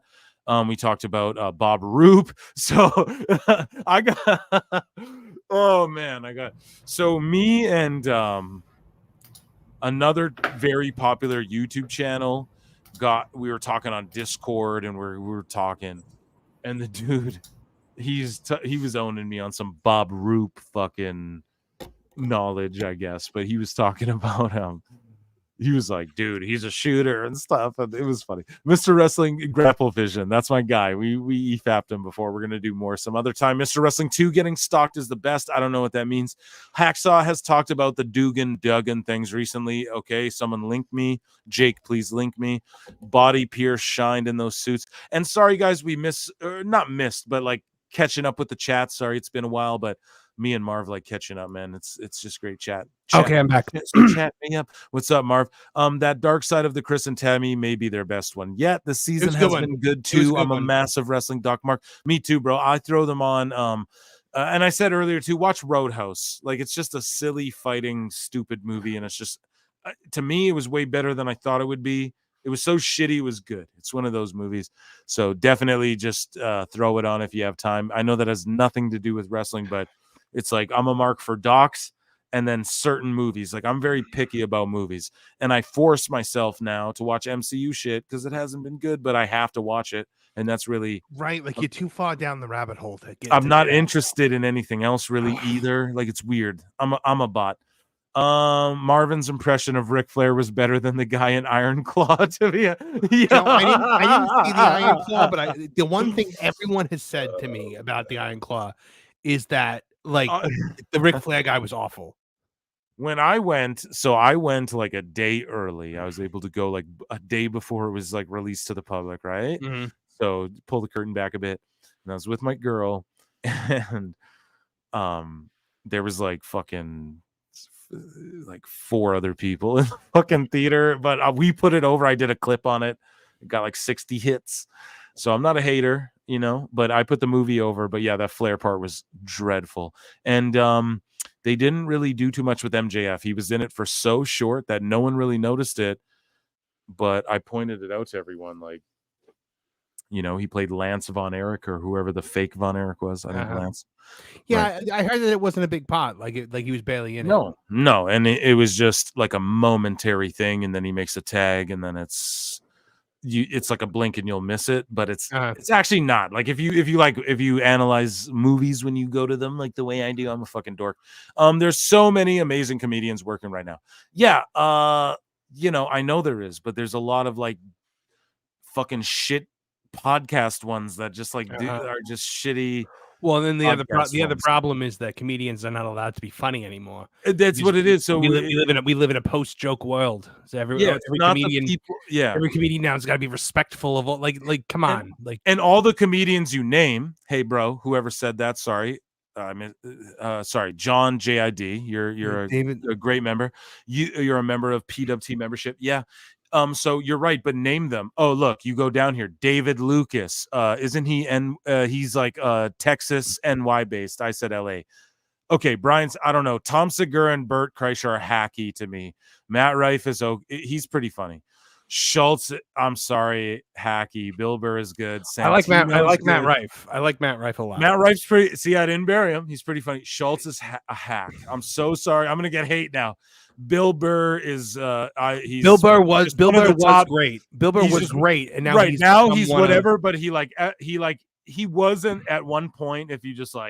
If it was like a 2K game, he was like an overall 99 at one point. You know what I mean? So yeah, he was great. Like I remember, like when Opie Andrew Santino's whatever though. I can't. Are you gonna rank him, bro, in the top 10 even? I don't think when so. Opie and Anthony did their comedy tour, and Bill Burr got out there and just roasted. I think it was Philly. Just roasted the city of Philadelphia. The Philly incident. The Philly. Oh, so funny. Incident. Yeah. But now, like Brendan Schaub stole jokes from. This is what I mean. Like Brendan Schaub and those guys. That's cringe. That shit's all cringe to me. Chris DiStefano, he's funny. Tim Dillon's killing it. Yeah. Notice the guys that are killing it move away from LA. And I'm sorry, Tom Segura and Kreischer are hack to me. And I'm super sorry if anyone disagrees with me. I think they're fucking hacky. If you don't, that's fine. But they are, I don't know, dude. I think like Jay Okerson is probably like one of the best comedians alive. He doesn't get enough credit as he deserves. East Coast is more my style. Let's just put it that way. Same with hip hop, actually. As a hip hop fan, I like Nas, I like Biggie, I like Wu-Tang more than the West Coast shit. If I got to be completely honest, that's always been you're speaking another language to me right now. That's a world that I know nothing of. There you go. So none of these comedians are funny. Exactly. That's why I clip Red Bar. I become cynical Stan. What can I say? Okay, guys. I get it. Yeah. Go ahead. There was a time when I thought Dane Cook was funny, and now I look back at like I went to see him live once. He was stealing jokes. He was stealing jokes too. But then I remember I went to go see him. Or I went like revisit. I'm like, oh, this guy was hysterical back in the early 2000s. Let me listen to some of his stuff, and I'm like, he's not saying any jokes. He's just kind of like doing things, just kind of saying things in a funny voice. Like he's just kind of like enunciating every word. Yeah. Imagine if I was like, whoa.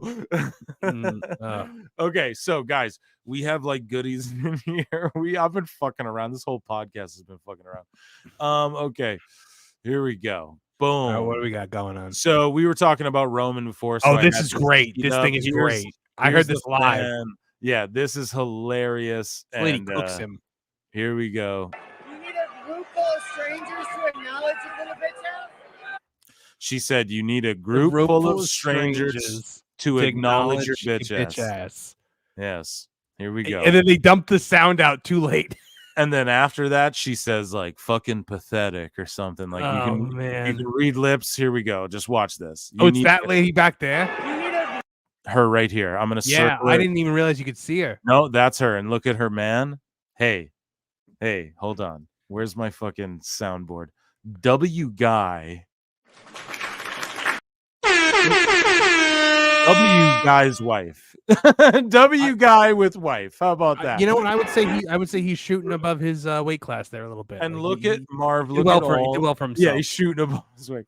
Look at all the signs all the way to the back. Oh man, it's bro. We haven't seen signs like that since the Attitude Era. Like remember the Attitude Era? Every week it would be like a canvas of paper. Like when you looked out at the crowd. We're back, dude. We're back. I guess so. A group full of strangers to acknowledge your little bitch ass? Oh, you need a group full of strangers to acknowledge your little bitch ass? How was she so mic'd? Like, what was she wearing? A body mic? Like, look at it. And she's just like, she's got that just like complete like heckler, like leaning against the rail thing. Like, and they censor some shit that she says, but let's try and read her lips. I swear. Here we go. Okay. That's so full of you. That's so fucking you or something. Like just something, whatever the fuck she says, dude, that's legendary. That's the fuck, baby. She'll go down in history, man. She hates Roman. That's called heat, ladies and gentlemen. That's like, remember Angry Miz Girl? What's that, sorry? Remember Angry Miz Girl? Like the one that was like glaring at the Miz? So yeah, I absolutely do. Was that Aubrey Edwards or was she crying at Daniel Bryan? No, that was her crying at Daniel Bryan. So guys, oh my God, Marv, I got you with me. There's things you've made the bookmarks. There's a lot going on. And then we had you on the last podcast too, and there's shit we didn't cover. Guys, this isn't going to be a bit, but here's Dustin Rhodes talking about The Rock. I was going to do a segment on this, but fuck it. We're going to just do it on the live show. We'll do it live. Here's him responding with some team he manages, winning some indie belts.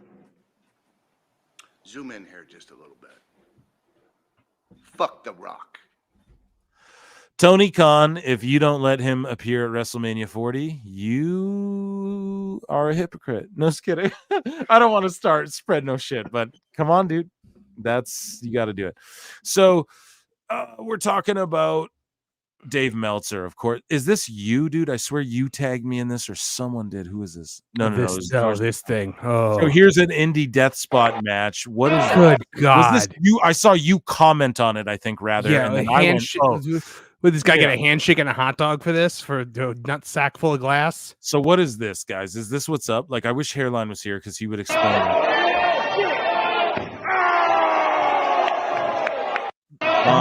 Whatever he's being paid, it cannot be more than $50, and I'm being very generous. Right? Did you $50? Did you watch the Quiet on the Set?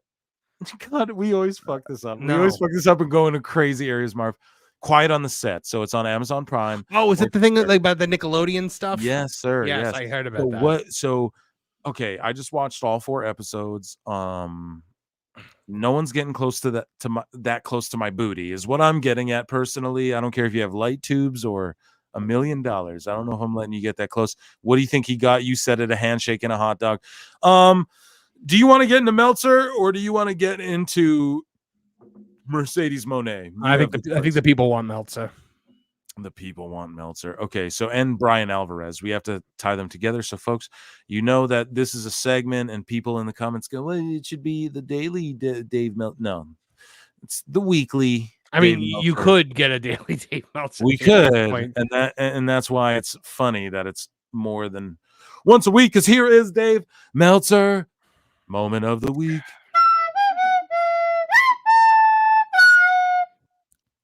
We got to big it up. Marv's here, man. It's a big deal. We got 42 of y'all watching. Our peak was way fucking higher, and we ratioed ourselves 61 likes to the 42, the 40 average, I'd say. So we're fucking, I mean, you guys, a round of applause for you. Round of applause for Marv, too. He's the man. He's a monster, rather. The monster. The Mon. Can I call you Marv? I'll forgive that. Yeah. Can I call you Marvin Mon? I'm a Digimon, Mark. Is that you could totally do that, and I'll Digivolve. Okay. All right. Marvin Mon, Digimon 2, Tripman. Desire Death just said he's done one death match and never again. It's a spot pain match for $25 if you win, $10 if you lose. What kind of mock fucking promoter is paying you based on whether you win or lose? No, I know. I got slammed into some shit champion's price in a death match. Yeah, it was stupid. I'd never do that shit again. It was the dumbest shit I ever did. It wasn't like, it was like 4 people. I backyard wrestled a bit, but I've never like was jumping off a roof or anything stupid. 100% not. But I was like also very young, like 14, 15, you know. But anyways, so we're gonna let's continue going. Dave Meltzer with Dave Meltzer / Brian Alvarez. But yeah, I mean, I don't get like pizza cutters. I can't get down with that shit.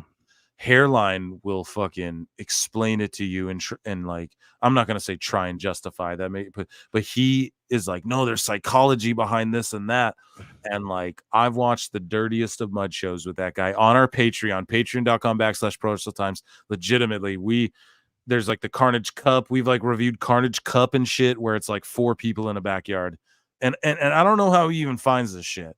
IWTV. I guess they're shilling money out. Hook me up. Anyways, Jack Perry is in the fucking news.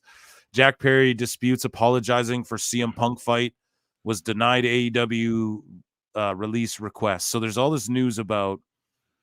Right, but we're moving on to Meltzer, you said, right? Right, but that's what it is. So it comes from Meltzer.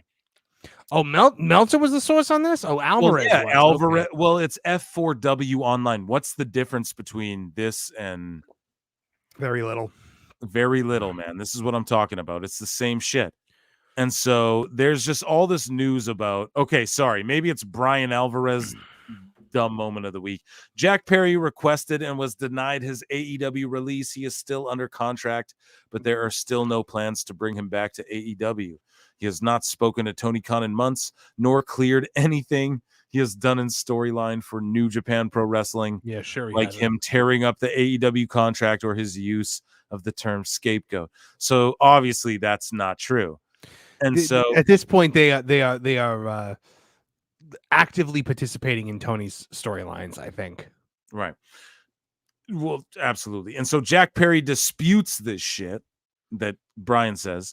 And so where was the other one here? Next week, Brian Alvarez is going to be like, I've got it on good authority that you know, Samoa Joe and Swerve Strickland are having some big time personal issues. Here, this is the one here. Meltzer said what? Everyone, yeah, go follow at Meltzer said what, because he's got it down. This is the guy right here.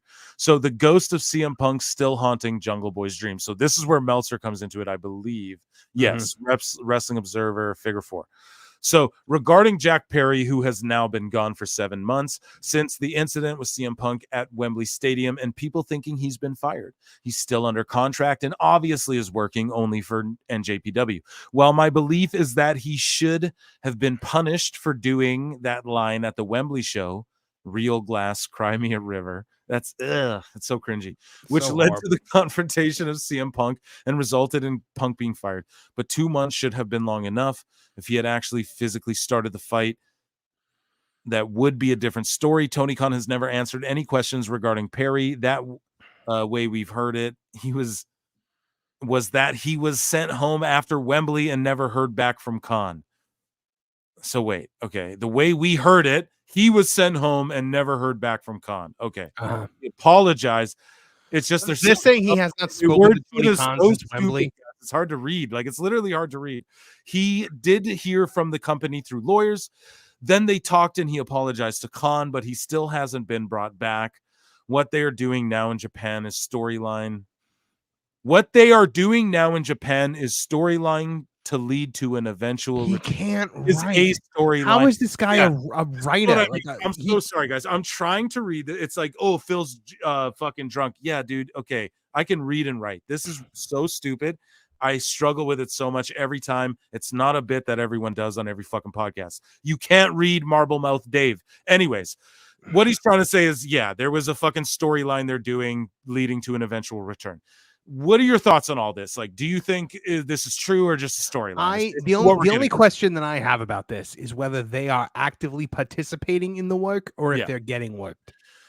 They're getting fucking worked. I feel like are they doing Tony a solid by pushing the narrative? They're pushing the narrative. That's all it is. They're trying so hard right now. It's desperation time. This is how we get to it. More desperation time. Dave Meltzer. This is more Dave though, and this is all courtesy of at Meltzer said what. Follow him, please, guys. So, it comes to The Rock and Brian Gurewitz, who we talked about earlier, and sorry, how do you say it? Gewurz. Everyone says Gurewitz. I used to say Gurewitz, and then one day I just looked. I heard somebody say I think I heard Bruce Pritchard say Gewurz, and I was like, "That's weird." And then I looked at like the name, and I was like, "Oh, it is Gewurz." And that's what it is. Okay, fair enough. So basically, Meltzer's like, or there's this whole narrative coming from Wrestling Observer. Here, sorry, we're gonna get into that after. And it's basically him just saying, like, The Rock is going overtime and using language that's profane. So here, at Cultaholic Wrestling, The Rock's WWE SmackDown segment overran time cut on matches again. And then David, what is it? Gurewitz? Brian Gewurz. David, I'm saying. Brian Gewurz. Yeah, you got everything wrong on that one. Okay, there you go. He's saying that it's bullshit, and the actual, here we go. The segment went 30 seconds under its allotted 20 minutes. So I don't know how you even calculate that backstage. You got a stopwatch at BFG 728 or whatever the fuck his thing is. But yeah, so that's Brian Gewurz directly responding to that and just like burying that exceptionally. And then Dave Meltzer, though, he just is like, one person noted that there was a feeling that the era of Vince McMahon's double standards for his handpicked stars and for everyone else was over. And then The Rock shows up and it's exactly the same. Wrestling Observer newsletter on frustrations in WWE backstage, allegedly over The Rock using certain language. And then The Rock responded and said, this is complete horseshit to WrestleLamia's thing. Yeah, sorry, guys. I was fucking watching the fights here. Dudes are getting knocked out and shit, so I was a little distracted. Wrestling Observer newsletter. TKO would like The Rock to follow and set a good example. It's guidelines of TV, PG product. However, many feel the double standard. So who's the many people he's talking about? A writer, his stooge. It's all bullshit, and The Rock goes, this story is complete horseshit. The Rock himself. And there's a bunch more that Meltzer said posted on this. There has been talk among talent and outside with some frustration about the double standard involving Dwayne Johnson. But of course, there is a double standard involving Dwayne Johnson. Call him The Rock. And always will be when it comes to someone with that level of star power. This exists in wrestling just as it would in Hollywood, which, okay, I'll give you that. At the wrestling, end of the day, yeah. Who wants PG Rock? Nobody wants PG Rock. I don't even know what that means. You know what I mean? Dude? Nobody wants The Rock like going out there and not being The Rock. Like, you want the guy that you watched on TV in the late 90s and early 2000s. You know, right. It's I think it's ridiculous to want The Rock and then be mad because he's being The Rock. Right. And it says wrestling, it goes on to say wrestling has always had double and triple standards, which like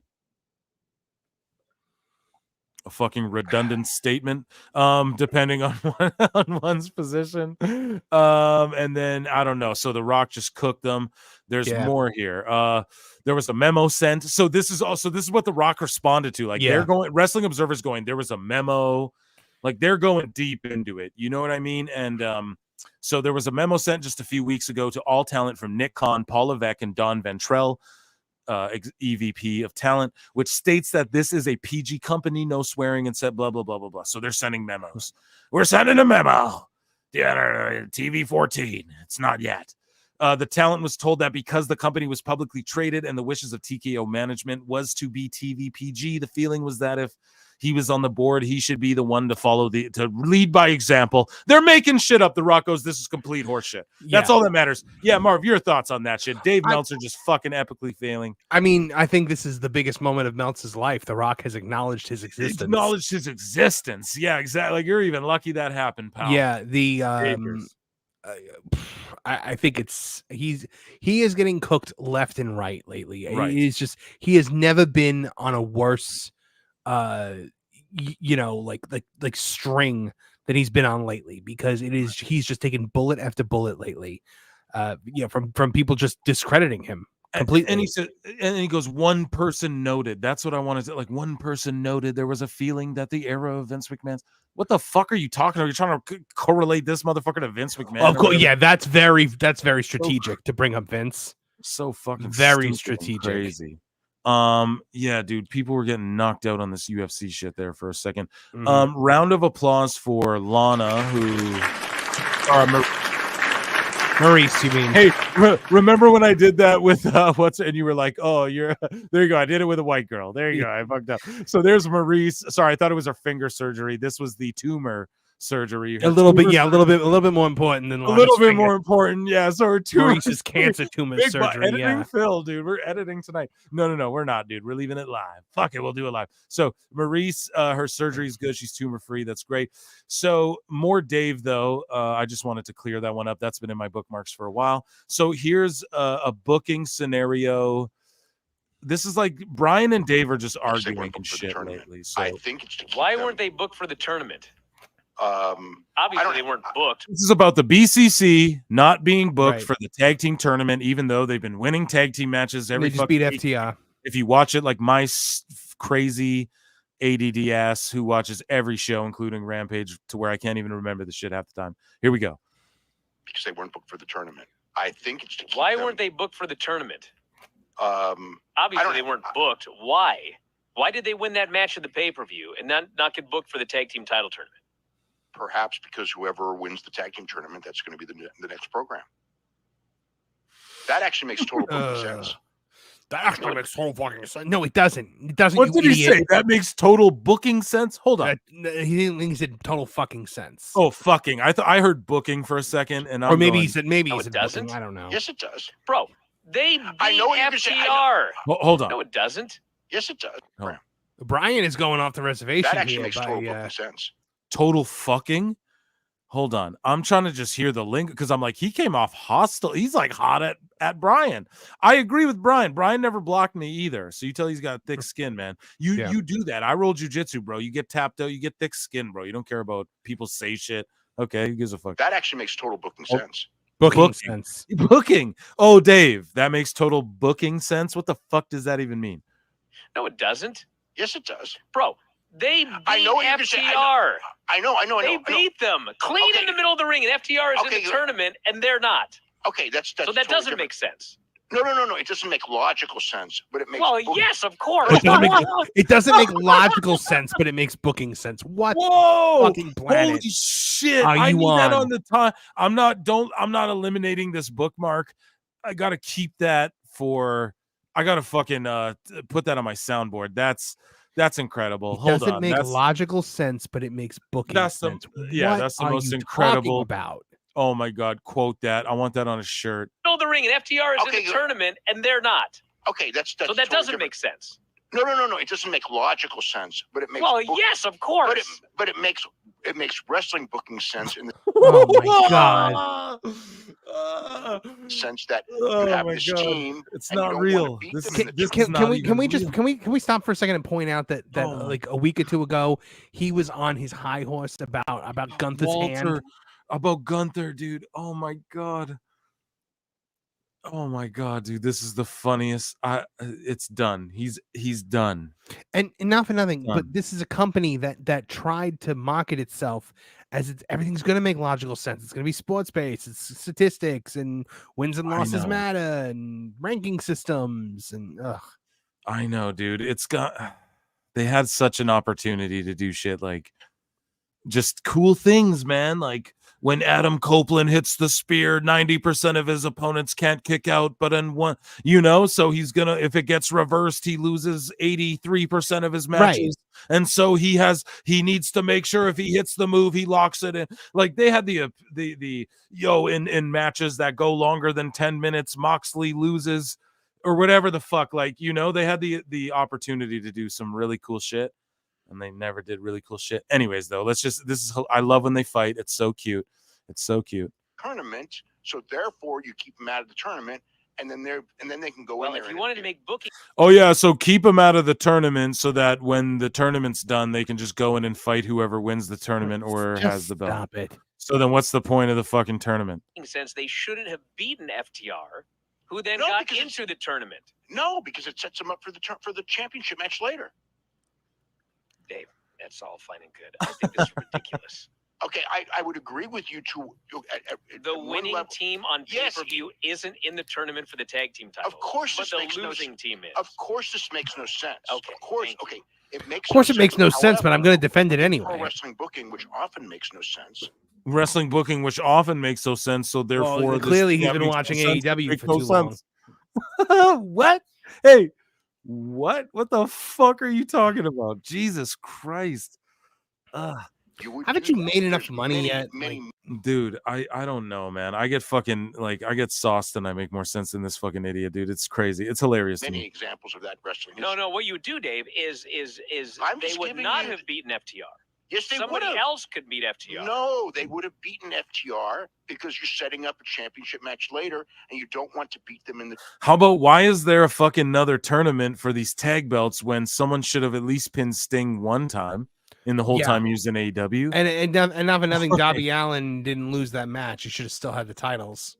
Jesus, Darby should have fucking beat Sting in like a weird hardcore match. That was what the story was. If you actually watched AEW, it was like, what I would have done with with Darby being like this out there guy. I would have had Darby be like, I'm doing the Darby Allin Invitational. I'm gonna come out here and somebody can come out here and fight me in a singles match 1-on-1, and the first one to beat me is going to become one half of the tag team champions. That's a good ass idea. Or like my fantasy Mark booking was you just like have him go, oh, I'm going to bring in a mystery partner or something, even though your idea is way better than mine. So there you go, guys. That's why you tune in. Marv came in with the shit right there. But yeah, we'll here. This is these guys. You have that. It's a tournament for the tag team titles. Yes, but this has been done dozens. He's dozens so of times in desperate. I'm not saying that it makes perfect sense because it doesn't. I'm just saying that it has been done by Eddie Graham and it has been done by. Shut the fuck up, man! Like, why are the rankings there? And then they have rankings. So, like, who cares if Eddie Graham did whatever, Eddie? What are you even talking about? Like, who gives a fuck? You're the one who put the rankings there. Or not Dave, but like, or Dave, yes, because he's just a mouthpiece for Tony. Let's be real. So it's just like, what are you talking about? He would never in a million years defend WWE with this kind of. No.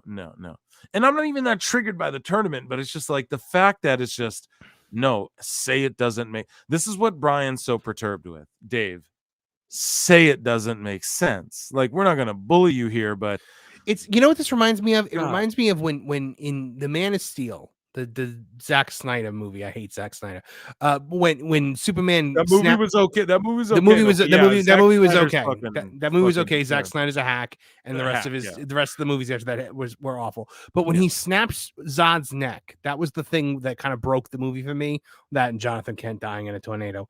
But somebody was like, oh no, but Superman killed Zod in the comics one time. And I was like, that was a dumb decision in the comics, and it's a dumb decision here. Like, the fact that it happened in the comics does not make it good. Yeah, it doesn't validate it automatically. And no, I agree with you fully. There's other conversations too with as far as like Shuri becoming Black Panther, where it's like, well, they did in the comics. It's like, yeah, in like 2010, and that shit didn't really do that good. But I'm not even a hater on that. It was actually kind of it was an okay story, but no,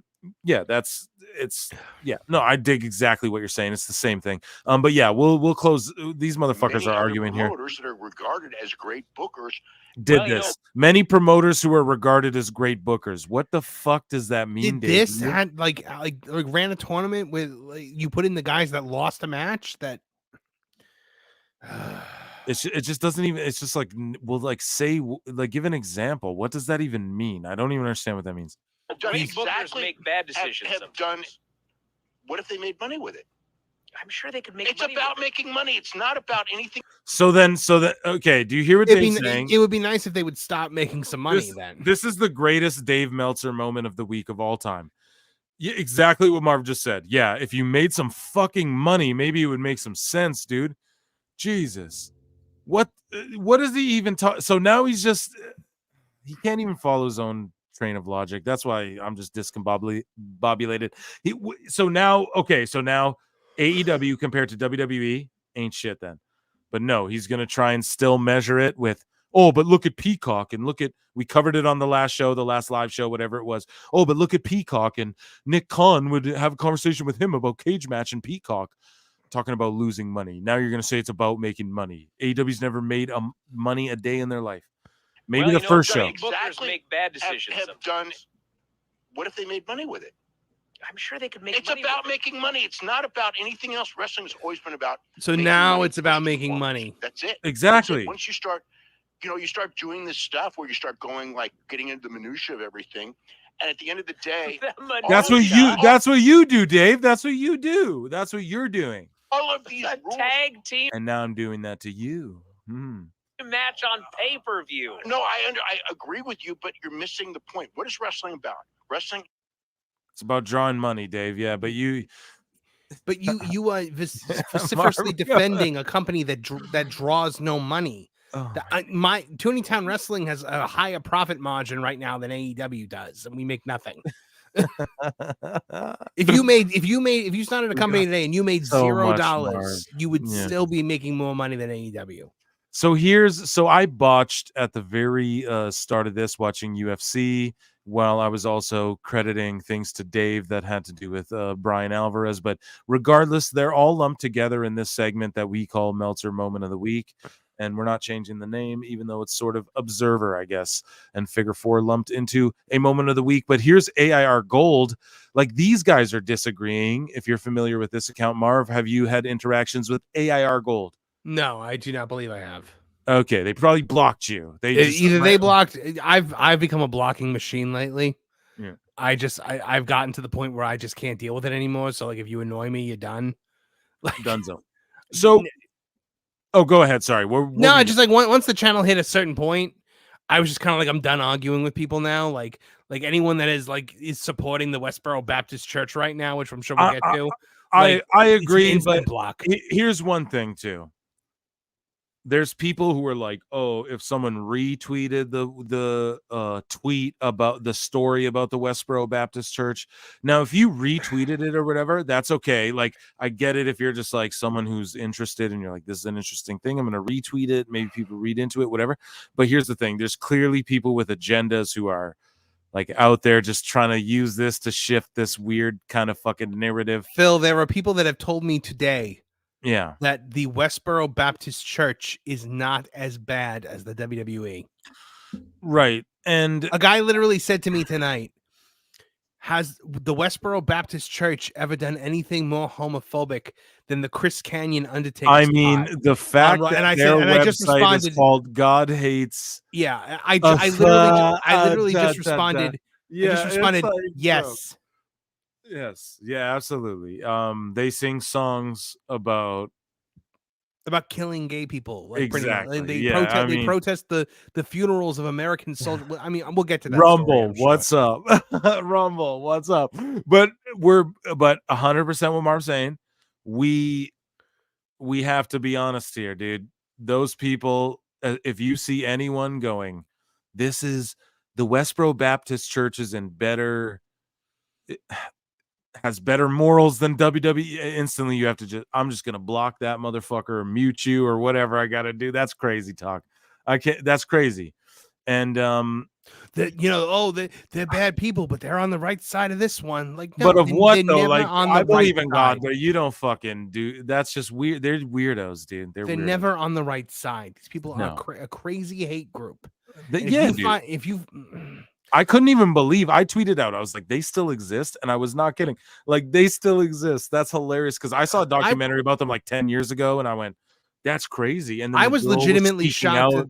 The daughter escaped or whatever. She went on Joe Rogan. Megan Phelps. Yeah, Megan Phelps. So I went, okay, maybe they're falling apart. I don't know. But then all these years later, I go, this is still a thing. These people. And not for nothing. I'm supposed to Google the names of whatever random Mexican or Japanese or random indie talent Tony has brought in that week so that I can be caught up with the storyline, but you can't Google the Westboro Baptist Church before retweeting it. So what happened? Sorry, give me what are you talking? Like, people were uninformed. I'm sorry. Were we not done with the Meltzer stuff yet? Because I feel like we're moving on to a completely different story now. Well, I was no. We're good. The Westboro Baptist thing. Like, so what are you saying? Like, there were people who didn't understand, and they were just happy that they were protesting WWE. Is that what happened? Like, I didn't see a lot of that. So what happened? Folks, for some background for those that don't know, the Westboro Baptist Church is a hate group posing as a Baptist church. It was started by a guy named Fred Phelps, and they have very extremist views on a lot of things. Their big thing is being anti-gay. It's God hates, and then they use the slur for gay people, and that's like their website. It's like that.com. They're also God hates America. God hates soldiers. God hates so YouTube, what's up? I'm trying to be chill, but like, yes, what he's saying is absolutely correct, and it's God hates and like, it's crazy. It's actually crazy. They will protest. Their big thing was they would go to the funerals of like, so if you have like a soldier that died in Iraq, for instance, and they come over and they're getting buried with honors. The Westboro Baptist Church shows up to protest the funeral and scream in the face of this guy's widow and kids that they're burning in hell. Things like that. Like, they are the worst of the worst. They are like the most evil. Hating the Westboro Baptist Church is like the one thing that the left and right typically agree on. Anyway. the most liberal leftist socialist on the planet, and the most like fastidious like MAGA conservative on the planet. They come together in hatred of the Westboro Baptist Church. Right. I always just thought that's what everyone thought about them. Like, this documentary came out. I remember I watched it. Everyone was fucking like, did you see this shit? And that was like 10 years ago or something. So I just figured, I don't know, in my bubble of life, I thought everyone agreed those people were fucking idiots and it went viral. But no, they're still out there protesting. Well, yeah. So people are rooting for them. Fred Phelps, the guy that started the church, the stupid old man, he died a couple years back, and I thought that was kind of it. Now I have a rule that I never celebrate the death of a human being. I broke my rule when Fred Phelps died. I was like, oh, thank God, like he's gone. What a horrible man. I hope there's a hell so that he's burning in it. And so now what happened is the Westboro Baptist Church, I thought they were pretty much gone because like a lot of them too. That's what I'm saying. They kind of like rose again, and now they're protesting WWE over the Janelle Grant situation, which I'm like, what the fuck is that situation? I'm like, I don't understand why they would have heat. Like at first I was like, what are they saying God hates Janelle Grant? Because that seems more up their alley than like God hates WWE or whatever, because they're evil. They're evil people. They want some of her 3 million. Like that's I don't know. It's not even about money. It's just for about, them. So they're protesting, I guess, because of Vince McMahon. Which yes, Vince McMahon, if the allegations against him are true, did a terrible thing. But that doesn't mean that you get in like so.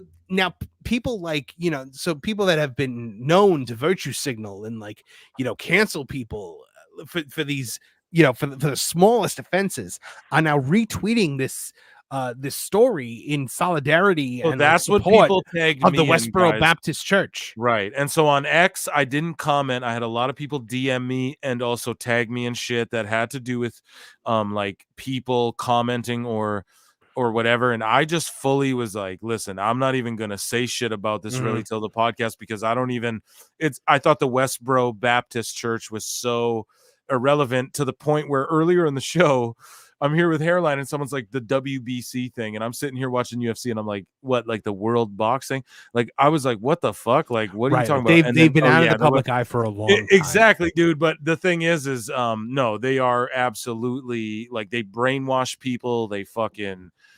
They're just like hateful, crazy people. Marv broke it down. So as far as that goes, I don't give a shit about them protesting WWE because they're irrelevant. So I don't care. It doesn't affect WWE is the point I'm making. Desire Death here in our chat. He had shared this with me on X, but he said his cousin had served and died, and the Westboro Baptist Church actually showed up and protested the funeral with the God Kills Soldiers signs. Okay. And, this was a hero. This was a hero soldier who saved the rest of his squad and sacrificed his life in doing so. A man who should be honored to the highest extent that a man can be honored in this life. The most noble, like that is, I cannot even fathom what a hero this man was. And absolutely, these people showed up to say God kills soldiers, like, and these are the people now. That's the scummiest of the scum fucking thing. I could care less if they protest I have WWE. People on X today, and they're defending it. So I got tagged in like Auntie Wrestling. I don't even fucking follow Auntie. I don't give a fuck what she says. I don't know. They're saying to me, the Westboro Baptist Church is better than the WWE, and I'm like, no, they're not. How? Like, what does that even mean? I don't even understand what that means. Like, so they're better. Well, they're more moral or something like that. Like it is absolutely insulting. No, that's bot activity. That's NPC bot activity. That's what I'm getting to. Marv, we got it here. Dead Weeb 92, a $5 super chat. That was thank you so much. 4 minutes ago. Thank you so much. And applause, and we'll play you some tunes. A tune break.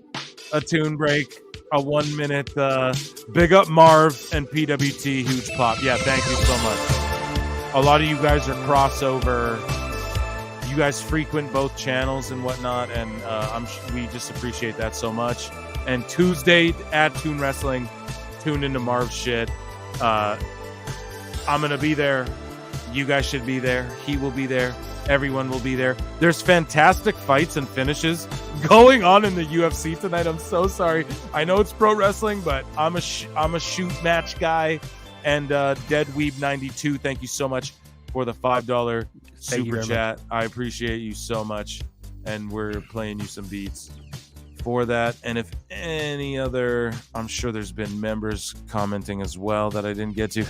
This AEW Google It crowd didn't Google what Westboro Baptist Church was. What the fuck? Yeah, pretty much. AEW loses money so quick it's insane. Absolutely. That's from John JID. You've been here all night. Tony Khan is not a great booker. No, he's not. Mark A. Hicks. 2. These are members here. Dave is so insufferable. Yeah, we know, dude. That's why we play the clip. No, he is sufferable if we're talking about him. You know what I mean? And Brian Alvarez. They're lumped together. They're like a hive mind. Phil Marks puts them together. So I thought this new ranking system was going to be their attempt to do this right now. It lasted no, how could you think that, though? It lasted for about a week before it's just back to random matches with guys matched up because it'd be cool. It'd be cool. It's great. So, here's Brian Alvarez. Yesterday, Meltzer said AEW is feeling a lot more WWE-ish because Mercedes' promo sounded scripted and seems to be produced like WWE segments. AIR Gold, too. Dude, you don't have good... I can't read your shit.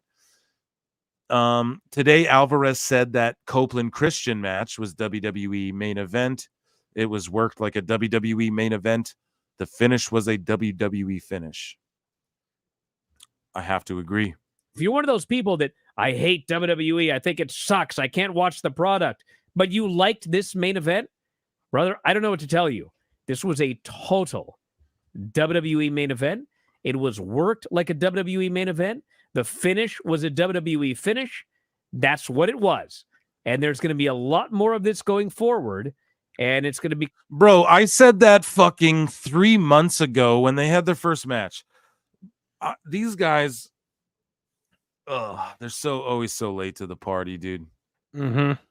I just can't. It's just, I don't know, dude. I mean, let's I said that 4 months ago. If you watch the show or whatever, let's call a spade here as well. It's they've already changed the entire look of the show to make it look like Raw or SmackDown. Exactly. So when you're flipping the channel, we pointed that out. No one's talking about that. Why isn't anyone pointing that out? But the dirt sheets are going to write that in 3 weeks. Watch. They're going to be like, oh, well, they're the reason the ratings are down. They're trying to look more like WWE. There's already a little bit of that with the Mercedes stuff, we covered it before, Marv. I think you were on the show and we were talking about Dave saying, oh, it's WWE, it's more WWE, and we kind of extrapolated why, what they could do good like WWE and what they shouldn't do like WWE.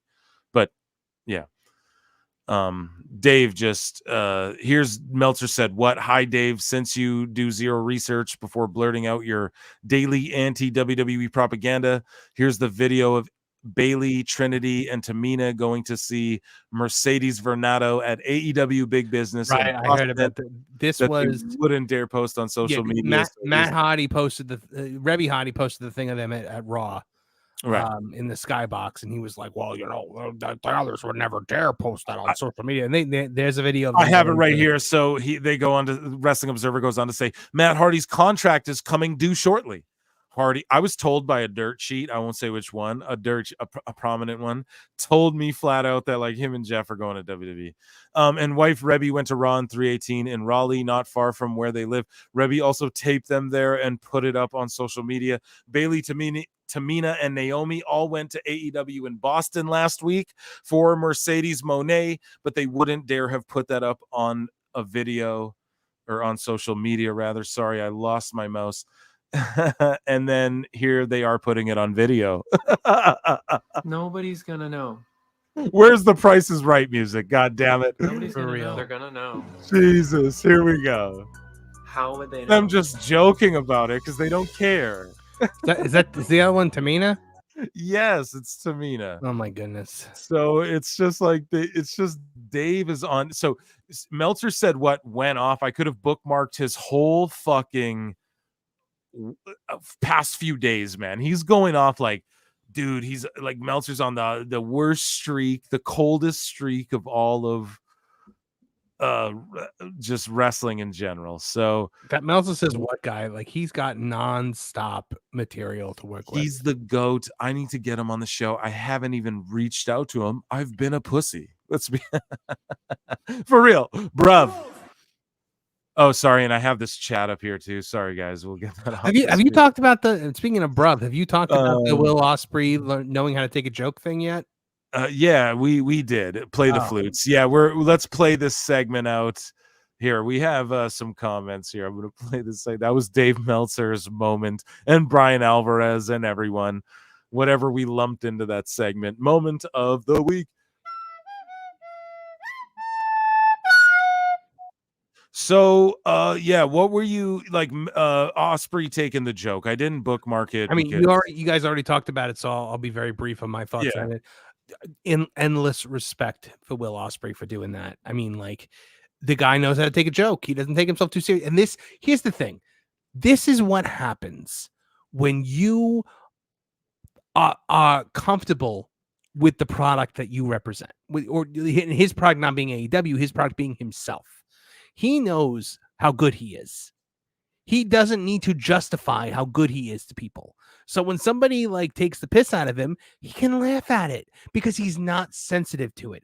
That's why whenever somebody says something at Tony or at Jericho or whatever, and they like snip back at guys with like 20 followers, it's because they strike a nerve. Because like I don't ever feel the need anymore to like respond to people that are like, oh, you play with puppets and no one watches your channel, because I'm confident in the product that I put out. And if you're confident in yourself and your ability and your audience, you don't have to be that like crazy defensive, And Will Ospreay showed that that's who he is. And honestly, I was kind of like almost on the fence about him just because, Meltzer touts him the way he does. And I was like, you know what? Good on him.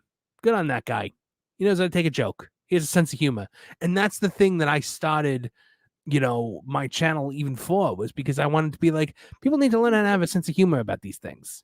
Right. Absolutely. And speaking of your channel here, I want to show everybody your channel, and I want you to talk about it for a little minute. Sure. Okay. Does that sound good? Because we've been going for like 4.5 hours. We're gonna run to the bathroom, don't you? Yeah, exactly, dude. I gotta bleed the lizard. I gotta just possibly hydrate a little bit. And my man here, Marv, is gonna, because he's been so gracious to join us, and you're all here, 48 of you. So like we dipped, we went up, bro. The quarter hours are crazy. We're gonna get the PWT quarter hours. We're gonna post them weekly.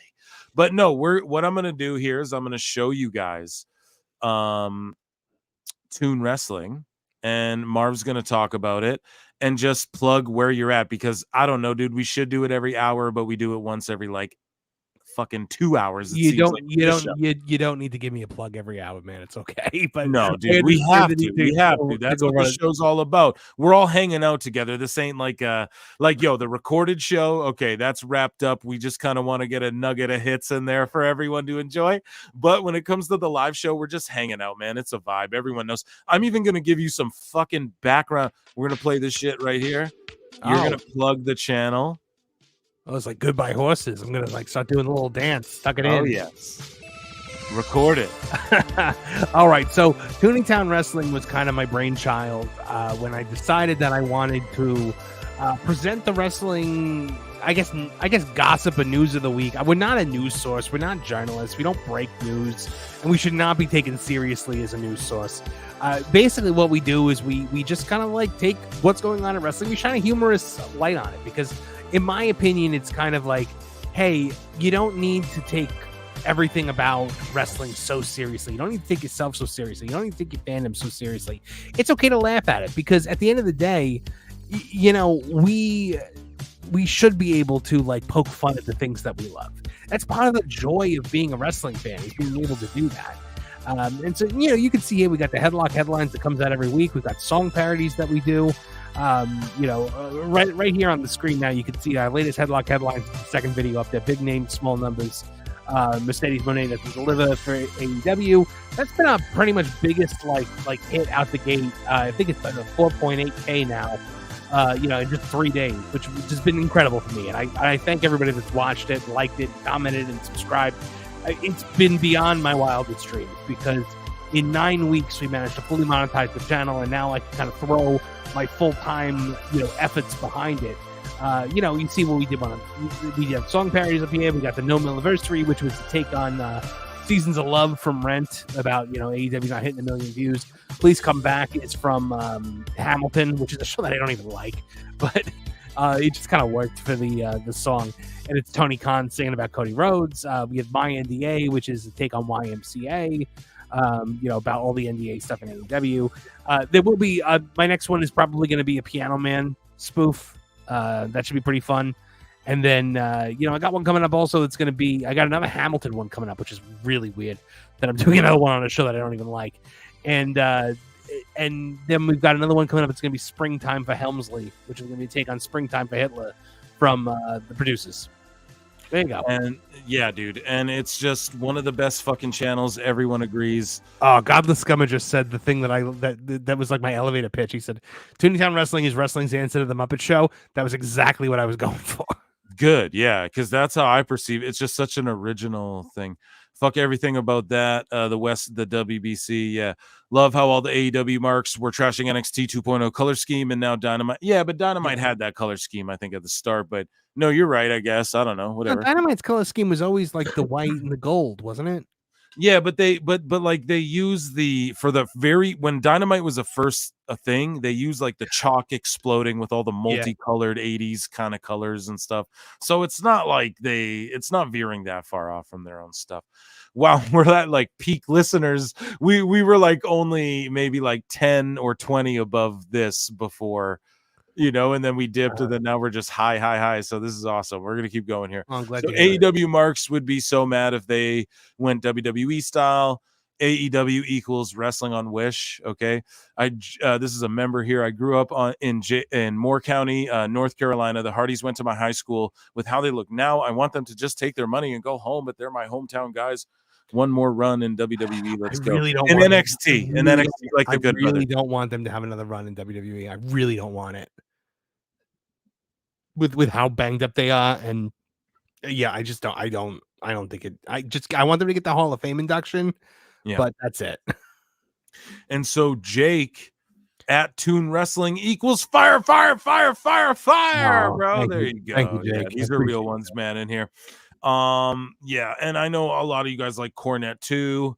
I don't know. Shout out Cornette. I like to do impressions of him, but I hope he loves me when he. I don't know. He's talked about Hairline on his show before, actually, which you guys don't know. Has he really?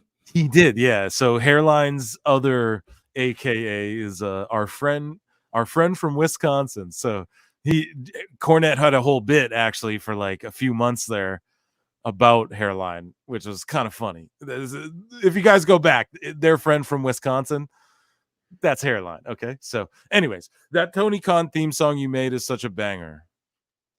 Oh yeah, the TK Tony Khan thing. I actually came up with that sitting in the I was sitting there in the movie theater watching the Super Mario Brothers movie, and they did the DK Donkey Kong. And I was like, oh, TK Tony Khan, that would be really funny. And it just kind of like came. One day I got to write like a full version of that song, like with different. The thing is, yeah, dude, people sing your shit. You got. Oh yeah, I gotta remind myself some things sometimes. I'm gonna fucking I gotta DM you something that I wanted to tell you earlier. It's gonna be awesome. It's gonna be it's some shit behind the curtain. Yeah, now I'm all like, we're doing it live on the air, baby. It's okay though. It's okay. We're live. It's okay. It's 5 hours deep. Do it live. Yeah, we'll do it live. So here we have a new member, Silver Tower. Oh, big round of applause. Some shit. Yeah, we have to round of applause you. I'm going to play some beats. Shout out Jane the Boy for this track. Everyone has to vibe for 1 minute. 49 of you in here. The live chat, man, we ratioed ourselves, I think, tonight a couple times. 67 likes. I'm crushing it. I'm not going to ask nothing of you guys but to vibe out with me. A new member, Silver Tower. And if you're not a member, you just hit like, you hit subscribe, you share the shit. Get in the chat. Check out Toon Wrestling as well. And just waste your time with us, baby. I love this song.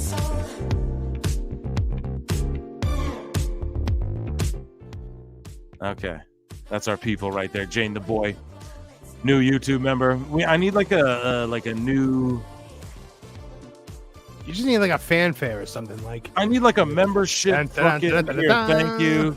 And then Kyle Mulkey, you super chatted a bunch tonight, and you also are a member. If you're Tony's father, not Triple H, but his actual dad, when do you cut off funding for his hobby, AEW? Never, because it's a wonderful way to launder money.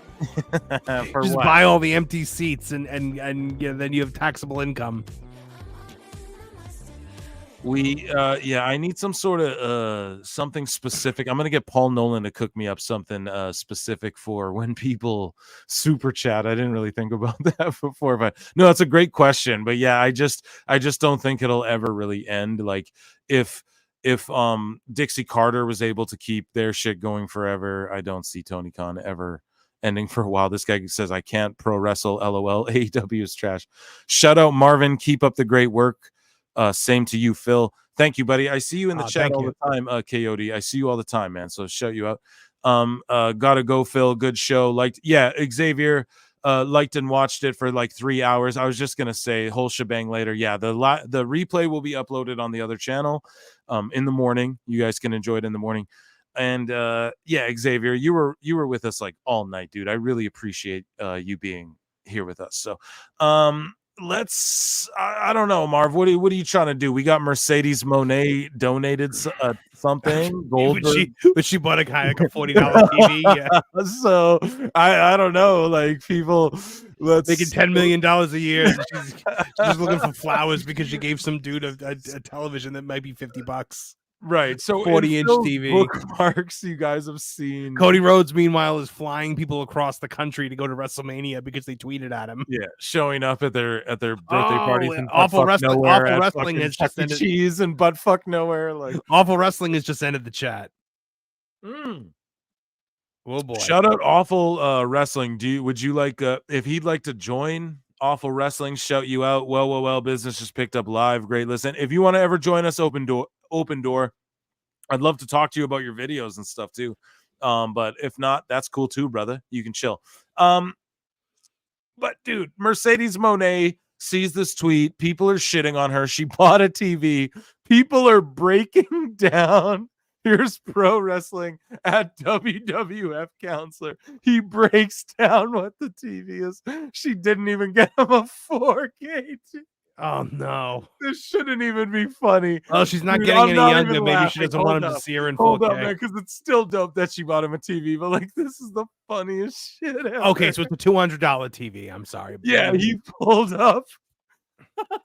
Cody's buying people flights, tickets to WrestleMania, and hotel rooms. I'm pretty sure at least like a quarter of that arena, the corner of that arena is going to be all people paid for by Cody Rhodes. Oh shit, dude! This is like the internet is always undefeated, man, and just this is.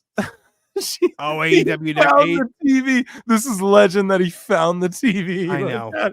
That's counsel. I love it. And then he goes, and then dude, she gifted it to him. That's cool that she gave him a TV, but that's hilarious. He found it on Prime for $200, but still shout her out. But it's not even 4K. Oh, AEW Neckbeards is entered the chat now. We got a lot of Neckbeards. Shout out Neckbeards wherever you guys are. Here we are.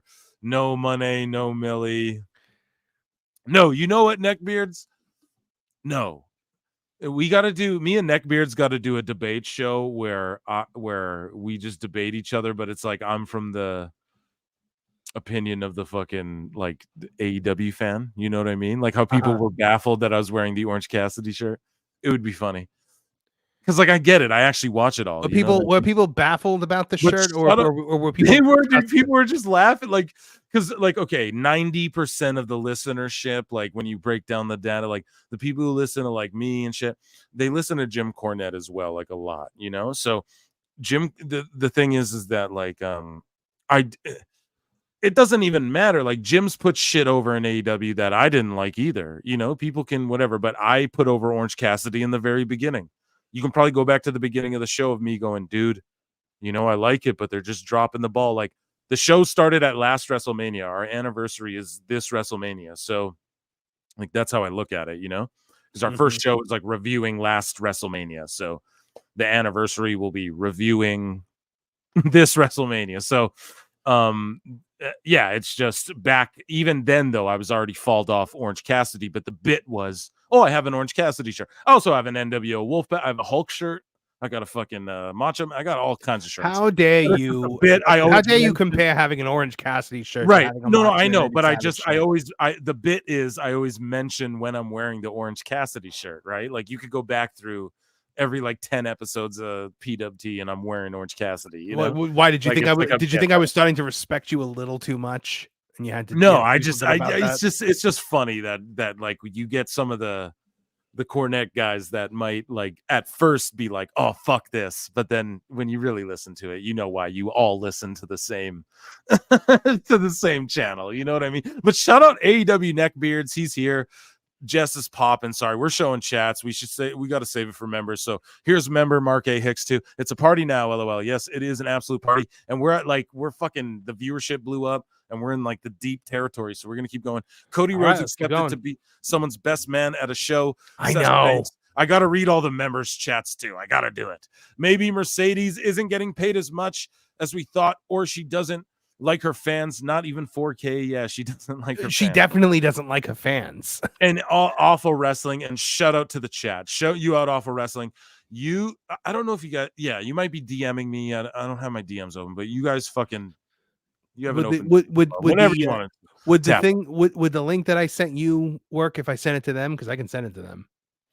They wanted the link that you sent me, the one that I sent, the one that you sent me. You phrased it the reverse way. Yeah, the one I sent you will. Sorry, I've had a little something. Bring them in. Let's get Neckbeards. Let's get Awful Wrestling. I would love that. I don't know if I can forward this to them. Hold on.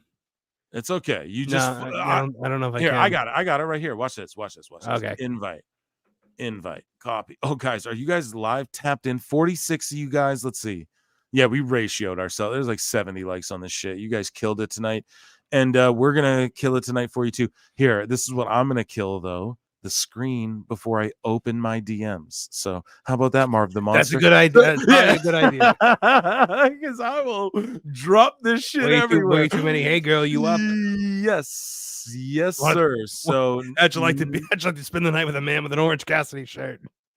Neckbeards, and we're looking for Awful Wrestling, and I got a DM with him somewhere. I'll look for it. AE full, but yeah, man. So what else are we gonna talk about? I got tons of bookmarks. How about Ray Dominic too? So that's okay. So well, what about it? Like, I think they're kind of hotshot booking it last second, and it could be. I DM'd on X, so Death of AEW.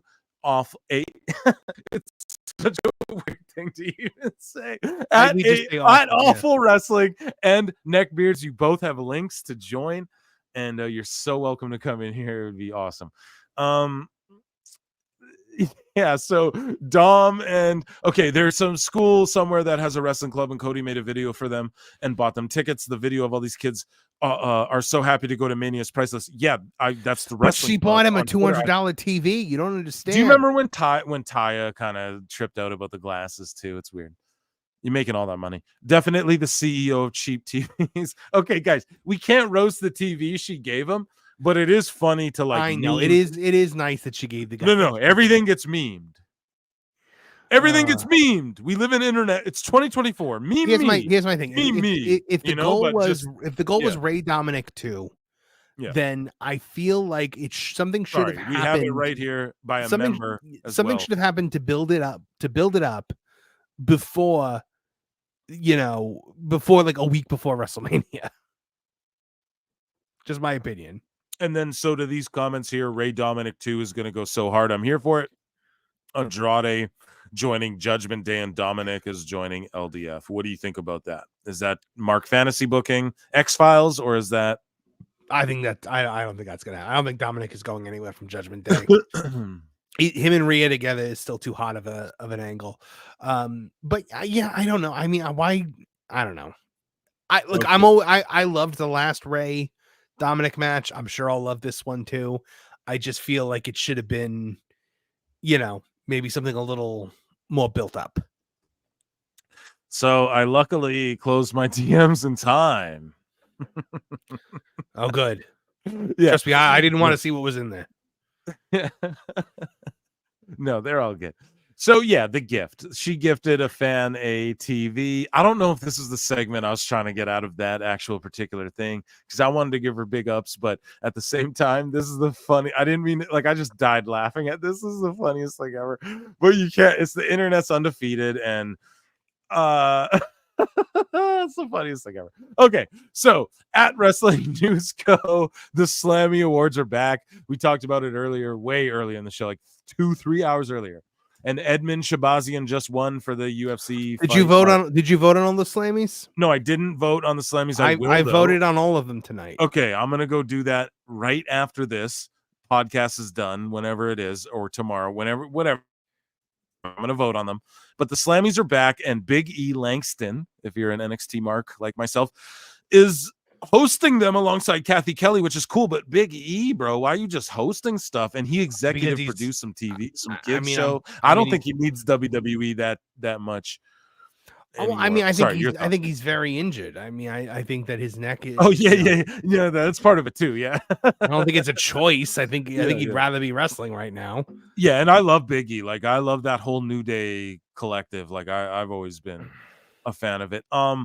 But yeah, the Slammies are back. That's sweet. Let's go. So, guys, do you want to talk about Goldberg?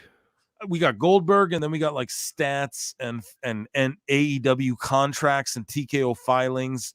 But this is kind of old news right there. But let's just talk about Goldberg. Stats and filings. That's riveting stuff.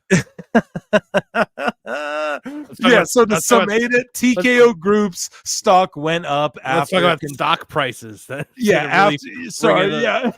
You all can afford to do super chats now, because that's why I need friends like Marv. I need Marv. I need the chat. I need you guys to you keep people humble, because it's like, yeah, dude, I'm fucking talking about class action lawsuits. This is Phil's bookmarks. I expose it to you guys. You guys see what I look. I'm all into like the fucking the stock and shit, because it's what I'm into, So the stock went up $8 once WWE/TKO Endeavor decided to settle the $20 million lawsuit with MLW. We never talked about it yet on the show at all.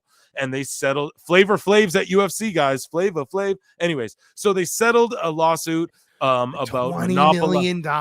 Yeah, about monopolizing MLW? the business. Eric Bischoff speculated that allowing Shayna Baszler to work at GCW was a response to that. I don't agree with that. I think that there's no other excuse. I think that there's too much talent on the roster, and now that Triple H is in charge, there's too much talent to not, with all of those events spread across Philadelphia. If they can go to those events and promote WWE as well, I think that's just a good look. Like Shayna Baszler. Do you think there's going to be a wrestling fan in Philadelphia who's like, "Oh, WrestleMania is this weekend"? No. I would never have known without Shayna Baszler showing up. No. Well, it's not even that. It's just that like she will go there with the WWE tag, and she'll go put on like an indie style match, and there's no spot for her on WrestleMania night 1 or 2. So why not let Shayna Baszler go do a blood sport? She's a shoot UFC. I've been following her since her UFC career, when she was on The Ultimate Fighter and everything. So before her UFC career, actually, I was familiar with her. So I just think that she doing this and other people doing other indie shows like that is a great look. And I don't know. I just see it like that's the way they're approaching it. But when Eric Bischoff posed that, it could be right, though. And to what Marv was saying, too, you're right. It could be an effort to be like, look, dude, we're not monopolizing the game. We'll even spread our talent around. It could be a response to that, but I just think it's too minuscule of a response to that. I think a bigger response would be like a bigger, like, dude, they sent Shinsuke to Noah or whatever the fuck that thing is for Muda or whatever. But anyways, though, so yeah, this is the antitrust lawsuit stuff. Yeah, Marv's roasting me. Okay, we'll just get, so the UFC also at the same time, which is also TKO Endeavor, like a week later, settled a class action lawsuit in the sum of $335 million. And you guys know your boy Phil. Here. Right, and I approach it from the MMA side. I have UFC on right now currently, and I'm a big fucking MMA mark, and you guys know that. And so that's why I knew Punk was coming back, because the rumors on the MMA side were that he was fucking returning. So you guys know that. Oh, here, let me look at the studio. We have Awful Wrestling right here. Sorry, Awful Wrestling, if you were waiting. We were just bibbling and babbling. The Awful legend. Wrestling is here.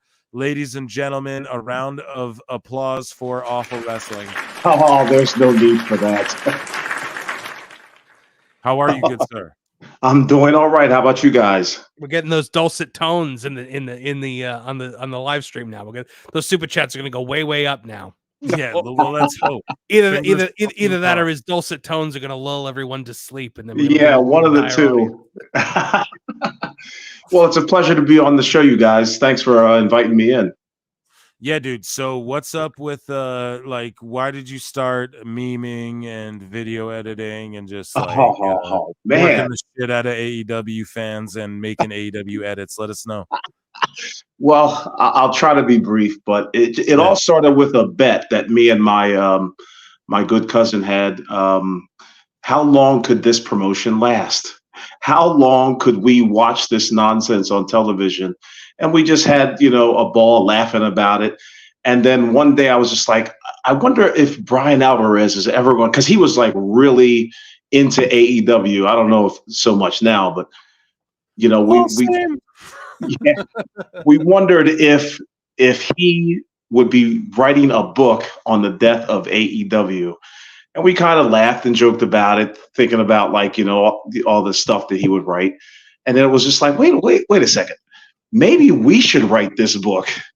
Maybe we should get in on this game. You know what I mean? Like, be the first ones out there. So it started off as like a bet between, my cousin believes that AEW is going to last forever, like most people do. I'm giving it another 5 years, but ultimately, that's why we came up with the concept, the Death of AEW book. We kind of did it as a gag, and then it just kind of blew up from there. Wait, so there's a book. You guys made a goddamn whole ass book. No, he's writing the book in real time. Like, that's one of the things that he posted. Yes. Right, yes. I get it. Like metaphor, like in the annals of history, you look up internet lore, you have it documented. Right. Yes, definitely. Will the book will be written? I'm starting to wonder if it's going to be literal for a second. I was like, dude, that's something we're gonna have to fucking put that shit on Amazon, Oh yeah, definitely. We've got those sites set. We're just trying to make sure that first off, I want to win the bet personally. Yeah, that's the most important thing. Yeah, for me, definitely. But moreover than that, if it loses its TV, if AEW loses its TV deal, I may have to fast track everything because I don't see it lasting too much longer if they don't get that WBD deal. And I'm waiting. Going to True TV, bro. What do you think about that? Awful wrestling. The Weather Channel looks nice. Okay. It wasn't TNA. Wasn't TNA on like the TV Guide channel at one point? They were on fucking dude. Yep. Mm-hmm. But I mean, this is why I don't think that the AEW is going anywhere anytime soon. And God, I hope not. It's not. It's never gonna go anywhere. Never ending. Oh man! If TNA still exists, and TNA has always managed to find an Impact or whatever, always managed to find its way onto some kind of TV network, I can't imagine that Tony Khan won't be able to fail upwards. And that's kind of the way it is with things. I don't know. It might be on smaller and smaller networks, but I don't know. I don't see it going under. And God, I hope not, because then what would I do with my life? Well, gentlemen, and everybody in the chat, I would look forward to May 15th. That's when WBD has their upfronts. And hopefully, they don't get a deal for the sake of my wallet. But other than that, if they do get a new deal. I really don't see it being like another 5-year deal like they got the first time with all these bells and whistles. Well, the problem is also we will not know what kind of deal they got, and right, yeah, because it is a private company. We don't have access to the financials. We don't. Exactly. Tony can say whatever he wants to say. Tony likes to say that he set a world record at All In, and the local government disagreed, but so I mean, when like. It's like when people use him as an excuse to community note something. Well, like, oh, Tony Khan said this is false. Oh, known liar lied. Known liar said this, so it must be true. Right. It's crazy too, because like you come on the channel, you come here, and you're just a completely competent, well-spoken person, and it's like, oh, thanks. They'll try and paint you as some unhinged fucking obsessive dork, but it's not the truth, and no, not at all. It's not like you own an Orange exactly, dude. It's just silly. Like it's just we love pro wrestling. It's not, it's not weird to have like an affinity or a love for pro wrestling, dude. Like whatever anyone has to say, but oh yeah, right. I mean, I've been watching it for 40 years, and I really enjoy all wrestling, if you want to, but I really enjoy paying attention to how people think about what they're watching, and right. I kind of take it from there and gather the opinions of others, and I take it all in consideration. There are people that come on my account and say, things like, why don't you enjoy it? And for me personally, I don't enjoy it because I don't believe it's the best that pro wrestling has to offer. And I don't think Tony Khan is that guy who can bring them who can usher in or help bring in a new wrestling boom. And now here's the thing. Everybody's like, oh, the thing that can save AEW is if Tony Khan, puts down the book, steps aside, and let somebody else write it. And I said that's never going to happen, because the only reason AEW exists is because he wanted to book this.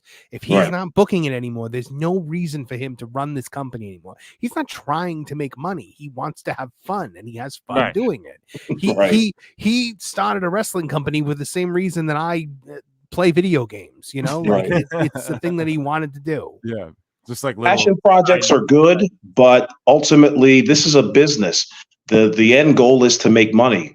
When you're around for such a long time and you have not made, well, I shouldn't say a long time, 5 years, but I mean, when you're not making a profit, and I believe that stat, by the way, I don't think they've made a dime. I mean, and it shows you can't have a third of the buildings that you run, and make money off of that. No, they still make you rent the whole arena. It's not like it's not like hosting another event on the other side. It's exactly. You run a show in a 19,000 seat arena. You're paying for all those 19,000 seats. Right. What I think. I completely lost my train of thought. Sorry, I've had one too many Crown Royals. No, it's okay, man. We're in the same boat over here. But awful wrestling. So. I ask everybody the question. I've never posed it to you in DMs or anything, and we're throwing it out on the live. So AEW, it goes out of business. It starts beating WWE in the ratings. One of those two extremes. What does your account do? What is your mission? What would you do then? What would be? Are you like, you know what I mean? That's my question. Basically, is like I pose 3 scenarios. If they last past 2027. I'm in big trouble, because I'm sure all the trolls are going to come my way. Well, yo, my man, that's okay. Hold on, before anything else gets said, you just said it right there. So no, you just said it. I'm in trouble if it lasts. I'm in trouble. Okay, but anyway, sorry. Go ahead. But if it does last, for the sake of the my following friends, I will definitely stay, in the Twitterverse, and I may have to find something more than just crapping on AEW. I'm trying not to curse, but you can go ahead. Yeah. Oh, thanks. If they do last up until 2027, and somehow afterwards they fall out of business,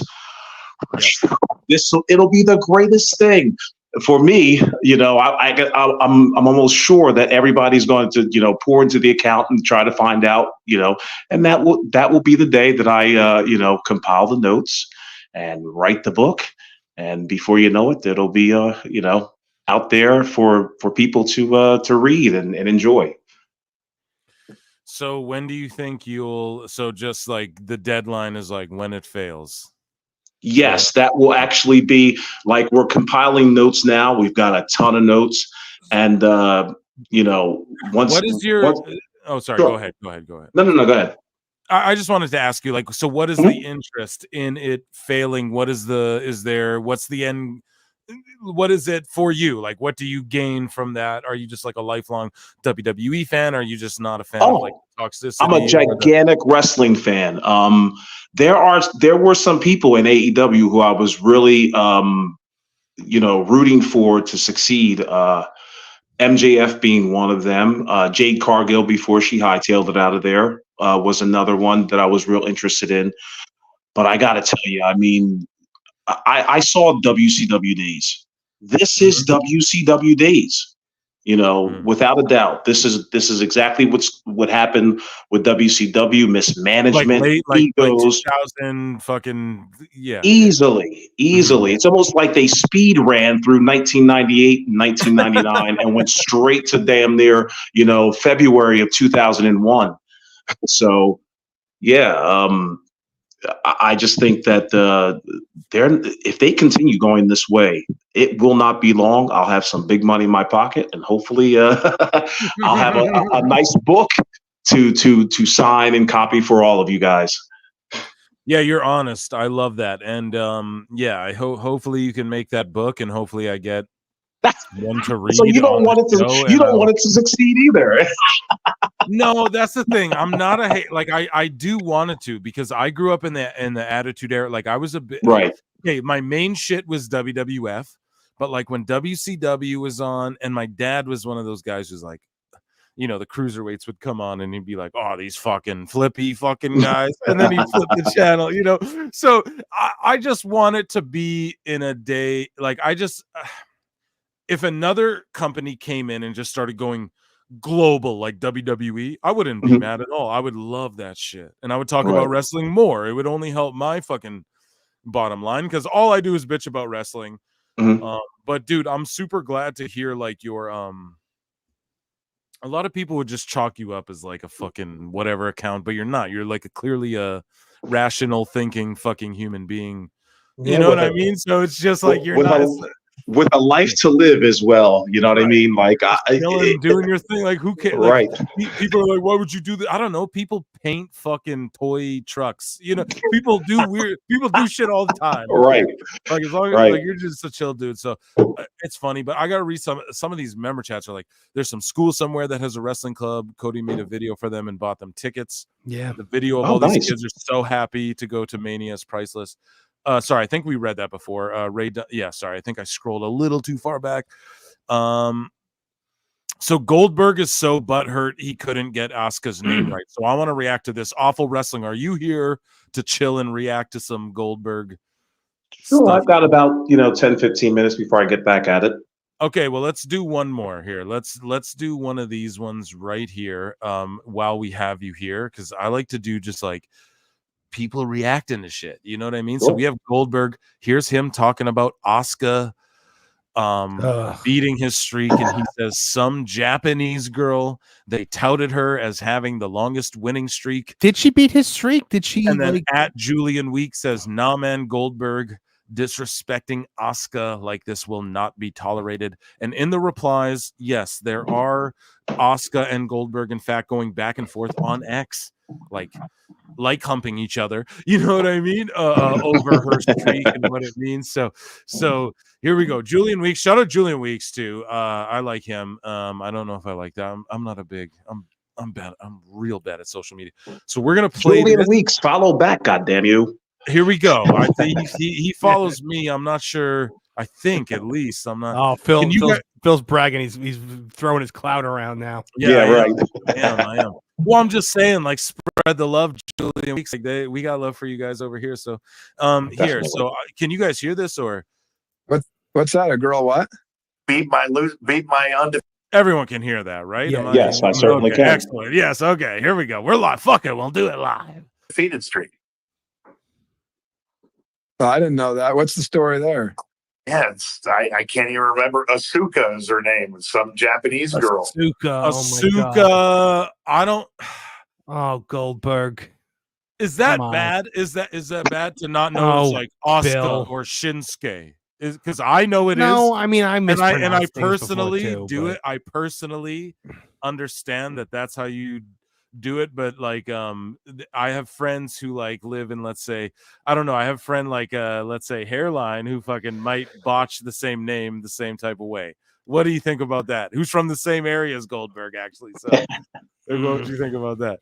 Is that like a big bad thing? But then he goes on to kind of diminish her more. I'm not, I don't know. I disagree with Goldberg on this one. Sorry, let's go. I can't even remember. Asuka is her name. Some Japanese girl. And they touted her. Japanese girl. That's where, okay. Sorry, that's why I paused it real quick. Because that's where it's like some Japanese girl. Then it goes, okay. You know what I mean? It's also the tone. It's like some Japanese girl. Right. Like it was, Right. It's, At it's first, it's a I was talk like, down. Yeah. At first, I was like, okay. And then I was like, dude, you lost me. Like, what the fuck? Because his tweets came up too, where he's putting her over and she's putting him over. The one to have the longest winning streak. And it just so happened.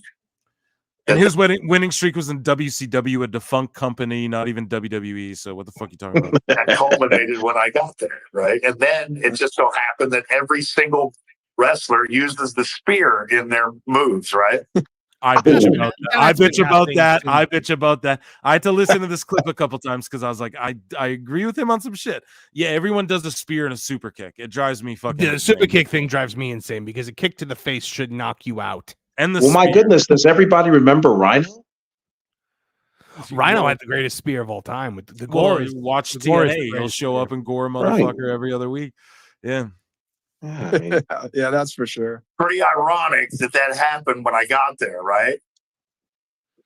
No, it's pretty ironic. It happened when I made no Alex Jones. There's no black helicopters flying over. Like, what the fuck are you talking about? Turning the freaking frogs gay. Yeah. Dude, what are you talking about, baby? bro? Chill the fuck out. Oh, it's a coincidence that happened when I got there. Yeah, I'd headbutt another.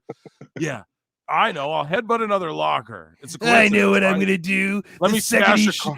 The second he shows his face again, I'll have some Japanese girl beat his winning streak. I know I'm not even booking at this point, but I'll still do it. All I can say is that Bret Hart was right on every account. This guy is a mark for himself, without a doubt. Like, your streak, you know, or somebody beating your streak doesn't diminish your legacy at all. Why are you talking about this? And just as a side quest, who's the gentleman on the far left? I have no idea. I don't know. Sorry, I have no idea. Sorry. Yeah. Okay. I thought he might have been a former wrestler or something. Okay. Yeah, but Goldberg, what a mark. Yeah, it's very clear that like Bill never had like a big love for the wrestling business, and I don't think he ever really developed I think he kind of saw it the way Brock saw it, where it was just kind of like, this is a way for me to make a whole lot of money now that my football career is over. Right. And it's so great that look, one of the things that I will always remember more than anything else is the night that he beat Hulk Hogan. I will always remember watching that live. And that run, but when you look at that run though, I mean, that run of his was only like from the time he won the world title to the end of it, when Nash, with the cattle prod, because that is the end of it. Like, I know it's when he loses, and like anything after that was just garbage. Right. Up until, so that was what, Bash at the Beach to Stockade, because he wins it right before Bash at the Beach, and it goes until Stockade. So that's what, July or August to up to December. Like, it was not a very long period of time on top. Right. And is he got like he made a lot of money doing that gimmick, so nobody's going to take anything. Nobody's going to take that away from him. But to diminish the the work accomplishments of Asuka it takes away something from your legacy. It looks like sour grapes. It's just not a good look, Bill Goldberg. It is sour grapes all these years later when he doesn't need to do that. Like it's so silly. Just look, here's where you start to run into the issue of subjective opinion versus objective fact. Because when you say like, okay, who's the better wrestler? Obviously, I think Asuka is the better in-ring performer than Bill Goldberg. Right. But if you look at who is the biggest star, who drew more money, who made more money, it's Goldberg. Right. I mean, I don't know what Asuka makes, but it can't be more than Bill Goldberg made at the height of WCW. Right. So I'll tell you what, gentlemen, one thing that would scare the hell out of me is if Tony Khan picked this guy up. It's been I'm shocked it's taken this long. But wait. Hold on. Awful Wrestling. Why would that scare the hell out of you? As in, like, oh, it could turn the ratings around, or like, what do you? I think it would be a big get. But once again, I've got to come to my senses. I don't think he'll be promoted correctly, so he might end up on the Edge train. I'm sorry, I was dreaming. AEW. No, don't be sorry, dude. The thing is like because I root for it too. Actually, I'm like, dude, if Goldberg went to AEW, I'd be entirely okay with that. I could literally. He'd have to decimate the entire roster. His manager, Barry Bloom, I believe, and Eric Bischoff talks about this all the time, is the same. Like he's like Jericho's, he's like Osprey's manager now. He's like all these guys' manager. He's just making money off of everybody signing these big deals with AEW. That's what him and Conrad talk about, and so I'm more inclined to believe that because him and Conrad do seem like valid, enough sources to imply it and have it be true. So Goldberg's manager is the same guy as all that. I could see him doing like Wembley maybe, but he's just shitting on. This has been his year of like fuck WWE, but he's always apparently had heat with Triple H because of the Triple H reign of terror, however you want to phrase it. Because he's a mark. Go on. Exactly, dude. I love Triple H's reign of terror, dude. I gotta be honest. So when I was a kid during that shit, it was great. So, but he has heat with them because of all of that shit, or Triple H, like in particular, because of all that shit. Do you think that's more what it is, or like, do you think there's a possibility? I just want both of your guys' opinions on. Do you think that either like he could show up in AEW because like he's not in the 2K game, Goldberg is in. They use his likeness all the time, so like he, not a riff, but like a separation there and Goldberg could go do something for AEW where his agent / manager has done a bunch of business, like a bunch. Nothing would make me like more happy than Bill Goldberg going to AEW, because the amount of hypocrisy. First Osprey, book it. I got the book. The amount of hypocrisy that would sprout up among the AEW fans about this man that they have decried and just lambasted for years. Now all of a sudden they have to be a game changer. Goldberg's the greatest. And then the first time you feed you have Wardlow job to him, Wardlow and Hobbs and Wardlow. Joe. Yeah, you have Wardlow lose to Goldberg. But lose to Goldberg in under a minute, because that's all he can do is under a minute. I mean, the guy was limited 20 years ago. Now imagine a match where Wardlow's carrying the match. Hey, here's the thing though. I was gonna say, like, even if he did a one-off though, do you think that's a bad thing? Just like one-off. If you promote it correctly, the one-off would bring him, it would bring him some viewers. That's for damn sure.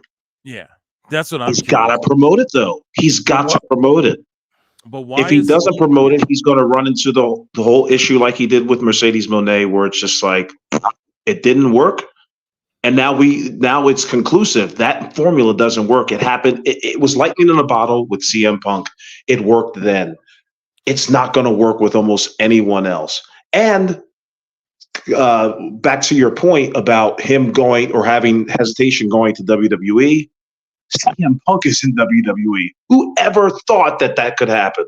I mean, for real. Yeah, dude, that shit popped me harder than anything. For 1 second, though, we got to play some music for Desire Death, who became a YouTube member.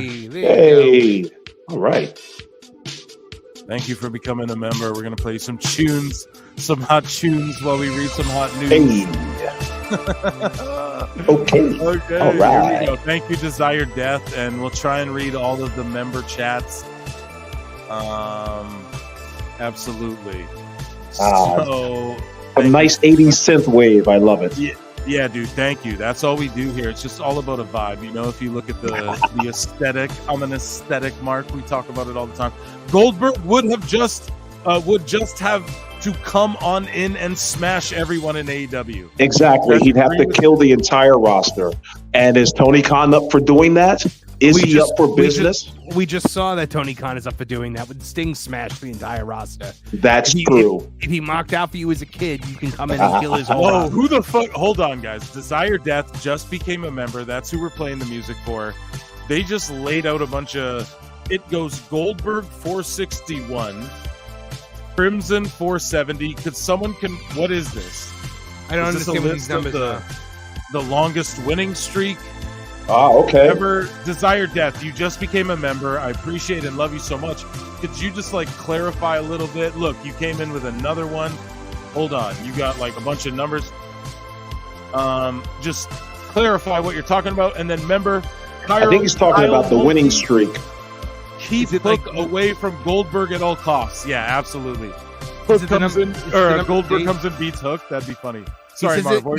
He says it's their undefeated streaks, but is that the number of days? Because it's definitely not the number of people they beat. Because Goldberg was 100 something and 0.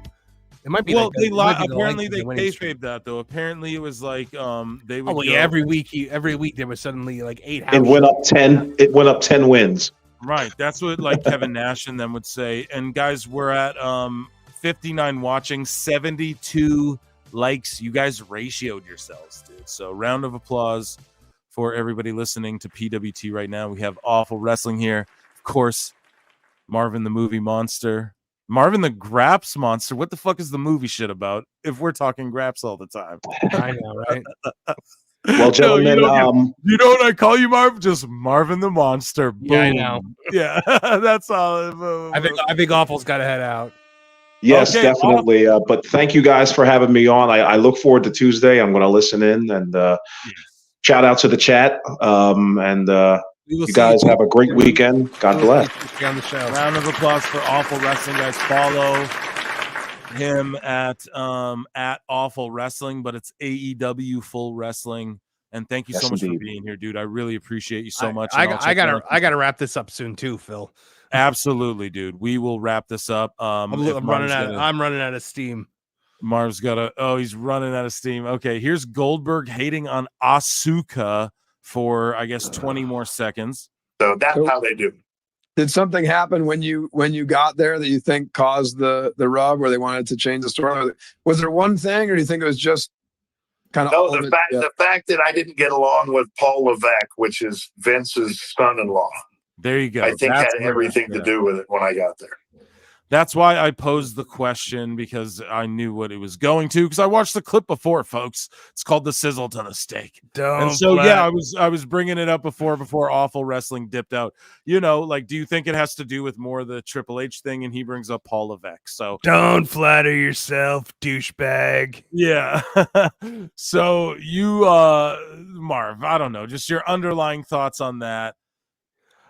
Look, I think that's ridiculous. I think that Asuka's rise was an attempt to create a new star, and it wasn't being it would be great if we sink all this time and money into a new star just to stick it to Bill Goldberg. I don't think that's what happened. I hate the term mark for yourself, but it's people are marking for the goddamn selves. Look, and at the end of the day, it's okay, somebody beat my winning streak. It couldn't possibly be because they're good and they were getting a big push. It becomes, they were it was a conspiracy against me. That's the only reason why. It's an ego thing. Yeah, it makes you inclined to believe Kevin Nash. Desire Death says it is their undefeated streaks, the days. So Goldberg was undefeated for 461 days, Crimson for 470, Mr. Perfect for 596, Jade Cargill for 816, Asuka for 914, Moolah for 1002, Roman for 1,294, Hulk Hogan for 1,474. And shout out to Andre. He became a member just to drop fucking knowledge on us. Andre with 9 or 11 years. That's insane. That is insane. I just rewatched like Hogan Andre. I watched like Hogan's whole catalog like the other week. I just got WWE 2K24. Yeah, I need to play it. I didn't get it yet, and everyone's like, "You gotta fucking play it, man." Yeah, I just started the WrestleMania thing. I did they skip over the first 2 WrestleManias because they're hot garbage. But the WrestleMania doesn't become WrestleMania until WrestleMania 3. Yeah, so I just did the Savage Steamboat, and now I'm about to do the Hogan Andre, and so got to relive that. Vibecast, yeah, Mark A. Hicks too. You remember last week, man? It's a vibe. It's all a vibe. We're just vibing. Doesn't matter how long it is. Doesn't matter how long it isn't. Like the stream if you haven't yet. Yeah, thank you, John JID. You're a loyal, faithful PWT bruv. It was the undefeated days. Check out the four pillars of AEW. Sammy G suspended again. MJF injured out indefinitely. Jungle Boy LMAO. Darby injured, but is anyone surprised? I'm more surprised that he doesn't get injured more. Exactly. That's the whole thing. It's like, how the fuck don't you? He injured his foot. People are like, that's a godsend because he won't die on Everest. Yeah, he would have died on Everest. He would have been frozen to the trail out of Everest. I just kept making the joke. It's like, people don't die on Everest. You know, no, but I'm just people die. I know, but I'm just being funny. Like, I'm just trying to be like, nah, man, let him go. But I'm not like, I'm just being funny. We're just being funny. So here's Don Stevens, AEW guys. This guy's told me a lot of information off screen, and he wants to come on the show. He absolutely does, but he's scared that his voice will give him away. And I'm sorry, Don Stevens, if that's divulging too much information, but I told you that that's what's up. So basically, he's like, I will when I'm good and done with the biz. So but which he says will be within a year, like under a year. So if we don't get him on the show under a year, he's capping, right? Right. But at the same time, he's showing off contracts. Marv, do you want to look at this? I don't know. What are you gonna do? You finally get him on the show, and he speaks, and his voice is like, "Sorry, Marv, I'm so sorry. We have a $5 super chat. That's all right. Never no, not never mind. We're gonna get to it. We got to interrupt it all for the $5 super chat. Though Silver Tower, love your clips. Found about you from your dumb Meltzer tweet videos. Do you think Meltzer is on the payroll, or is he just a fanboy of AEW? Well, I don't think he's on the payroll. I think that he's paid in perks. He's paid in access. Right, and Marv is exactly right about that, in my opinion, as well. Silver Tower, thank you for the $5. I think he's fucking really just tight with them, and he when he texts Tony during Dynamite, the little thing underneath says red. Or Tony responds and says, okay, bro, or whatever. And so Dave thinks he's really a part of things. And I think he has an influence. He thinks he has an influence over wrestling. And I don't think he's on the payroll. He just feels validated, like Marv points out eloquently, much more eloquently than I. But yeah, you had a nice tweet about that before, but we've covered it on the show. It's basically, it's just he needs to be right about all of this shit. He needs to be right about Will Ospreay, Kenny Omega, or everything he spent the last fucking decade peddling is gonna be all for naught, as they say. And thank you, man, for loving the clips and everything. Marv, what say you to Silver Tower? Is he just a fan? Yeah, that's fantastic. I think that, like I said, these guys are paid in access. They're not paid in. The more access they have, the more they can report, and that makes them more, right, more profitable. Oh wow! And we have Will Chisholm with a $10 super chat. A $10 super chat.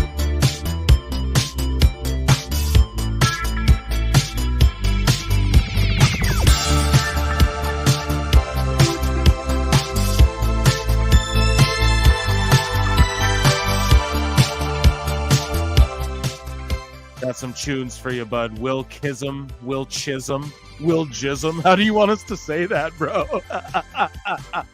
Yo, in the chat, How do you want us to say Will Kism? That's how I'm going to say it. It's funny how, and thank you for the $10 super chat, my good friend Will Kism. It's funny how AEW is now working with Stardom after Rossi is gone.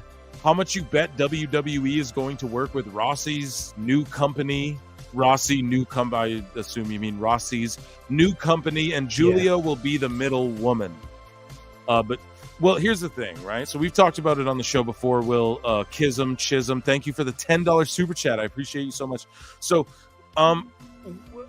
basically, WWE has been kind of working with Stardom as far as, like, Kairi Sane is a connection there. Julia will obviously be a link up or whatever. And Asuka, well, like, I think there's like stories about how Stardom tried to like run Asuka tried to destroy Stardom and all this weird shit. I don't know about, but either way, Io Sky, Kairi Sane, Julia's coming over. There's a reason Rossi's starting his own shit. So Stardom was some weird shit that went down. But it is funny what you said, how AEW is now working with Stardom after Tony Khan had a meltdown and tweeted about how the Fed is whatever the fuck he was tweeting about. So, and how much you bet WWE is going to work with Rossi's new company, and Julia will be the middle woman. I don't know about her even being a middle woman, but just having a gateway there. And also Julia, I mean, yeah, absolutely, that makes perfect sense. And I could absolutely see WWE working with more and more independents and more territories and more random, not random, because I don't want to call Stardom random, but whatever Rossi does is going to be random. I'm so super sorry. I know the Dave Meltzer Observer Awards voted him over Triple H a year ago or whatever, but it's like whatever he does will be whatever. But if they can cultivate talent, there's so much good women talent from Stardom who are bred to be superstars. Their presentation, the way they come out, the way they present themselves on social media. I follow a lot of these Joshi. I'm not one of these Joshi marks, but just look at people try to clown on you like, oh, you follow 2,000 people, you have 1,000 followers. Yeah, I follow any wrestler. If you're like an indie anything wrestler, I just follow you like automatically. If your shit says pro wrestler, I fucking follow you. Anyways, though, yes, I think that's what you're saying is a good idea, but it's not even Julia. It's just overall, they're going to get that talent. And I think it'll be sooner than later. We see like NXT Japan and NXT, like Triple H's actual vision will come to fruition sooner rather than later. And yeah, thanks for the $10, man. Marv, what say you to any of this? To what Will Chisholm? I mean, I don't claim to be an expert in Japanese wrestling or Stardom, but I mean, I think it's clear WWE did have something going on with Rossi, so stands to and apparently most of the wrestlers from Stardom have a lot of loyalty to him. So I think that you're going to start to see people leaving Stardom once their contracts are up, joining this new company, and then probably getting a gateway to the WWE, while Tony's going to have to, scrape the bottom of the barrel with the women's wrestlers the way he has been. Yeah. No, you're absolutely right. And thank you so much, Will Kism. It's nice to have you here. I think that's our first time. I don't know if I've seen you in the chat before, so it's awesome seeing you. Member chats, if we have any here. I think Kyle Mulkey. Pick the next three AEW wrestlers to leave. Yeah. That's not already rumored. I'm going to say Wardlow, 1,000 times Wardlow, Starks, and Dustin. I think Dustin is one. I think Jeff Hardy is. I think I just said it earlier because I just really don't give a fuck. I got told that Jeff and Matt are both trying to. Jeff's working his way out. That's what I've been heard from like an actual sheet that you would go. Yeah, but when does half the people believe this guy? I don't fully believe it, but half the people, the audience is split with this dirt sheet that I'm telling you. Told me this just flat out. So.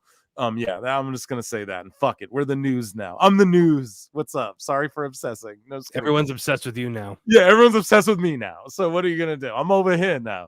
Okay. Shout out Andrew Dice Clay. We have so many people like watching and in the chat and everything. I didn't know. I didn't know it'd be so fun. So here's like Don Stevens, this guy posting a AEW contract an agreement to appear. This person has no blue check. I've shared DMs with them. I don't feel like they're trolling in any way, but I could be getting worked and whatever. It takes no breath or time off of my life because we just had a little bit of conversation. So this is an AEW contract, and they said there's no way that they could be caught or like picked out of who they are with sharing all this. But what do you just make of all this, Marv? Like, this account's been leaking all this shit. Do you think it's real? He's sitting there calling all their fans marks and saying he makes thousands off of both companies, and I mean, I think it's on the contract. What do you think? I think he seems pretty legit so far. I've had a conversation with him as well. He seems pretty legit to me. You know, I see no reason to not believe him. He hasn't like said anything that I could poke a hole in yet. Yeah. So it would be funny. He said his voice is like, you know, recognized. Give it away. He's like, I'll do the show. He likes the show. He's probably fucking listening.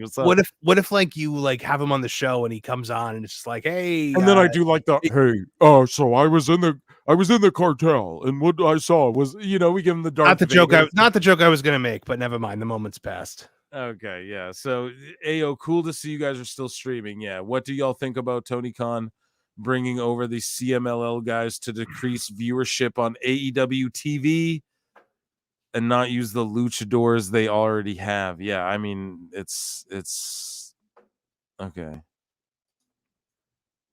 He's doing what WCW's doing. He's such a clown. Yeah. I don't know, man. They do this shit. This is, I mean, I've bitched about it on the show already, dude. They need to use like Ray Phoenix and Pentagon and all those guys. Yeah, so I don't know, man. That's pretty much what we got now. TNA Wrestling's trending. I don't know why. I was looking at this before, and they have like night one in a historic building is in the books. What building is TNA in? In a historic building? Yeah, they're like, we're in a historic building, and Matt Cardona has confirmed with Fightful Select he is working on a per date deal. So he appeared in TNA. Like, I didn't even know what event this was. I like Matt Cardona. Cardona and Steph DeLander made their surprise return to TNA Wrestling during the 322 tapings in Philly. So leading up to WrestleMania. Yeah, so they're taping last night. So Matt Cardona and Steph DeLander, who we love on this show, are, I guess, TNA confirmed on a per date basis. So they're making plays. I'm excited about that. I might have to check them out. I missed their last like pay-per-view or whatever. It was like Sacrifice or some shit. I didn't see it. Yeah, I watched the one before. Okay. And so Sheamus is trending. We have Collision trending, but I don't think a Collision aired. So we just have a bunch of GCW announcements. Hold on. Okay, if you're doing GCW announcements, I'm gonna bow out. Oh yeah, dude. It's all. I got nothing to say about that. Yeah, I'm just saying. Okay, so Drainmaker. Yeah, no episode of Collision tonight. So here's the best single match in Saturday show's history so far, and then he uploaded Kenny Omega versus MJF for the AEW title. Oh, that's ridiculous hilarious match. Oh. Yeah, and Adam Cole's trending. I just wanted to flip through trending. Okay, I can't believe Adam Cole let her do this. Some girl. So this is what I wanted. Okay, here we go. This is the last one here. I knew I had it. All right. Sorry, guys. I was fucking the dog for a second trying to get the next the next thing up here. Here we go. Okay. So this is what I saw like a few hours ago. So yeah, Adam Cole's on the show and like a little girl picks him up. Are you kidding me? Yeah, dude, a girl picks him up. This is the one. I was looking for it way earlier in the show too, and I just fucked up trying to find it. Now it's not going to work, or what? Oh, here we go. Hell? Come. No, it's going to work. Hold on a second, guys. Technical issues. Yeah, it's okay. Editing Phil in the building. It'll work in 1 second. Hold on. Boom. It's just because I was replaying it. A little girl picked him up. Like somewhere Bill Watts just fell down and clutched his chest. I know. It's fucking silly. Where is that now? Oh, Jesus Christ. And now I lost it. Live show. Bum, bum, bum, bum. This is what you get in the live show. Here, sorry. I lost it. It's our good friend. There's a gentleman named Greg something or other. Greg something Cowboys fan. He's a good cat. He shares a lot of funny. He's very anti AEW, which, I mean, how can you blame him? Here we go. Here it is. Sorry, guys. I lost it twice now, so now I got it, and we're not gonna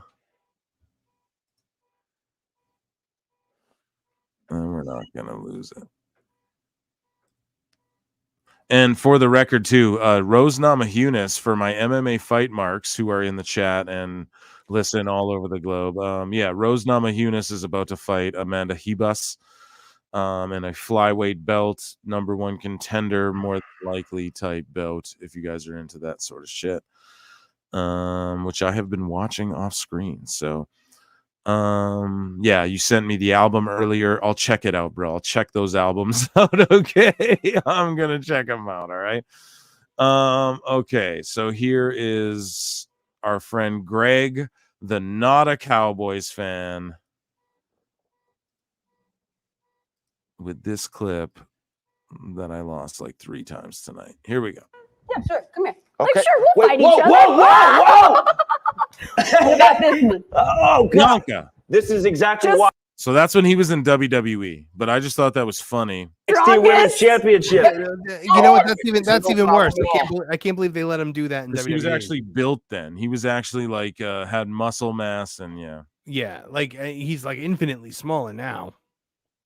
I hate that. I really don't like that at all. Yeah, shame on WWE for letting him do that. Shame on me for thinking. I thought that clip was. I remembered. Was that Bianca lifting him up? Yeah, it was. So that's actually like that's somewhat. Yeah, I thought it was just some random little girl. All right. Well, on that note, I think it's time for me to head out to head to bed.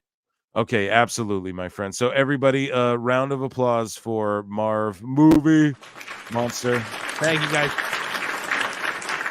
And Toonie Town Wrestling at Toon Wrestling, and we'll check them out on Tuesday. I'll be over there, PWT listeners. But yeah, thank you so much, Marv, for checking me out. Catch you guys later.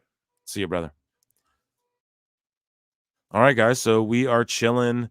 48 of us in the chat still, and we started earlier tonight, but we've also gone later. And 74 likes. We ratioed ourselves. The main event of this UFC is about to take place. Marv the Movie Monster stopped in. Hairline stopped in. We had some fun. We had a lot of new members. Let me read some chat here. Ayo, cool to see. Okay, what do y'all think about? Yeah, we talked about that. I hope MJF left that company. Yeah, I hope he did too. I hope he didn't though. He didn't. He's locked in for like a long time, bro. I sent you that JID album earlier. Yeah. I'll listen to that shit, bro. And Future. Ain't no way, bruh. Thanks for stopping in, Marv. Yeah, dude, Marv, thank you so much. I'm watching it now. Yeah, sorry, we completely botched playing that. I've been super distracted the last little while. There's been some really great, like one of the greatest fights of all time happened on this UFC while we were talking to Marv, and he was like, yeah, you botched that whole thing, because I'm looking at the other screen while I'm reading the others. Oh shit, it's funny, guys. We're live. Fuck it, we'll do it live. It was just funny. If I didn't see the NXT belt, I would have assumed it was me too. Mark Hicks, number 2 member. Hey, how far are we away from 300 again? So we have a UFC fan in here. Sorry, not a member. Sorry, but not sorry, but sorry, but sorry. We're a weekend away. So this weekend is nada, and then the weekend after is WrestleMania, right? Or no, hold on. Yes. So this weekend coming up is nothing. The weekend after is WrestleMania. The weekend after that is UFC 300. The way she just so effortlessly picked him up. Yeah. Thanks, Marv. Yeah. Thanks, Marv, guys. He was fucking, he has to deal with me fucking all wind up and shit. It's super funny, man. It's good shit. And on Tuesday, he's going to have his show go live. And I'm going to be a part of that as well on the first episode. And you won't have to hear me babble so much. You can just listen. If you're more of a fan of Marv, you just hear Marv babble more. It's great. It's so awesome. It's great stuff. So I have so many of you guys here. If you're all going to stick around for a little while, why don't I just play this? We're going to take a little interval. Don't go anywhere. I mean it. I'm going to be right here. Okay. We're going to play this fucking thing. It's 1 minute long. People dipped out already. See, it happens. And then we'll EFAP a video that I made recently about Logan Paul being exposed by a gentleman named Red Bar. See, you all dipped out too early because Logan Paul gets exposed, and maybe not everybody saw this video. If you did, okay. But either way, we're going to probably EFAP that. Maybe I might rather play a little wrestling, little video games or something. I don't fucking know, man. You guys tell me in the chat. People are dipping out. That's fine. But I'm going to play this. Don't go anywhere. It's 2 minutes. I'm going to be right back. 2 minutes, right back.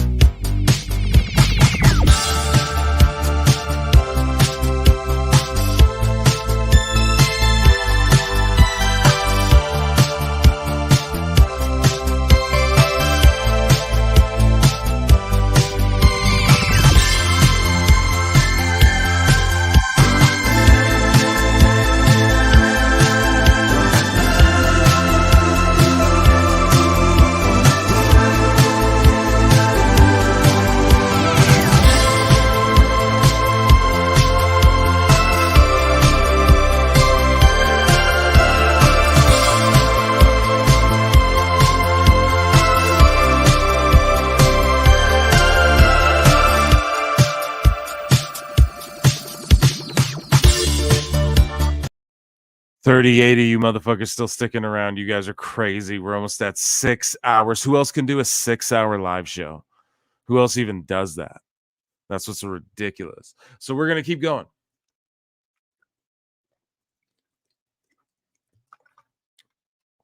And I'm chugging water. Thank you all for sticking around with me. I'm watching the main event of UFC, whatever fight night bullshit this is. They give them all these goofy ass names. I don't know if this is a number one contendership or what. We got 34. A bunch of people dropped out. Don't be haters. Don't be haters. We're here. You guys stuck around. Let me play you something about what's happening, Pro Wrestle Times. Listen, I'm just joking. I'm just kidding. Whoever's sticking around me, it's 34. You guys. Let's look at the comments. And hey, I just appreciate like all you members, all you super chats, all the guys who's just everyone in here. I just love you guys so much. We can do whatever. Shit's crazy. I can't believe Dana Jeff Jarretted Igor like that. I love Logan Paul's athleticism and the way he gets heat. It's almost like I'm watching old school wrestling, but I always look at him and think you stole millions from your fans through crypto. Yeah, like CoffeeZilla's videos and all that shit. Yeah, I agree, dude. Man, it's crazy you guys are all hanging out with me while I drunkenly babble for 6 fucking hours. I totally hope that I don't even know who the fucking live stream for 6 hours, bro. Only PWT. Yeah. Dummy. Yeah. Yeah. Conan. Hairline. He's like, upload all these. He sent me like 100 fucking sound bites. He's like, upload all of them. I'm like, shit. The soundboard's like, it takes like a minute and a half to scroll through. I don't know what to do. I honestly don't know what to do. We've been streaming for like 6 fucking hours. A bunch of people are trying to dip out, which is fine. But we can basically, I wanted to EFAP this one video of ours, of mine. If you guys aren't into it, sorry, peace out. We're going to do this. I'm always like, we can game, and then we never game. I got to start doing gaming streams or something. I don't game a lot, but I will. YouTube Studio. So there's this video I made where Red Bar Radio. If you guys aren't, holy shit, this video we posted today at Pro Wrestle Clips. If you guys aren't subscribed, please hit subscribe at Pro Wrestle Clips. This video is at like 3K hits or something in that vicinity that I posted today. Here, where is this clip? Here, there's a video I made with Red Bar. We're going to EFAP this together, guys. This is a video I made, yours truly made. Yours truly made. I can't, I'm scrolling. I must be scrolling past it. I can't see it anywhere. Here we go. Here we go. Jeepers. Is it that long ago? It can't be. We got a copyright strike taken down. Yeah, you guys are just twiddling thumbs. So sorry. Where the fuck did this video go? We're going to find it. Yeah, that's crazy shit. I don't even see it. So hopefully it's this is crazy, guys. How many of you guys are with 35? Here we go. We rose up a bit in viewership as well. So okay. Pro Wrestle, whatever, or I'll just type in the name of the video. Hopefully it pops up because I don't know. Logan Paul. I just wanted to show you guys this because here we go. It pops up the first thing. So why it just wasn't in my. So this is a video I constructed. It's just a clip from a show called Red Bar Radio. Let's look at the chat. Who's in the chat? Your podcast and Booker T's podcast I look forward to the most. Both shows more people need to know about. Thank you so much, John JID. And like, oh my good gracious. You guys, hold on. Jimmy B comes in. What the fuck? A round of applause for Jimmy B.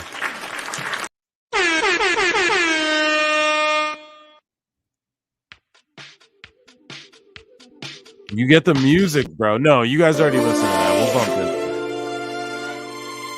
Jimmy B with $5 super chat. Thank you so much. You should get Raven saying "what a mark" on the soundboard. Will do. We will do that. Let's go. Thank you, Jimmy B. We will do that. We'll do that. I'll do that. It's no problem.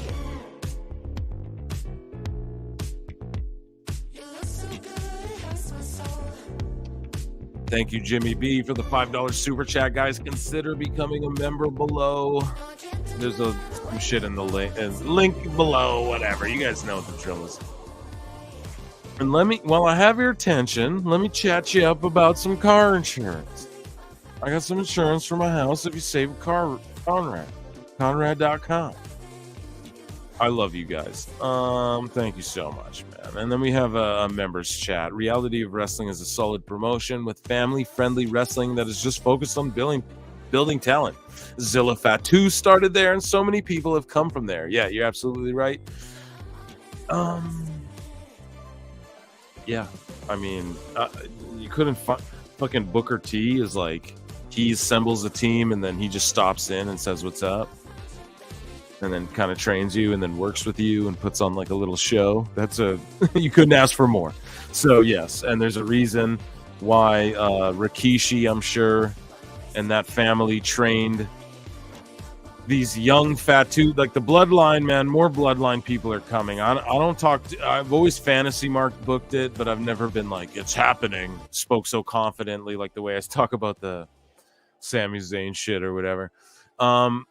Because like I don't actually know. Like from everything I've heard, like Booker T's personally working on getting the Bloodline expanded. Blah blah blah blah blah. Like he's working with Zilla and everyone to come in. So yeah, I mean, I would anticipate it, but who knows? Because everyone, like, people need NXT. It's not like these guys could just come in main roster. Who knows? Maybe they could. If you want a song suggestion, there's this artist who just makes instrumental music for Tet. He has a new song. Loved it. Won't get you taken down. I mean, can I trust that? I can't wait for Mania. Jimmy B says, I can't either, dude. It's fucking crazy. It's going to be so good. It's going to be such a good Mania. Oh my God. Chat, what's the match you guys are the most excited for? I think Cody Roman. Honest to God, I think they're going to put on a fucking banger instead of their one last year was good too. Obviously a little bit of schmoz in there, but I don't know. I think this Mania is going to be very special. Very, very special. 30 of you guys here. Should we keep going or what? You guys are here. Who's with me? I don't know. The fucking Steiner math. I don't know. Let's EFAP this one before we do anything else. Before we go anywhere, I promised it to you. We will do it together. Boom. So here's a video. Now this gentleman's called Red Bar. Video games are Logan Paul. Yeah. Let's do Cody, Roman, Logan, Randy, and Kevin Rhea. But yeah, it's all gonna be good, man. Thank you for being a member. So Red Bar. So this is a video I put together. It's just like clips of his show where I listen to this show called Red Bar Radio, and basically it's like a gimmick where he fucking hates on everything. I think low key he's actually a professional wrestling fan. Now I can't confirm that, but it's my hunch, low key. But he covers Logan. He's been covering Logan Paul and Logan Paul's podcast for a long time, years, 5 years at least. And so he doesn't like cover Logan Paul's wrestling endeavors. Like he just refuses to, because he's like, it's cringe, and like it kind of is. But at the same token, the way he talks and jokes about wrestling, like he's clearly knowledgeable about it, you know. But anyways, this is a video. If you guys at Pro Wrestle Clips members, you guys get early access to videos like these that I make with like Red Bar exposing. Look, I got 2 of them I want to EFAP with you guys tonight. If you're down, we'll do another one too. But this is one, if you guys at Pro Wrestle Clips, go check out this video. It's titled Red Bar exposes Logan Paul for 7 minutes. And yeah, just go check it out if you ever have time. It's a good, we're at 6 hours. Who the fuck else does a show for 6 hours, dude? Nobody. Red Bar, he does. That's why I'm a fan of him. And yeah, so check out this video. It's just clips of his show. I want to, this is my commentary over it. Okay.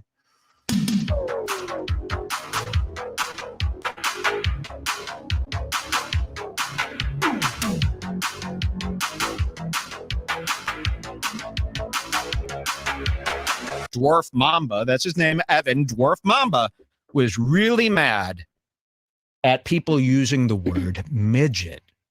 And he's got a whole clip. Let's go to 2205, right? You could actually go to 26, 27. I don't think you need that beginning part. Okay, here. I'm not crazy about Red Bar, but I do respect how much he shits on everything. Yeah. That's from member Jimmy B. Yeah. That's where I'm at. Here's Evan. Listen to this. From Impulsive. Only lived to be 18. He might only live to be 18. Some who their legs are too long for their torso, their arms are too long for their legs. Like he's talking about different sets of freaks. Surgery, like 30, 40 surgeries just before the 18. Like some of them need these type of things. And it's crazy. Yeah. Crazy. Something I learned. Okay, and look at this. Remember when Logan used to be Armin? I mean, he would really treat him like a puppy. Something he's learned. Okay, let's hear it. As your Jess just said something nice in the chat. I love Red Bar, but his shows are too long for me to keep up with. I don't know how I've been listening to this stream for hours because it's good shit, pal. Yeah, it's good shit, pal. It's just good shit. And Red Bar has a great visual aesthetic, but if you eliminate all that, his show is just audibly appealing. Do you understand what I'm saying? That's what we talked about way earlier in the show. When we got trolls in here. It's like, dude, yeah, the show's not about me and my wrestling belts and my toys behind me, right? The show is about what I'm talking about and the message I'm conveying, or the jokes I'm making, rather, or just the perspective and the chat and just everything we're doing here as a group. That's what the fuck it's about. It's not about, it's all audible, truly. You don't need to watch what I'm doing or what he's doing. You know, but these, like, look at the Impulsive set. It looks like, what are you trying to be? The fucking Gundam G Gundam of fucking the Gundam wing of podcast. Like, what is this set? Like, it's ridiculous. Now, like, I got the fucking gamer light. You see all the channels with the gamer lights and all the shit. I got all that right here. It's just not. What does that do? And I'm a fan of other channels too. Like this guy, I think his name's like Podcast Cringe. He's got like 1 million fucking subs, or like 500,000 subs. And he's like, I did a face reveal and it turned out that was very cringe. And it's just like, my shit's out there. You can find it. People have tried to dox it. Oh, is this you? I'm like, yeah. You know what I mean? Go look on Twitter. It's out there. I'm not afraid of. It's just funny. It's just super hilarious. But so Red Bar, though, he used to kind of be like that, but he got his whole aesthetic down. He actually owned a comedy club. And like a bunch of comedians would go there and stuff. And you guys know I'm a writer. I'm, in the world of entertainment, and I have just like an interest in this sort of stuff too. So this is like not pro wrestling, but it is pro wrestling. It all leads up to pro wrestling. Don't worry, guys.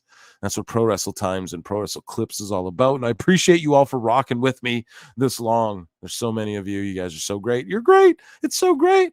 And we had so many great guests like Hairline and like Marv, I think, showed up, and like, Phil was here and he was watching UFC, and yeah, and this I'll tell you guys what happens with He-Boss versus Namajunas, pardon me. Brubs. Sorry guys, this fucking I'm gonna reorganize. I'm gonna get on. Look at Red Bar. We're talking about Red Bar, right? Look at his setup and his soundboard. God damn it, that's shit to strive for though. that's why I give him kudos, right? Like, look at his whole setup. It's not just like, I don't know. It's very groovy. He's got a whole like sound stage almost. So it's cool, but it's he earned it almost, I'd like to say. Roommate and friend, because I was roommates. I mean, sorry, I was ignorance- getting distracted again. Rose Namajunas is on the ground with Amanda Hebus, and she's trying to throw up like a triangle choke for the wrestling marks. That's what would you call that? I don't know. Everyone's roasting John Moxley for getting caught in a leg choke or a triangle choke, and it's like, yeah, people get caught in those. You know what I mean? Like, I mean, anyone who does jiu-jitsu or who's ever done jiu-jitsu, like myself, you understand that getting caught in a triangle, like he got caught in a reverse triangle.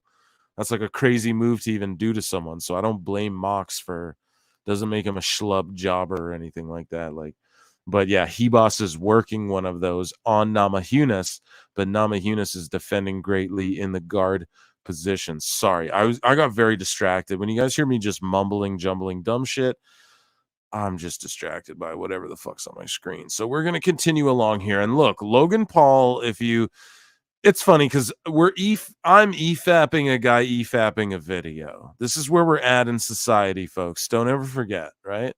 And I just appreciate you all for being here on this journey with me, because we're going to break this all down here. So Logan Paul looks very young, even compared to his current WWE run. Like, this is a while ago. This might be like 20. I don't even know where this is from. I just heard this throughout one of Red Bar's many podcasts. Or people just dipping out, philosophizing. Phil, yeah, people are just dipping out. Yo, shut the fuck up, bro. Quit talking. Critical Drinker does streams where he will talk about a certain movie, and I like that more because he will talk about what he liked, what he didn't, and not just break it down. Undertaker's Hell's Gate, yeah, but the Hell's Gate is a Goga Plata. I don't know either, but I'm still here. Who's that in response to? Yeah, you know what I mean, dude? Like, I don't know either what we're even talking about. No, but the Hell's Gate is actually technically a technique called the Goga Plata. Gogoplata. You can Google that shit. Google it like Commander. He has a tremendous CMLL record. But yeah, it's called a Goga Plata, right? Where you use the shin. Or does Undertaker, sorry, I might be actually yeah, I believe the Hell's Gate is where you're using your shin bone to choke under the throat, whereas a triangle choke is your calf muscle, like your leg will be wrapped around your your opponent's head, shoulders, neck, and you'll be playing that upper guard technique. Sean D, yeah, you're right. See, I'm getting into super mark shit about jiu-jitsu, and I'm sorry, guys. Here we go. I'm just not talking out of my ass when I say these things. That's all I'm getting at. Here we go. I think a problem you experience almost every day of your life. Huge. But like, here's an example of one that you might not have known. Listen. The M word for dwarves is like the N word for black people. Is that correct?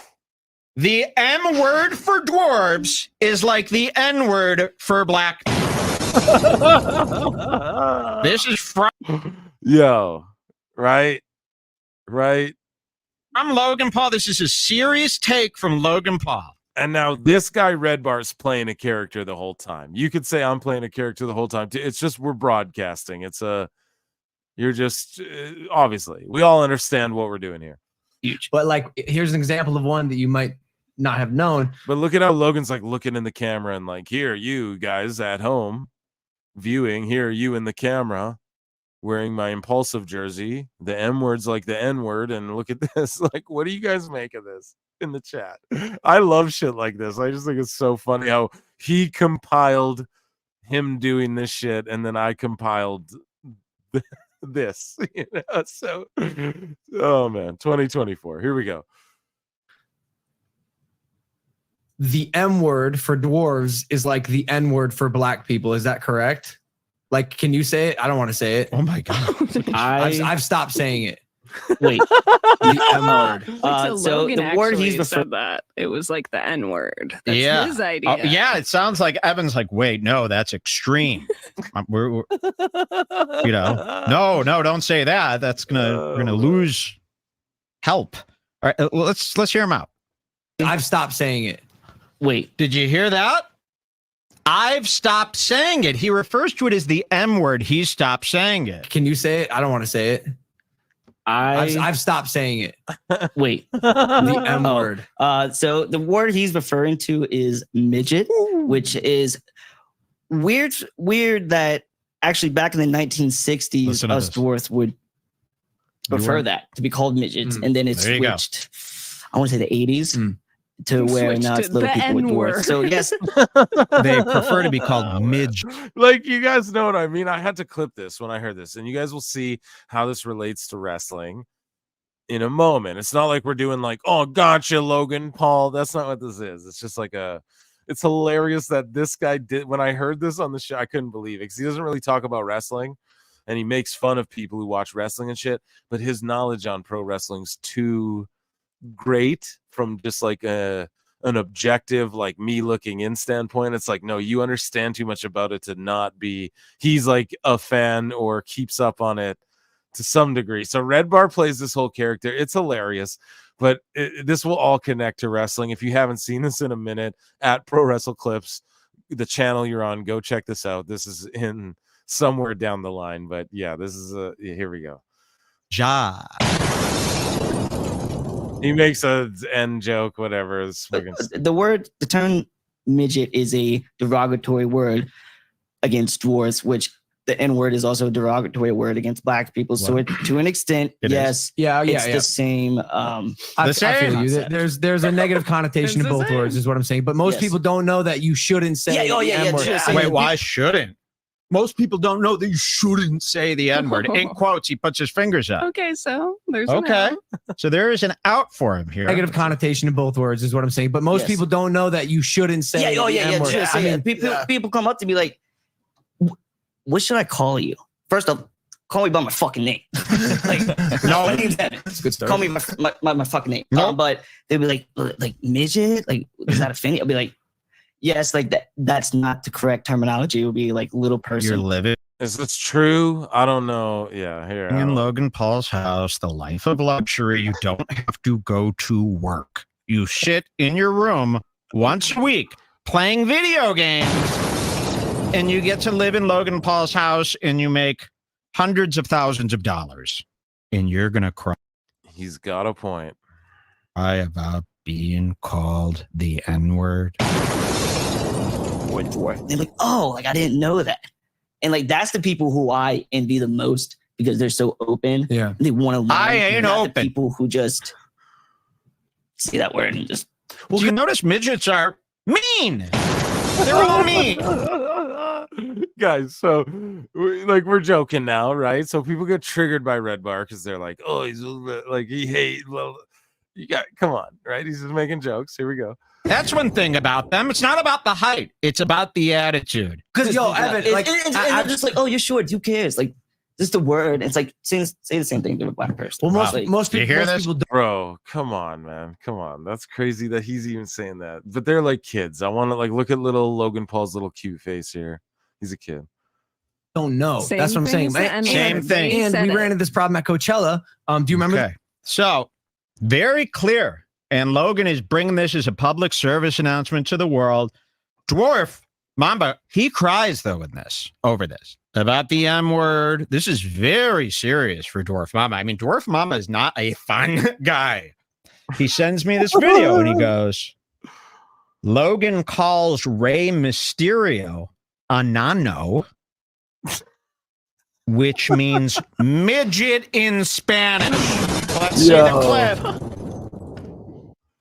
Chat. You know what I mean? You guys see how it's all tying together. Here we go. He says, wonder what Logan's midge would think about this. I said, wow, nice catch. I'll try to get this to Evan. Wow, nice catch. I'll try to get this to Evan. Which leads me to the new segment. Help me get this to Evan. I'm going to play the clip now. You guys, it's too funny, man. And I clip. If you guys go through like the back catalog of PW clips, I do. There's a bunch of videos like this of Logan using the M word. If midget is so bad, you type in Inano. Woo! We're sending officers to your house. Okay, let's see what happens here. This is my Nick Aldis, Logan Paul, Rey Mysterio. Okay, here. Nano. Hey, no touching, no contact. We're gonna have to let it. Yeah, we're gonna have to let it loop. Just got one thing to say. Get this clear. He called him a nano, so that's the M word / M. Right? You guys get it. It's funny. This is hilarious. That's Rey Mysterio. Fake suerte, Nano. Hey, no. Oh, pats him on the head. Inano, you called a midget to his face. He said. Tell Evan one. Tell Evan. A new Red Bar slogan. Tell Evan. Oh, my goodness. So that's just... Oh my goodness, guys. Yeah, definitely check him out. Like, he's so funny. I don't know. It's just a funny ass show. People get offended by it. If you're like me, whatever, this shit doesn't true. It's all just jokes, right? We're all just kidding. People are tuning out by the tens and tens.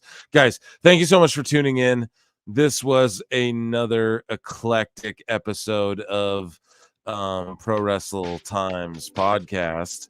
And I just want to thank you all for being here. Thank you to all the members, all the super chatters, everyone who's been in here for hours and hours and hours. This was over 6 hours long. Who the hell can do that?